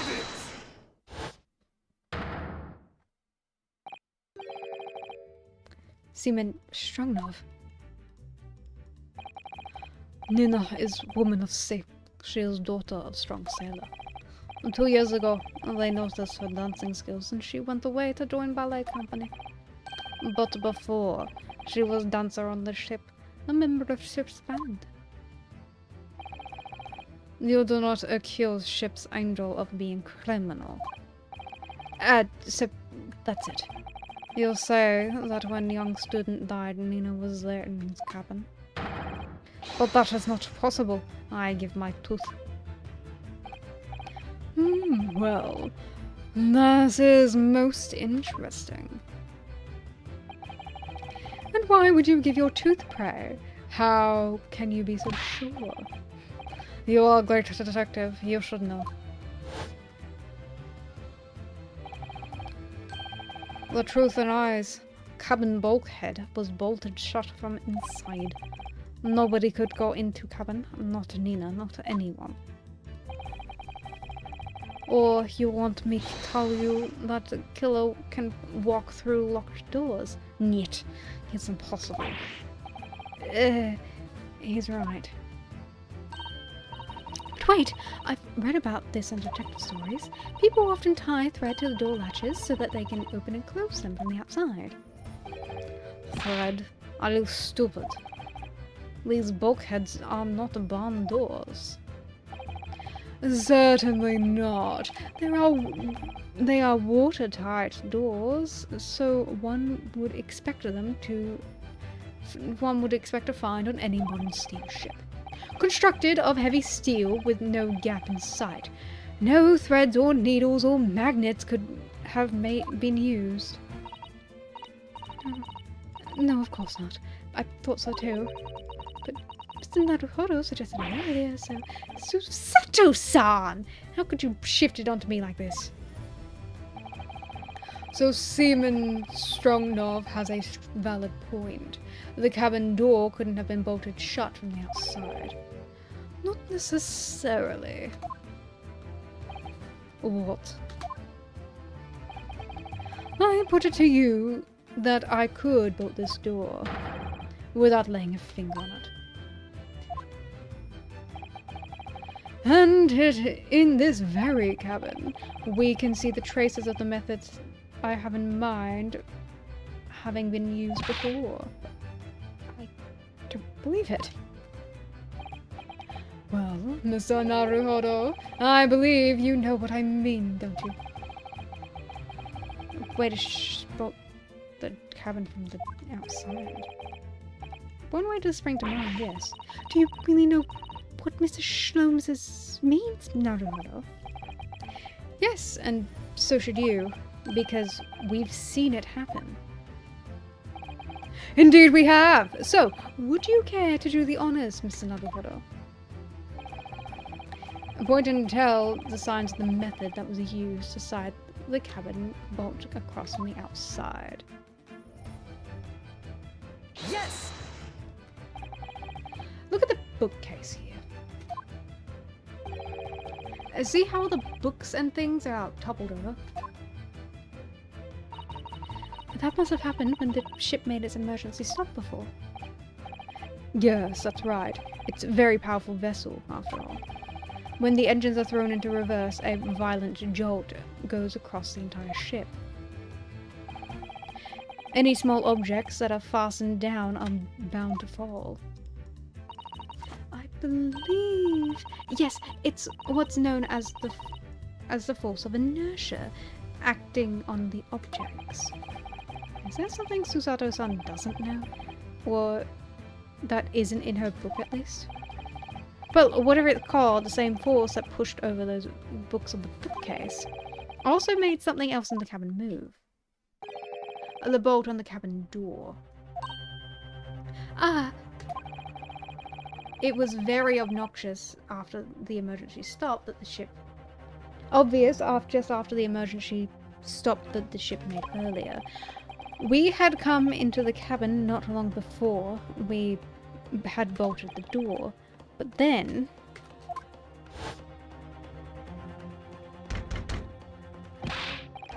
Hello, is anyone in there? Shout if you need assistance. Oh, that sounds like... Inspector Hosonaga. Oh, yes. That's it. When the ship stopped suddenly, the bolt flew across and locked the door. Yes, it's made of metal, but it's small and light enough to move by the ship's sudden change in speed. Or the force of inertia, if you want to call it. Are you trying to say that last night, after Mr. Asogi was killed?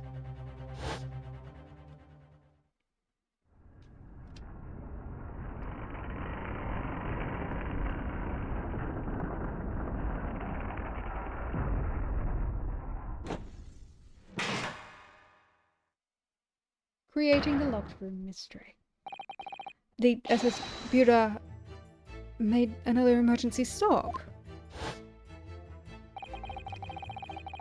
When I woke up this morning and looked around the cabin, I thought it looked a little odd.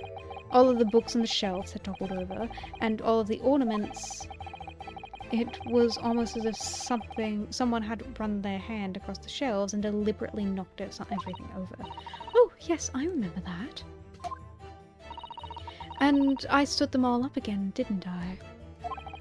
Then, when we came to the cabin, we were surprised to see the same thing in here. All of the books and everything had toppled over, just like in Mr. Asogi's cabin. Oh, my. Do you have anything to say about this, Miss Pavlova?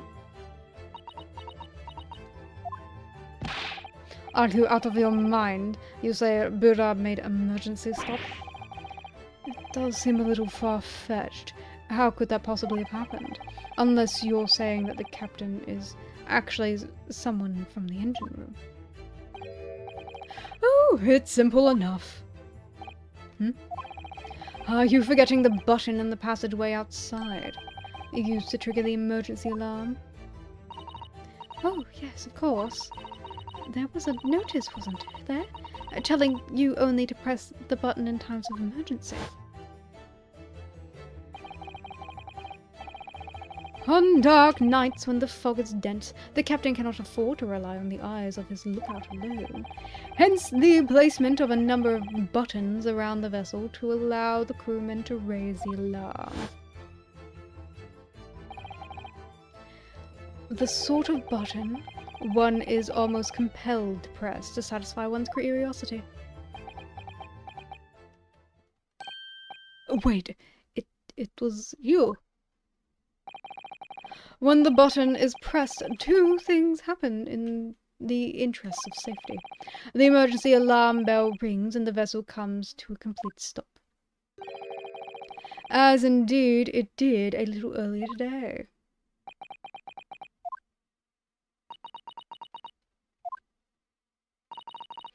Mr. Sholmes, surely it wasn't you who... As I always say, a button has but one purpose in life. To be pressed, without whatever the occasion. He sounds almost proud of himself. How dare you mess with ship? I report you to Captain. You are in much trouble now. Now, I'm sure all that can wait until later. Let us not overlook the fact that we have now learned a valuable lesson.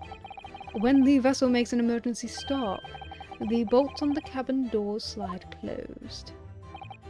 So, what we must now consider... Yes, it all comes down to one thing now.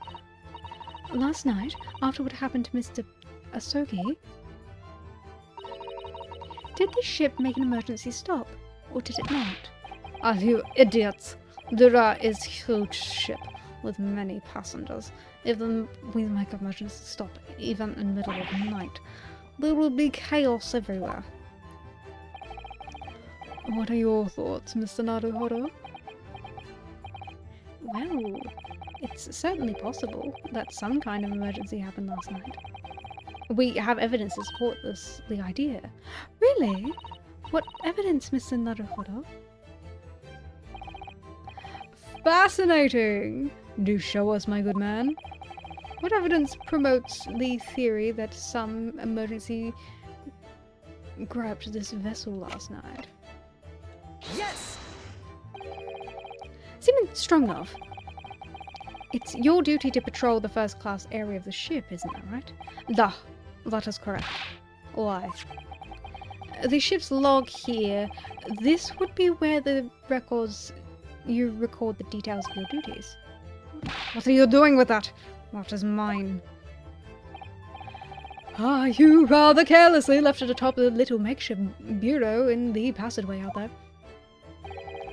But as responsible passengers, we took it into our care with a mind to return it to you later. I left it there on purpose. That is where I put it always.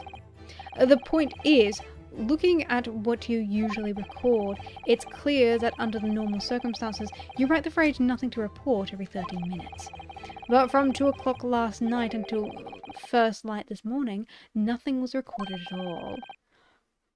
Nothing recorded in the log. That is... because nothing happened. If nothing happened, you would normally write nothing to report, wouldn't you? Indeed so, which tells us that shortly after 2 p.m. Something happened here aboard the SS Bura.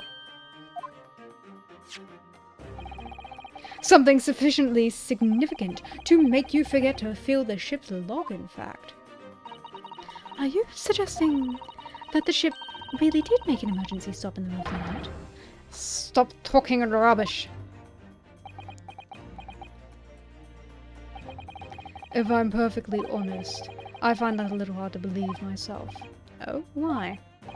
Well, because if something as major as an emergency stop really had happened, surely all of us would have noticed. That's very true.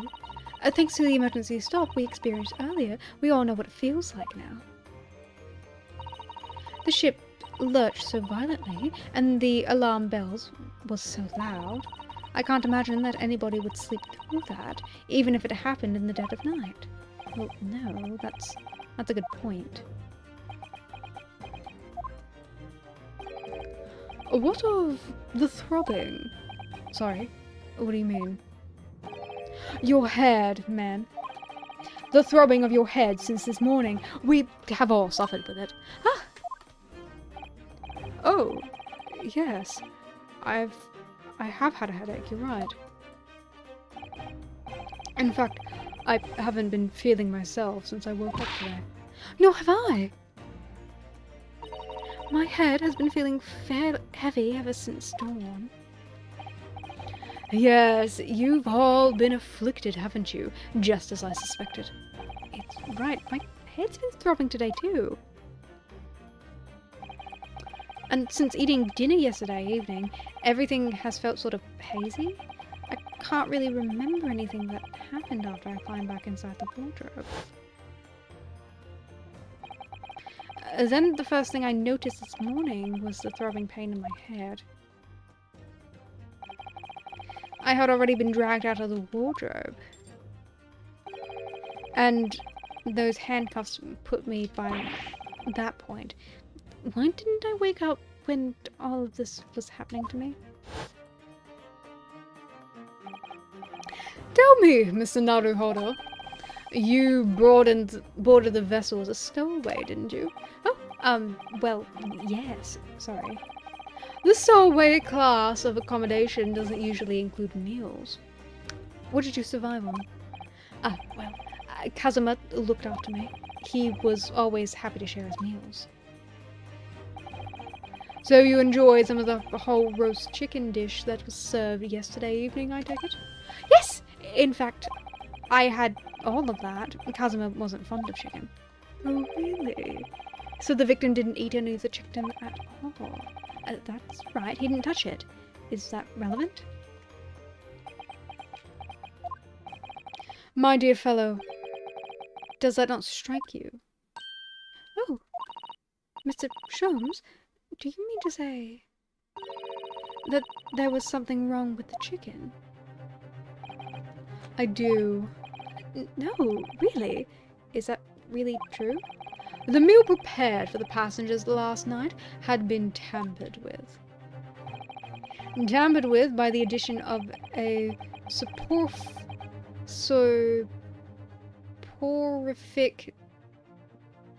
designed to induce a very deep slumber in those who consumed it.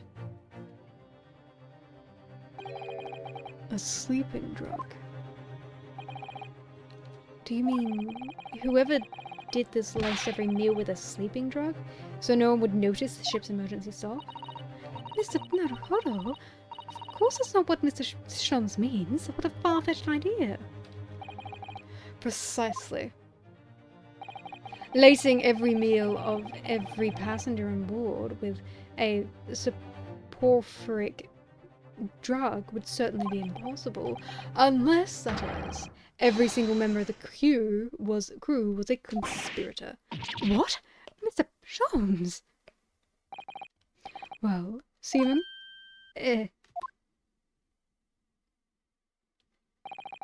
I'm sorry to say that any more deception on this matter will get you nowhere.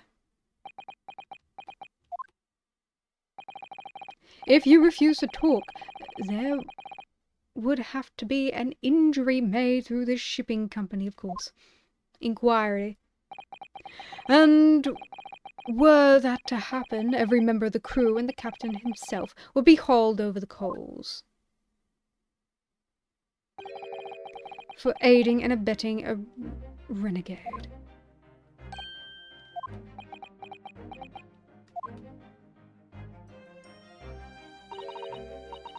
Please, no more. I'll tell you everything. I cannot make problems like this for everyone anymore. These crewmen are the former comrades, I believe. Yes. So when I decided to run away, I asked them to help me. We all agreed to help. Everyone together. She threw away everything. Her fame in the ballet of Mother Russia. We wanted to help our angel. I don't believe it. You are right. We put sleeping drug in chicken last night. Yes, I remember now. I did notice chewing on a lump of something strange and bitter at one point. Although, we could not make all drug.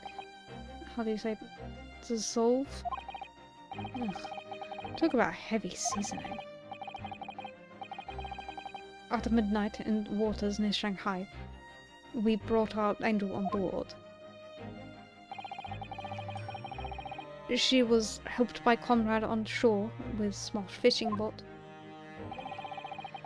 While all the passengers on the SS Buddha slept soundly. Thanks to the most magical effects of slumber-inducing potion that evening's meal had contained. So that's what happened. The only people awake on the ship last night were the crew people who dislike chicken, and the newly boarded passenger, Miss Pavlova. And that means it would have been possible for you. You could have used the emergency stop trick to lock Kazuma's cabin door.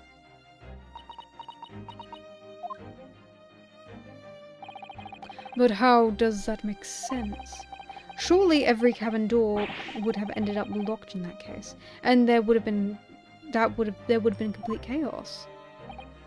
Oh, I wouldn't say so. What? Oh, of course. Just like us, all the passengers would have eaten their evening meal of chicken in their cabins, after which they would have been overwhelmed by tiredness because of the sleeping drug. Quite. And accordingly, all passengers were already in their cabins for the night. Yes! The overwhelming majority of passengers would habitually sleep with their cabin doors bolted away anyway. And so not one of them would have found it remarkable to find their door locked in the morning. In summary, in order to fasten the bolt of the single cabin door on the ship, the culprit brought the entire vessel to an emergency stop in the early hours of the morning.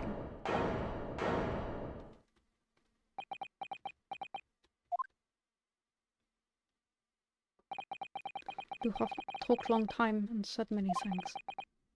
What is point? The point is what I said earlier.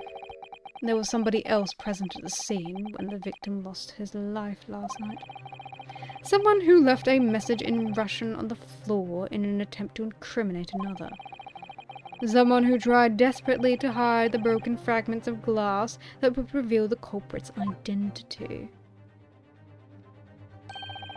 And someone who abused the ship's emergency stop procedure in order to lock a door. All told, a busy night. But... I don't know about any of this. I'm just a little girl. You like to speak with your long English words and explain your clever ideas. But I am sailor. And sailors do not listen to long, boring stories. We don't believe. Sailors like me, and we trust only what we see with our own eyes. A laudable trait. I am quite the same of this. I am quite of the same disposition, my good man. Observation to me is everything. Mr. Naruhodo. Oh, yes. Do you hear me? That accusatory cry of guilt on the wind. What's accusatory cry of guilt? Sorry, you lost me? Proof of involvement, man. But you can't hear such a call with your ears. No. You must hear it with your eyes. For observation in the basis of deduction. What are they talking about? I believe the time has come. For one final logic and reasoning spectacular. To expose the truth. Sure, why not? I'm already fucking bored of them, though.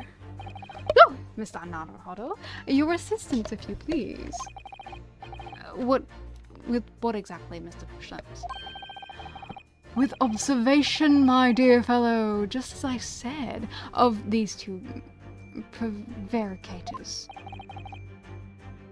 Observation?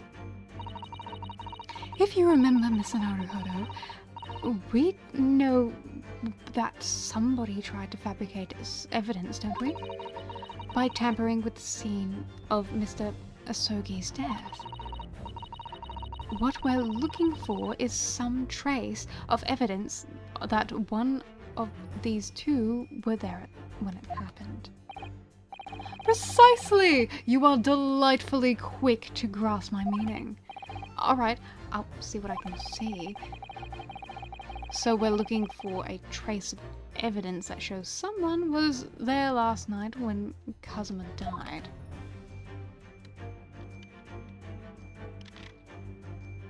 Okay.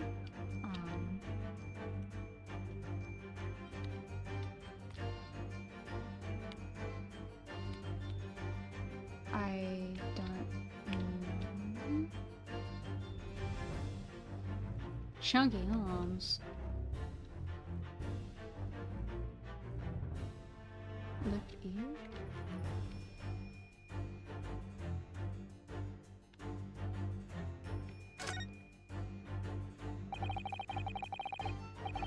He has arms like tree trunks, doesn't he? Hairy tree trunks. Yes, he certainly has sailor's arms. He's a born man of the sea.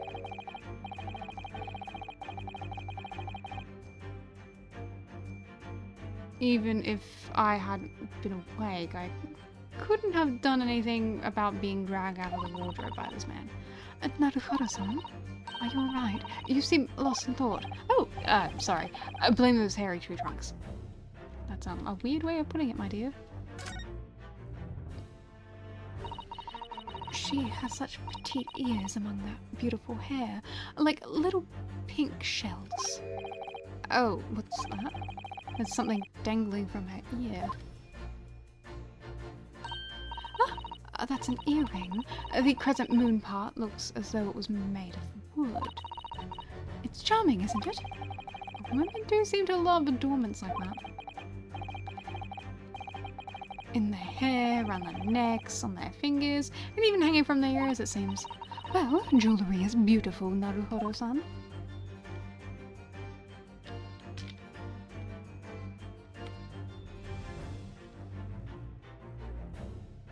Yes!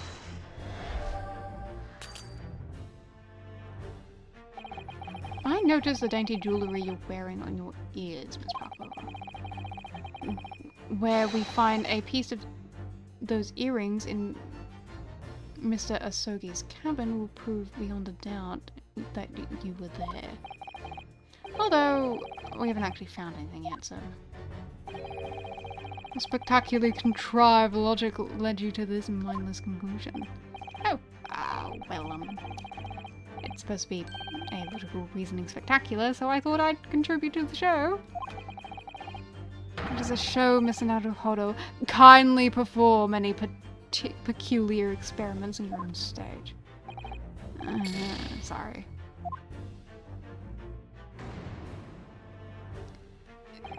How exactly were we supposed to show that someone else was there when Chasm returned?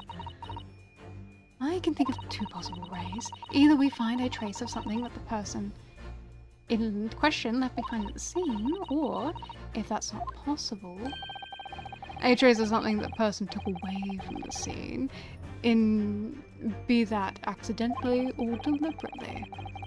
Trace of something someone took away. If you observe closely enough, I believe you will find both examples. Give them a long, hard, uncompromising stare from all sides. That's my advice. Okay. Well, I'm lost. You guys have your fun now. I see. Yes! Ugh. Assuming Strongnov, you seem to have quite a large purple stain on the back of your white uniform there. Yes. I don't know where that came from. So, nothing in particular comes to mind about the stain. What are you trying to say? It would appear the significance of the stain has escaped your attention, Seaman. Allow me to make it plain. It's a very large purple stain on the back of the Seaman Strong's uniform, and I think that what makes it is clear. Indeed it is. So, Mr. Naruhodo, present the evidence that proves it. My pleasure. Alright then, the evidence that proves that that stain on the back of Seaman Strongnall's uniform really is.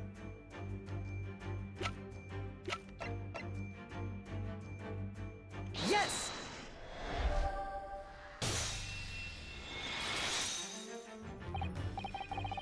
Yes! In this photograph, the ink it shows, that's what caused the stain on your uniform.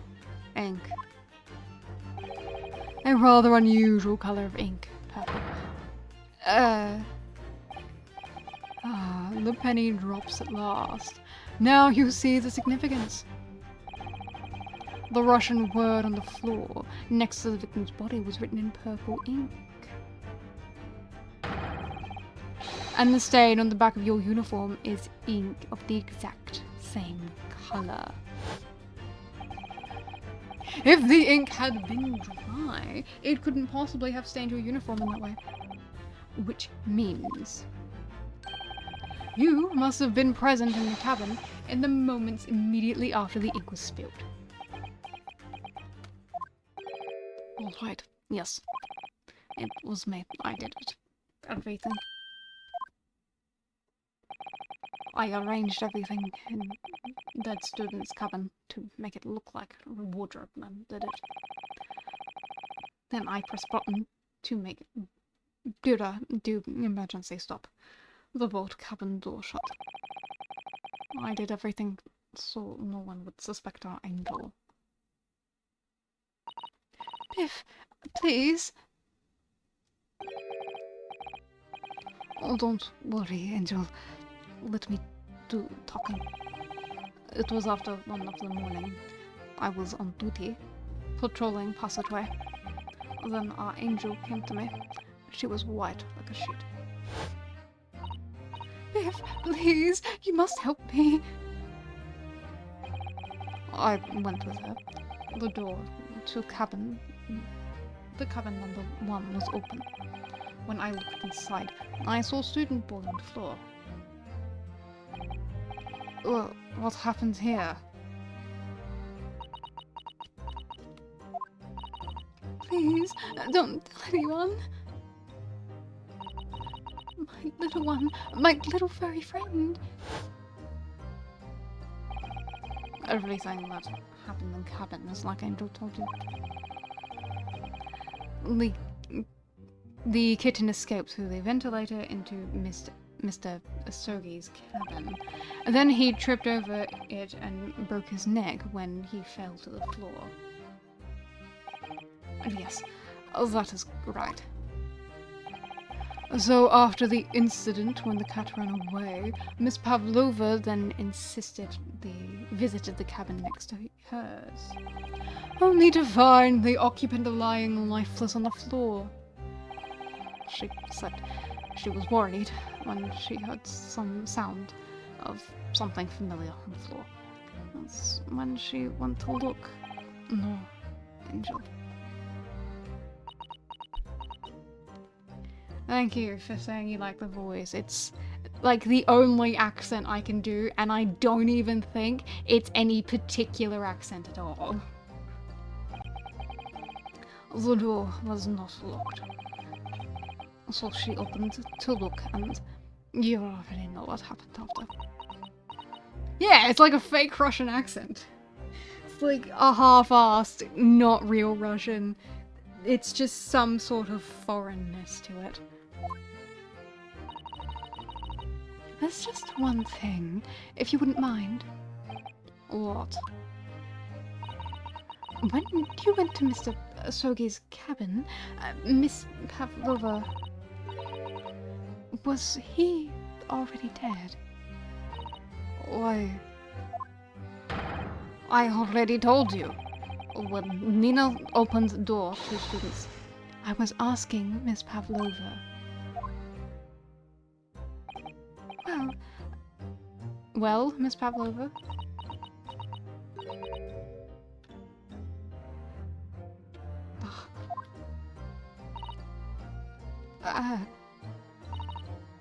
Yes, that is right. I saw him. It was dark and he was wearing black, but he was on the floor, not moving. I was scared.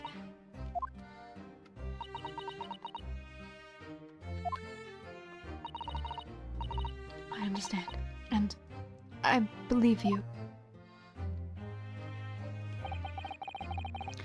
So is that finally it now? Have we discovered the real truth about Kazuma's death at last? Ah! Something very nearly slipped my mind. Oh, Mr. Sholmes? This photograph! Yes, I took it myself, you know. The cause of death was a broken neck, therefore the victim died instantly. And the unfortunate incident that precipitated these events, a kitten on which the victim stumbled. However, if those are the facts, there is one particular area in this photograph that seems to me somewhat unnatural. What do you mean, unnatural? What are your thoughts on the matter, Mr. Naruhodo? Oh, well... Kazuma tripped and fell, and by some terrible stroke of bad luck broke his neck. Part of the photograph print seems unnatural.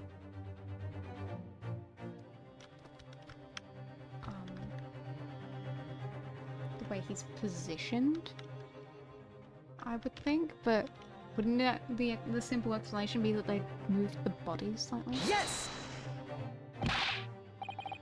Surely? Yeah. I'm going to offer you a piece of advice regardless of the pursuit of detection, my dear fellow. Is this a lawyer part of the game? No, no, no. This isn't a real trial. We have no prosecutor. We have no judge. We're waiting. We wait and wait and oh, the prosecutor. I miss having a prosecutor. This is not the trial part of the game, no. No, this is what trial parts of the game look like in investigations, as far as I'm aware, though. Investigations are just that, investigations!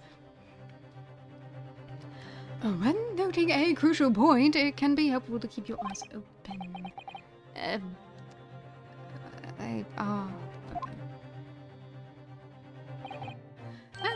It can be equally helpful to use them. Stop. I'm gonna punch you in the face. Sorry, I'll try that. I think it's plain what Mr. Sholmes means by unnatural, isn't it? The word written in a foreign language underneath the fingertip, surely. That particularly crass detail that was orchestrated by the culprit. No, I mean to identify another point. Imagine, if you will, losing your footing yourself. Would you land as the victim has? What of your hands? So, I was right to point out that it was the closed fist was weird. You look like the sort of fellow who stumbles with some regularity. This should be an easy task. Why do I... I'm allowed to punch him in the face if I want to. I'm allowed to punch him in the face if I want to. There's no reason I shouldn't be allowed. Yes! Alright, if he really fell due to an unfortunate accident, then his fist just doesn't seem quite right. The exact same thought occurred to me. Well, I'm glad that the thing I pointed out earlier actually came back and made sense. In a fall, one's instinct is to open the palms flapped. Yet here we see the victim with his left hand tightly balled into a fist.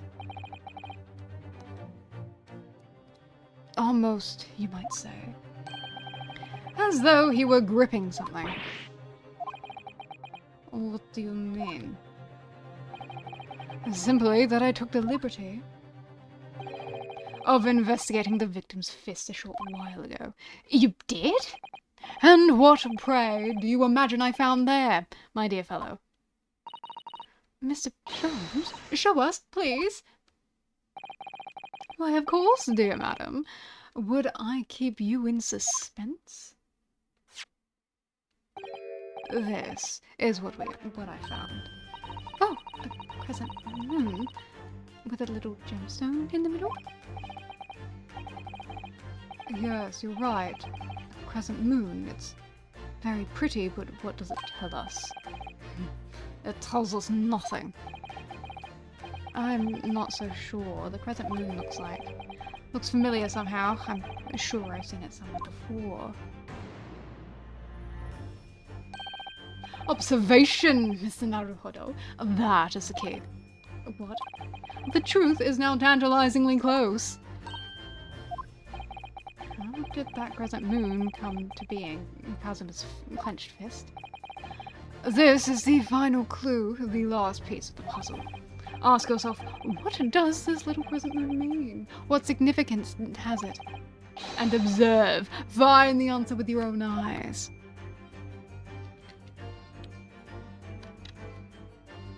Yes!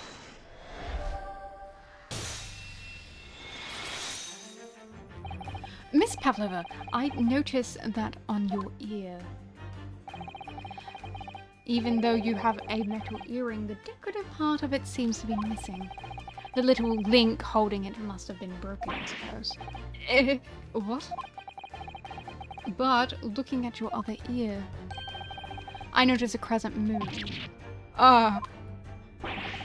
I don't believe it. No, Mupai is leaving me. I can't believe Mupai would leave me like this. Oh, goodbye, Mupai.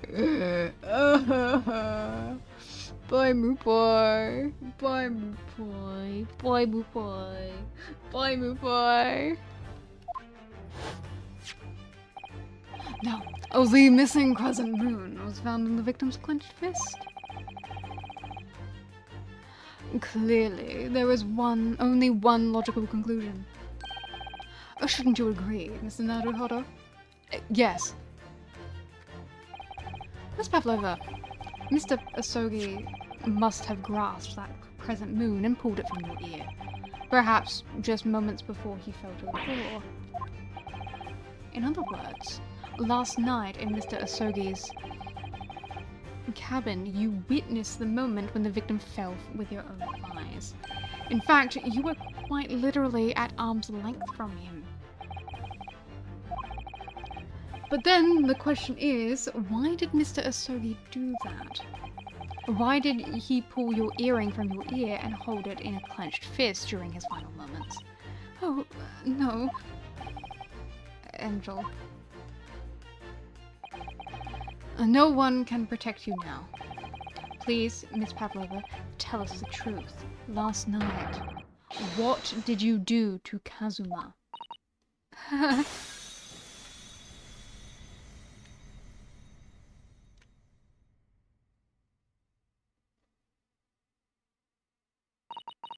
When I think about everything that happened yesterday, it was too much. Running away, the fishing boat in the middle of the night, trying to climb into this huge ship.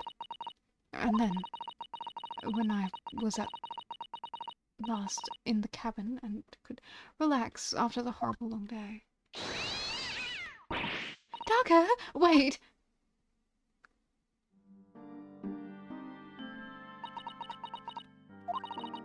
I couldn't believe it when she disappeared through the ventilator. I tried to call her with a little whistle. I tried waving her favorite toy, but nothing worked. Darker would not come back.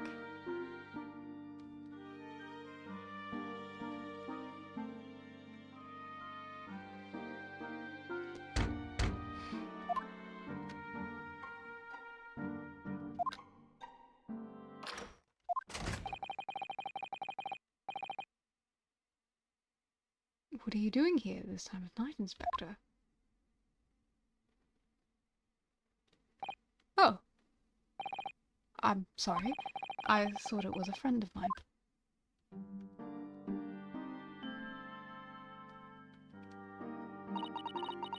The young man from your country. He was very polite and kind.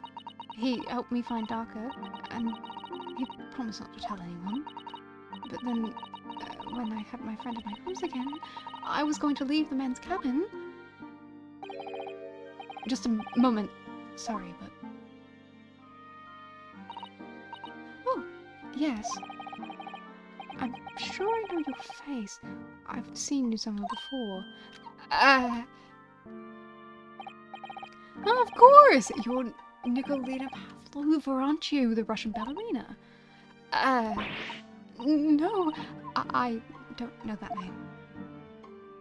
My heart nearly stopped when he said that. He knew who I was. I could find this man from a land far away. In a land in the faraway east, no Russian ballerina. Yes, I saw your performance in Japan. The beauty of the ballet made a deep impression on me. But what are you doing on the ship? I'm sure I read that your ballet company was performing in Shanghai at the moment. Can't fool him. I have to tell him the truth, and I hope he doesn't tell anyone. I have no other choice. I see. So you've run away. Please, please keep it secret. Don't tell anyone. Give me a moment. I could use another opinion here.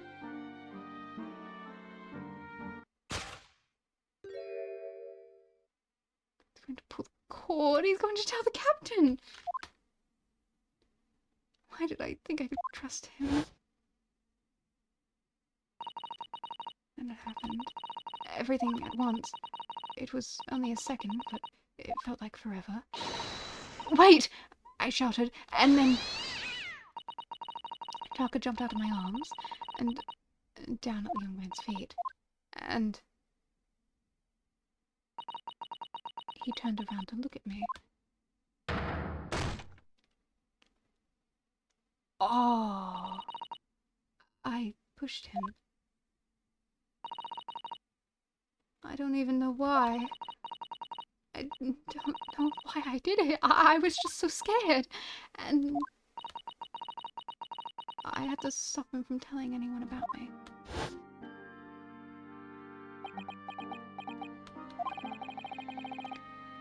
And that's when you went to fetch help from Seaman Strongnoff, who was on duty in the passageway. I heard Nina cry out and fell on the floor, so I ran to her. She was standing in the cabin door, shaking like a leaf. She looked at me and said, "Help me, Piff! If they find out, I'll be... Please, I have nowhere to go." So you decided to help. And that's when you arranged things in Kazuma's cabin to make it look like... What? To make it look like I did it.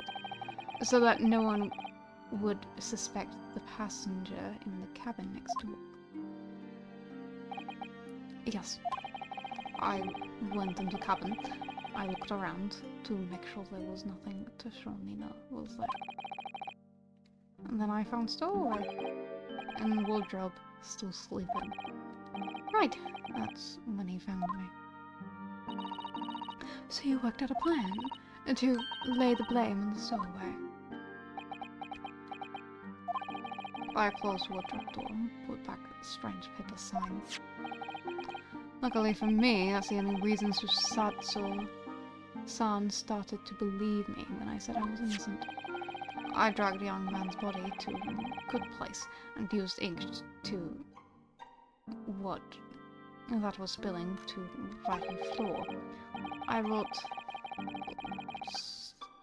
so that person who found him would look inside a wardrobe to find the stowaway.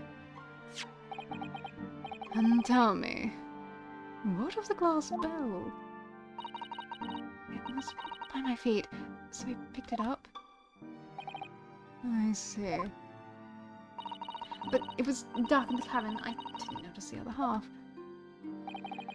Then Angel went back to her cabin, and I finished.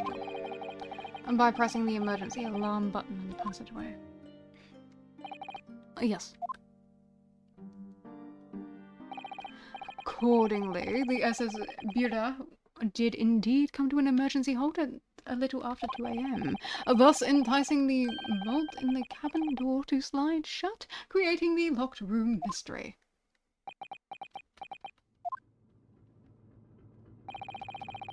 There's still one thing I don't understand, Miss Pavlova.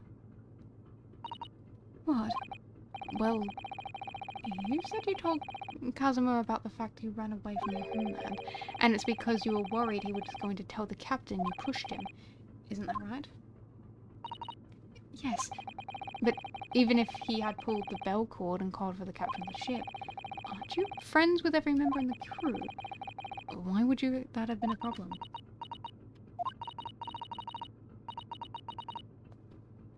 It was what he said first that made me scared. When he said first? What are you doing here at this time of night, Inspector? Oh! I'm sorry. I thought it was a friend of mine. He said an inspector was his friend. Ah, yes, meaning me.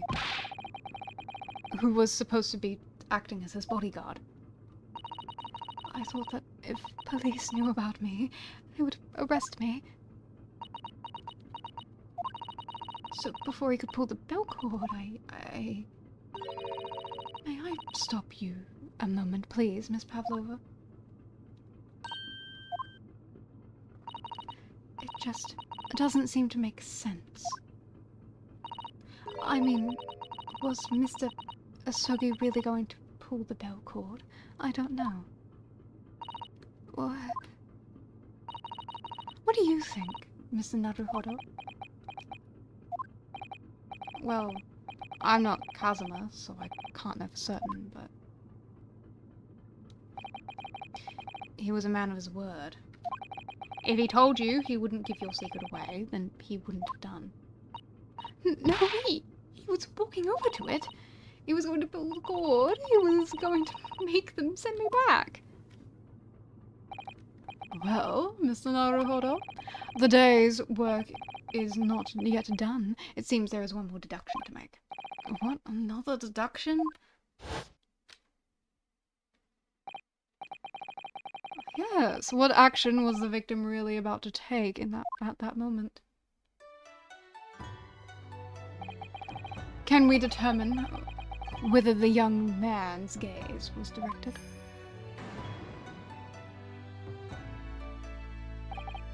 First, consider the victim's location within the cabin. That's easy. I remember every detail of that room. I mean, yes, I've spent quite a lot of time in the wardrobe, but still, that cabin has been my home for this entire voyage. This is how the cabin looked last night when Miss Pavlova visited Kazuma-sama. Yes, it's exactly how it is. Are you ready then, Mr. Naruhodo? Yes, if there's one thing I learnt today, it's that a simple gaze can reveal all manner of truths. And not only that, in order to draw the right conclusion, you can't afford to be out by even a little bit when you're following the gaze where it lands. So, when he turned away from Miss Pavlova, what exactly was Kazuma looking at? Take that!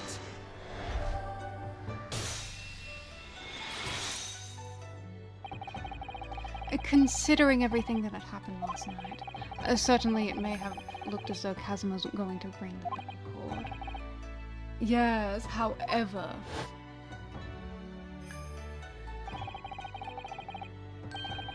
what is directly beside the bell cord? A wardrobe. A wardrobe? And more importantly, what it was inside the wardrobe. The man's great friend, sleeping soundly. Miss Pavlova, please think back very carefully. What were Mr. Sogi's exact words last night? Give me a moment. I could use another opinion here. Another opinion? Yes, but not from a member of the crew. No, Mr. Asogi intended to consult his close friend on the matter. To see if between them they might be able to help in some way, no doubt. Oh, no. Sadly, we can't know the truth for certain now. It's too late for that. But I wish you had made sure of what Mr. Asogi was looking at. Things might have ended very differently if you had.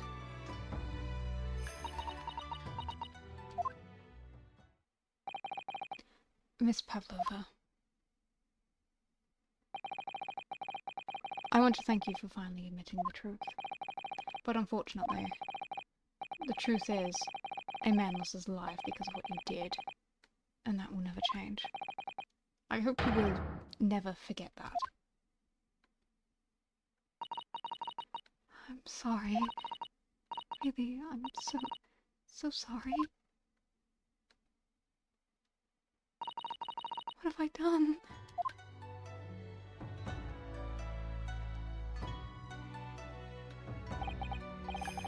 So, at long last, the mystery surrounding the tragic accident on SS Buda was finally laid to rest.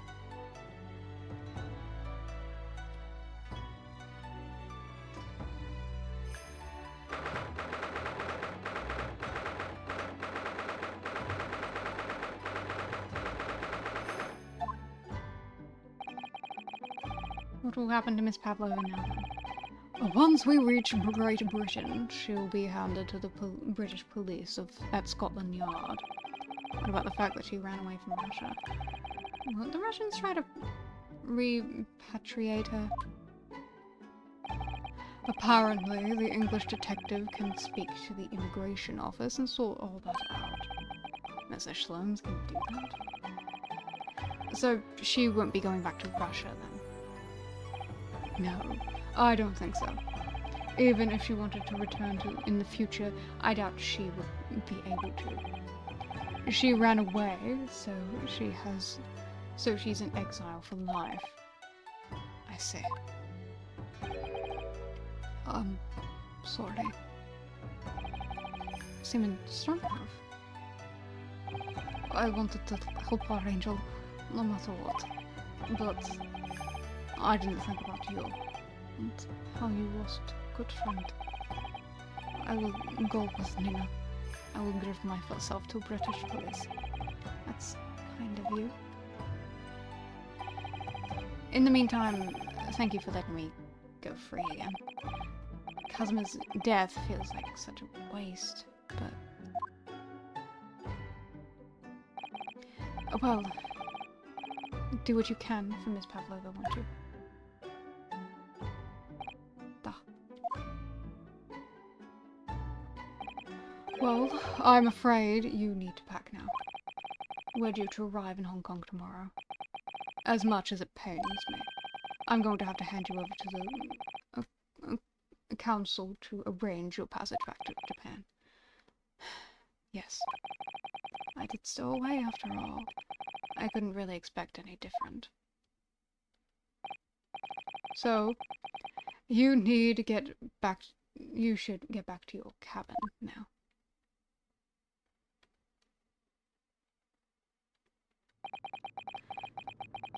Looks like my study tour in Great Britain is over before it even begun.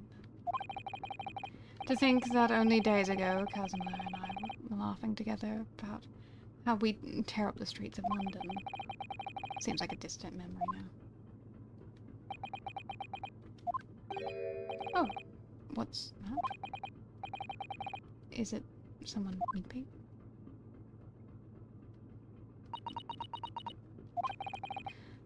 Satsu-san?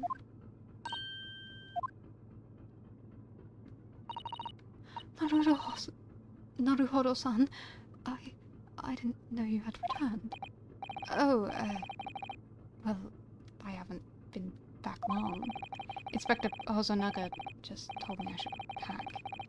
You know, we leave the ship tomorrow and all that.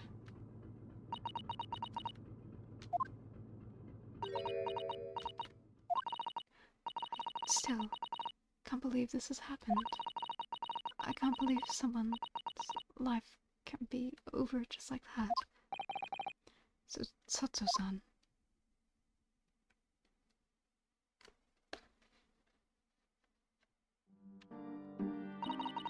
He had such grand ideas for this visit to Great Britain. So many dreams. And now, they've been cruelly taken away. Just as he has. I thought I could never forgive the person responsible. But now we know the truth. That it was just an accident. Just a silly series of mishaps. It's not too much. Naruhodo-san. It's just too much. Yes, I know. I wish there was something I could say.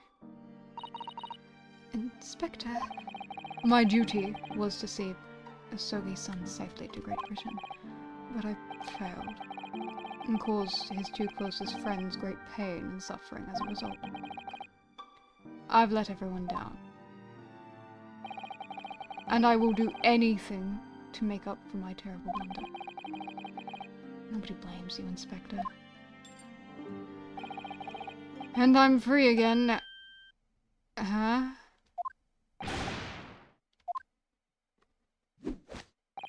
Surprise, Mr. Naruhodo!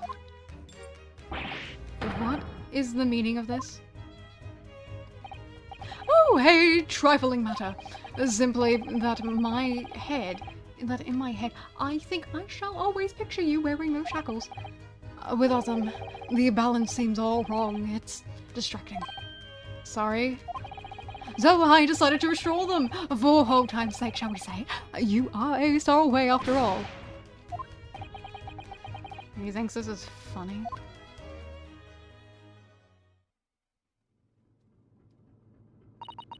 Mr. Sholmes, we do appreciate all your assistance. I'd like to thank you from the bottom of my heart. Not at all, not at all! And though it's a little late, may I offer my sincere condolences. The loss of your companion is truly heart-rending. I hope that you will be able to fulfill some of his aspirations in his honor. I'm afraid that won't be possible. We shall be disembarking at the next port in Hong Kong. We have to return to Japan and make a full report about everything that's happened. What? Wait a minute. It's just me that's going back, isn't it? I mean, I was the stowaway.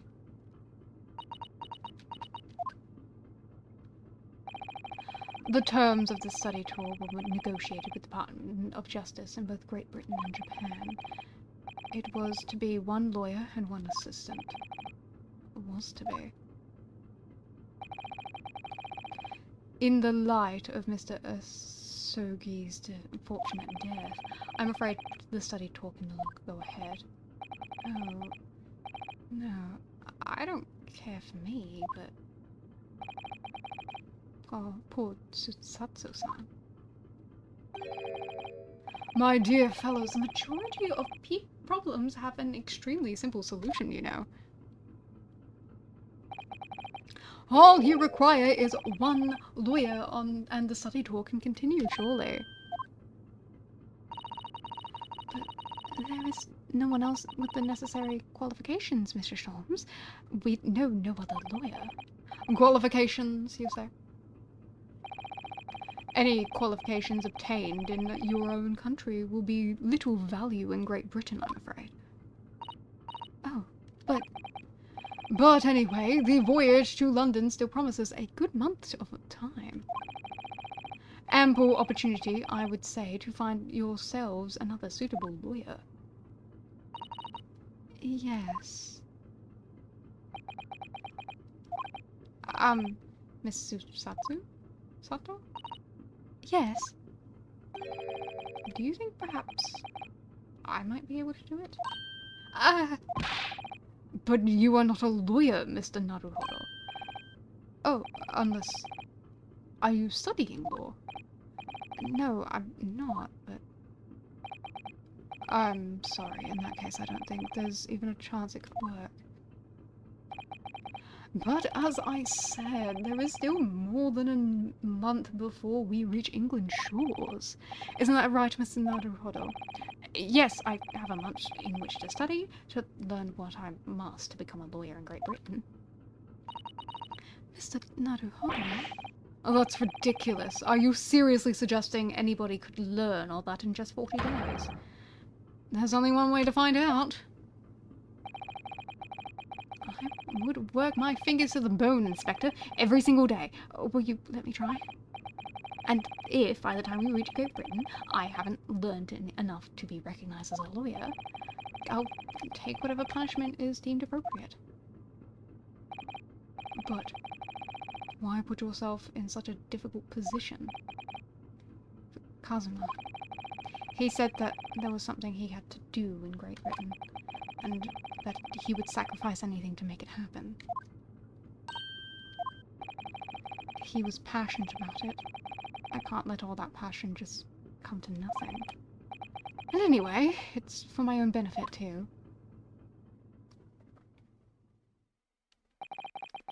I will become a lawyer. I have to.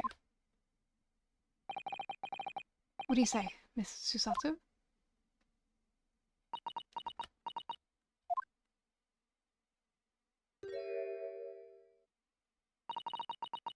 I think it's a wonderful idea.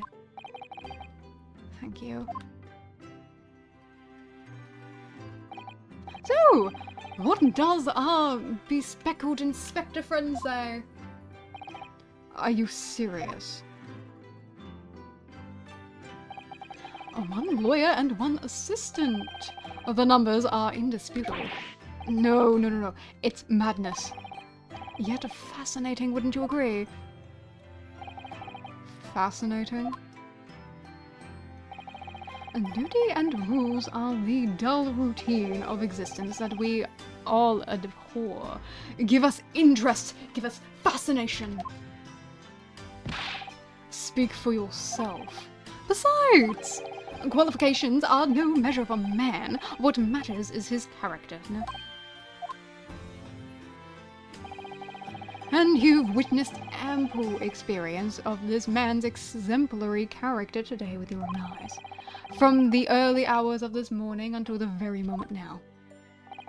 Despite contending with the passing of his close companion, and despite the accusations of guilt, this man has shown resourcefulness, intelligence, and above all, courage.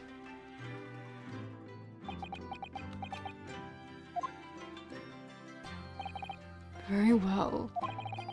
I'll think of a clever way to word my report to the Department of Justice. Inspector? After all, I did just make a promise, didn't I? I said that I'd do anything at all to make up for my shortcomings here. Oh, thank you, Inspector. If you'll excuse me, I must pay a visit to the captain's quarters, I think. I need to discuss what to do next, and how best to make my report.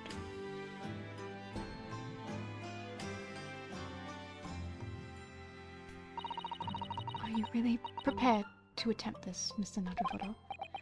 Yes, I'm going to try. I wonder... would you consider teaching me what I need to know? Everything about being a lawyer? I would be delighted to help you.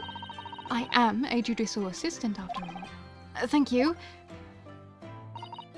And, Mr. Naruhodo, I'd like you to take charge of this. What? Me? Are you sure?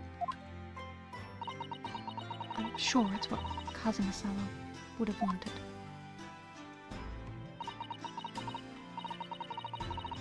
Its name is Karuma. It's a great sword that's been in the Asogi clan for generations. Very well. I accept it. I'll treasure it always.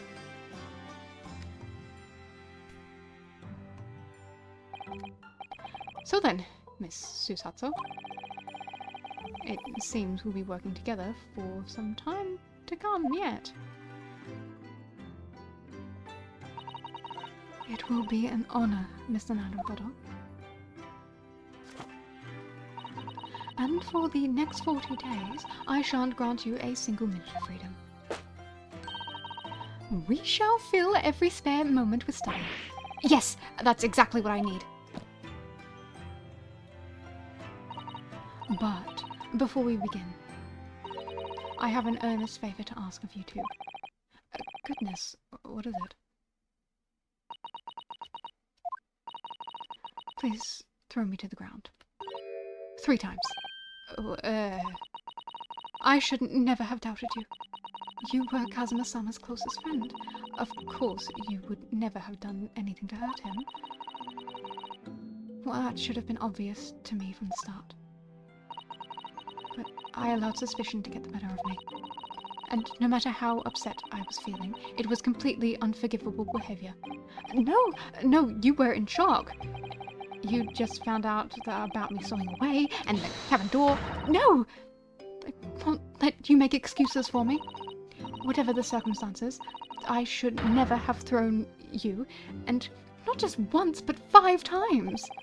That number keeps creeping up, doesn't it? Please, you must. Just take hold of me and throw me. Do it. Don't even think about it. No, I don't even know how. I've never thrown anyone in my life. Very wise, Mr. Naruhodo. It isn't a skill one acquires without considerable training. Oh, Mr. Sholmes. I observed your throwing technique several times with great interest. I confess, I was most impressed. When did he see that? I presume that would be a form of Japanese wrestling? Oh, well, in a way, it's not wrestling, but my own interpretation of an ancient jujitsu technique. Apparently, it's called a Susatsu takedown. It leaves your head swimming, believe me. How Beguiling. I am a practitioner of the combative arts myself. I am somewhat accomplished boxer. There he goes, dancing around again. I wonder if you'd be so kind as to instruct me as to the technique of your arresting throw. Yes, I'd be honored. Then let us not dally. Demonstrate, my dear madam. Oh, of course, of course. Are you ready, Mr. Naruhodo? Sorry. Ow. As you can see, these you throw from the abdomen. Oh, yes. Arresting indeed. And that is what you term the Susatsu takedown, is it? Actually, no. That is a Susatsu squash.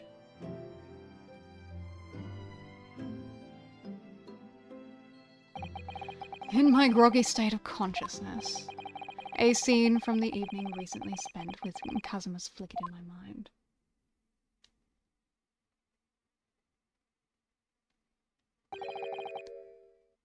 Karuma. That's right. It's a prized sword that's been passed down through generations of the Asogi clan. I can't believe you've managed to get permission to bring it with you. I mean, taking a katana on a study tour is more than a little irregular, surely.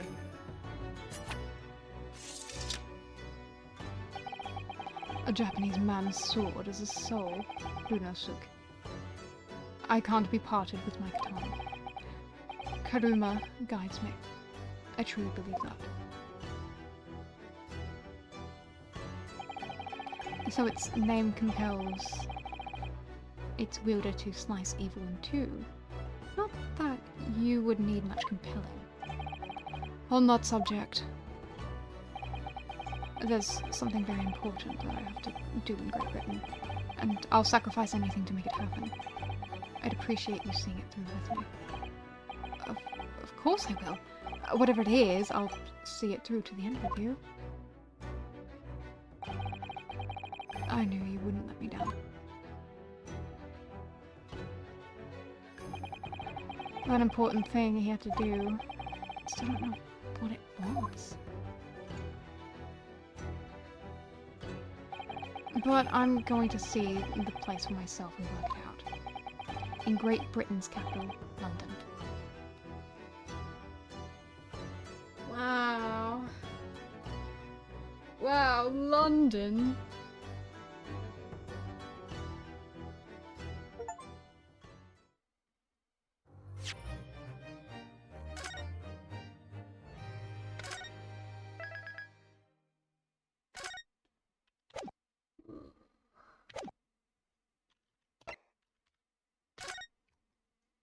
Oh my. Well. Yay, now I get to do actual fucking cases. Oh my goodness. Oh. Oh my goodness. A trial. I get to see a trial. Oh, a trial. Oh. I've already missed you, my dear trials. My dear, dear trials. I miss you. I miss you, my dear trials. How long is a fucking trial gonna be? It's 10 Chronicles. Chapters.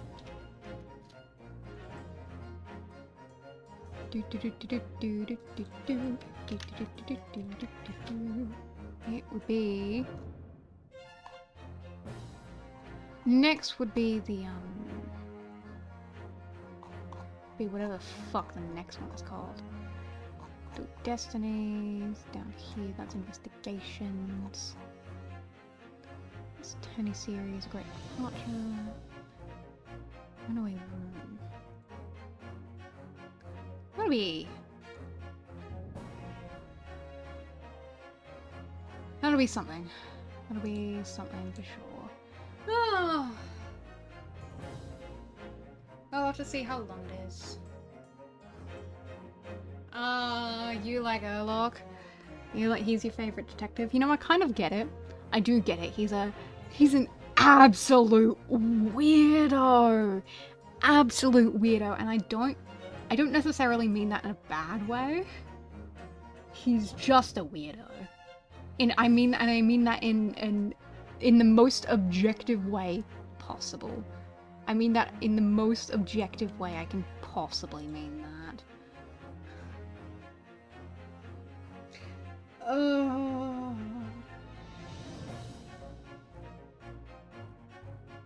Yeah, there's another detective? You mean there's another detective? How many fucking detectives do I need?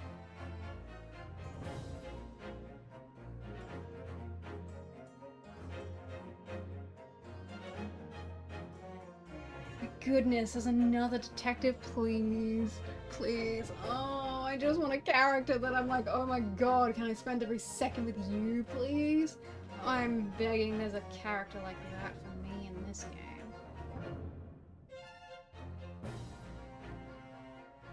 Because so far, I'm not incredibly charmed by anyone. I would like to be charmed. I enjoy being charmed. Charmed, I'm sure. I enjoy being charmed.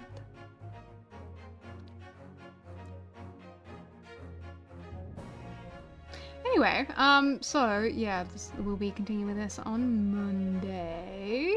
And then we'll keep going until we finish both games, and then we can play investigations.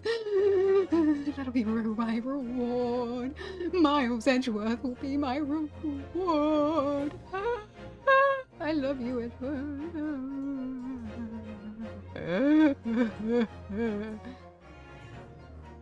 Yes, you have to wait. No, you only have to wait 2 days. Tomorrow and the day after. And then on the third day, that's when we'll be playing, because I take weekends off, except for when I go on my friend's stream on the weekend and we play party games and it's cool and stuff.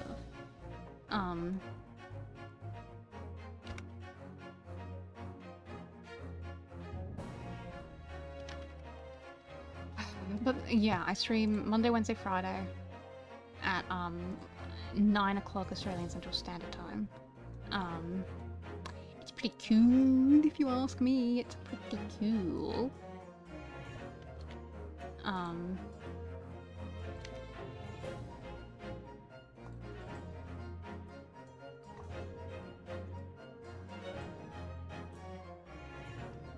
Oh, great goodness. Oh my. Huh. So the only one that's like super long is the final chapter, huh? Interesting. Well, we'll see. We'll see. I'm hungry. I'm very hungry now. I would like to eat food now. I haven't eaten food all day except for my cake. My cakey.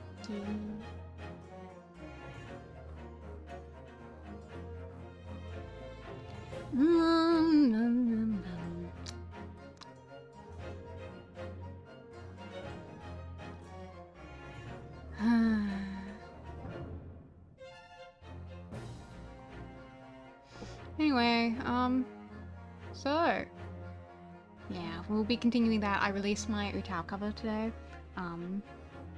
with Namin Ritsu. I really like her voice. Her voice is wonderful, and I wish we were getting more like covers of her these days, because like she's got such good voice banks. And I really like her design as well. But well, you know, we'll just have to see. We'll just have to see. So if you're interested in that, you should go check out the YouTube. I also post my VODs on Monday and Saturday. This weekend is, I believe, the final VOD for Dual Destinies. So, that's pretty cool if you ask me. That's pretty cool if you ask me. But, well, we'll just have to see how things go. Things will be amazing, I'm sure. Things will be amazing, I'm sure. I'm free. Anyway, I never know how to fucking end these things. It's always a bit awkward in this final minute, isn't it? You know, with you and with me and all of these things. And it's just how it is. Yeah, I'm gonna go make myself some lunch. Or, you know, maybe just wait for dinner, eat a snack instead. Decorate that last cake that I have sitting in the kitchen. Perhaps, if I feel like it. Anywho, thank you guys for hanging out with me. You're cool and all, and I'll see you later.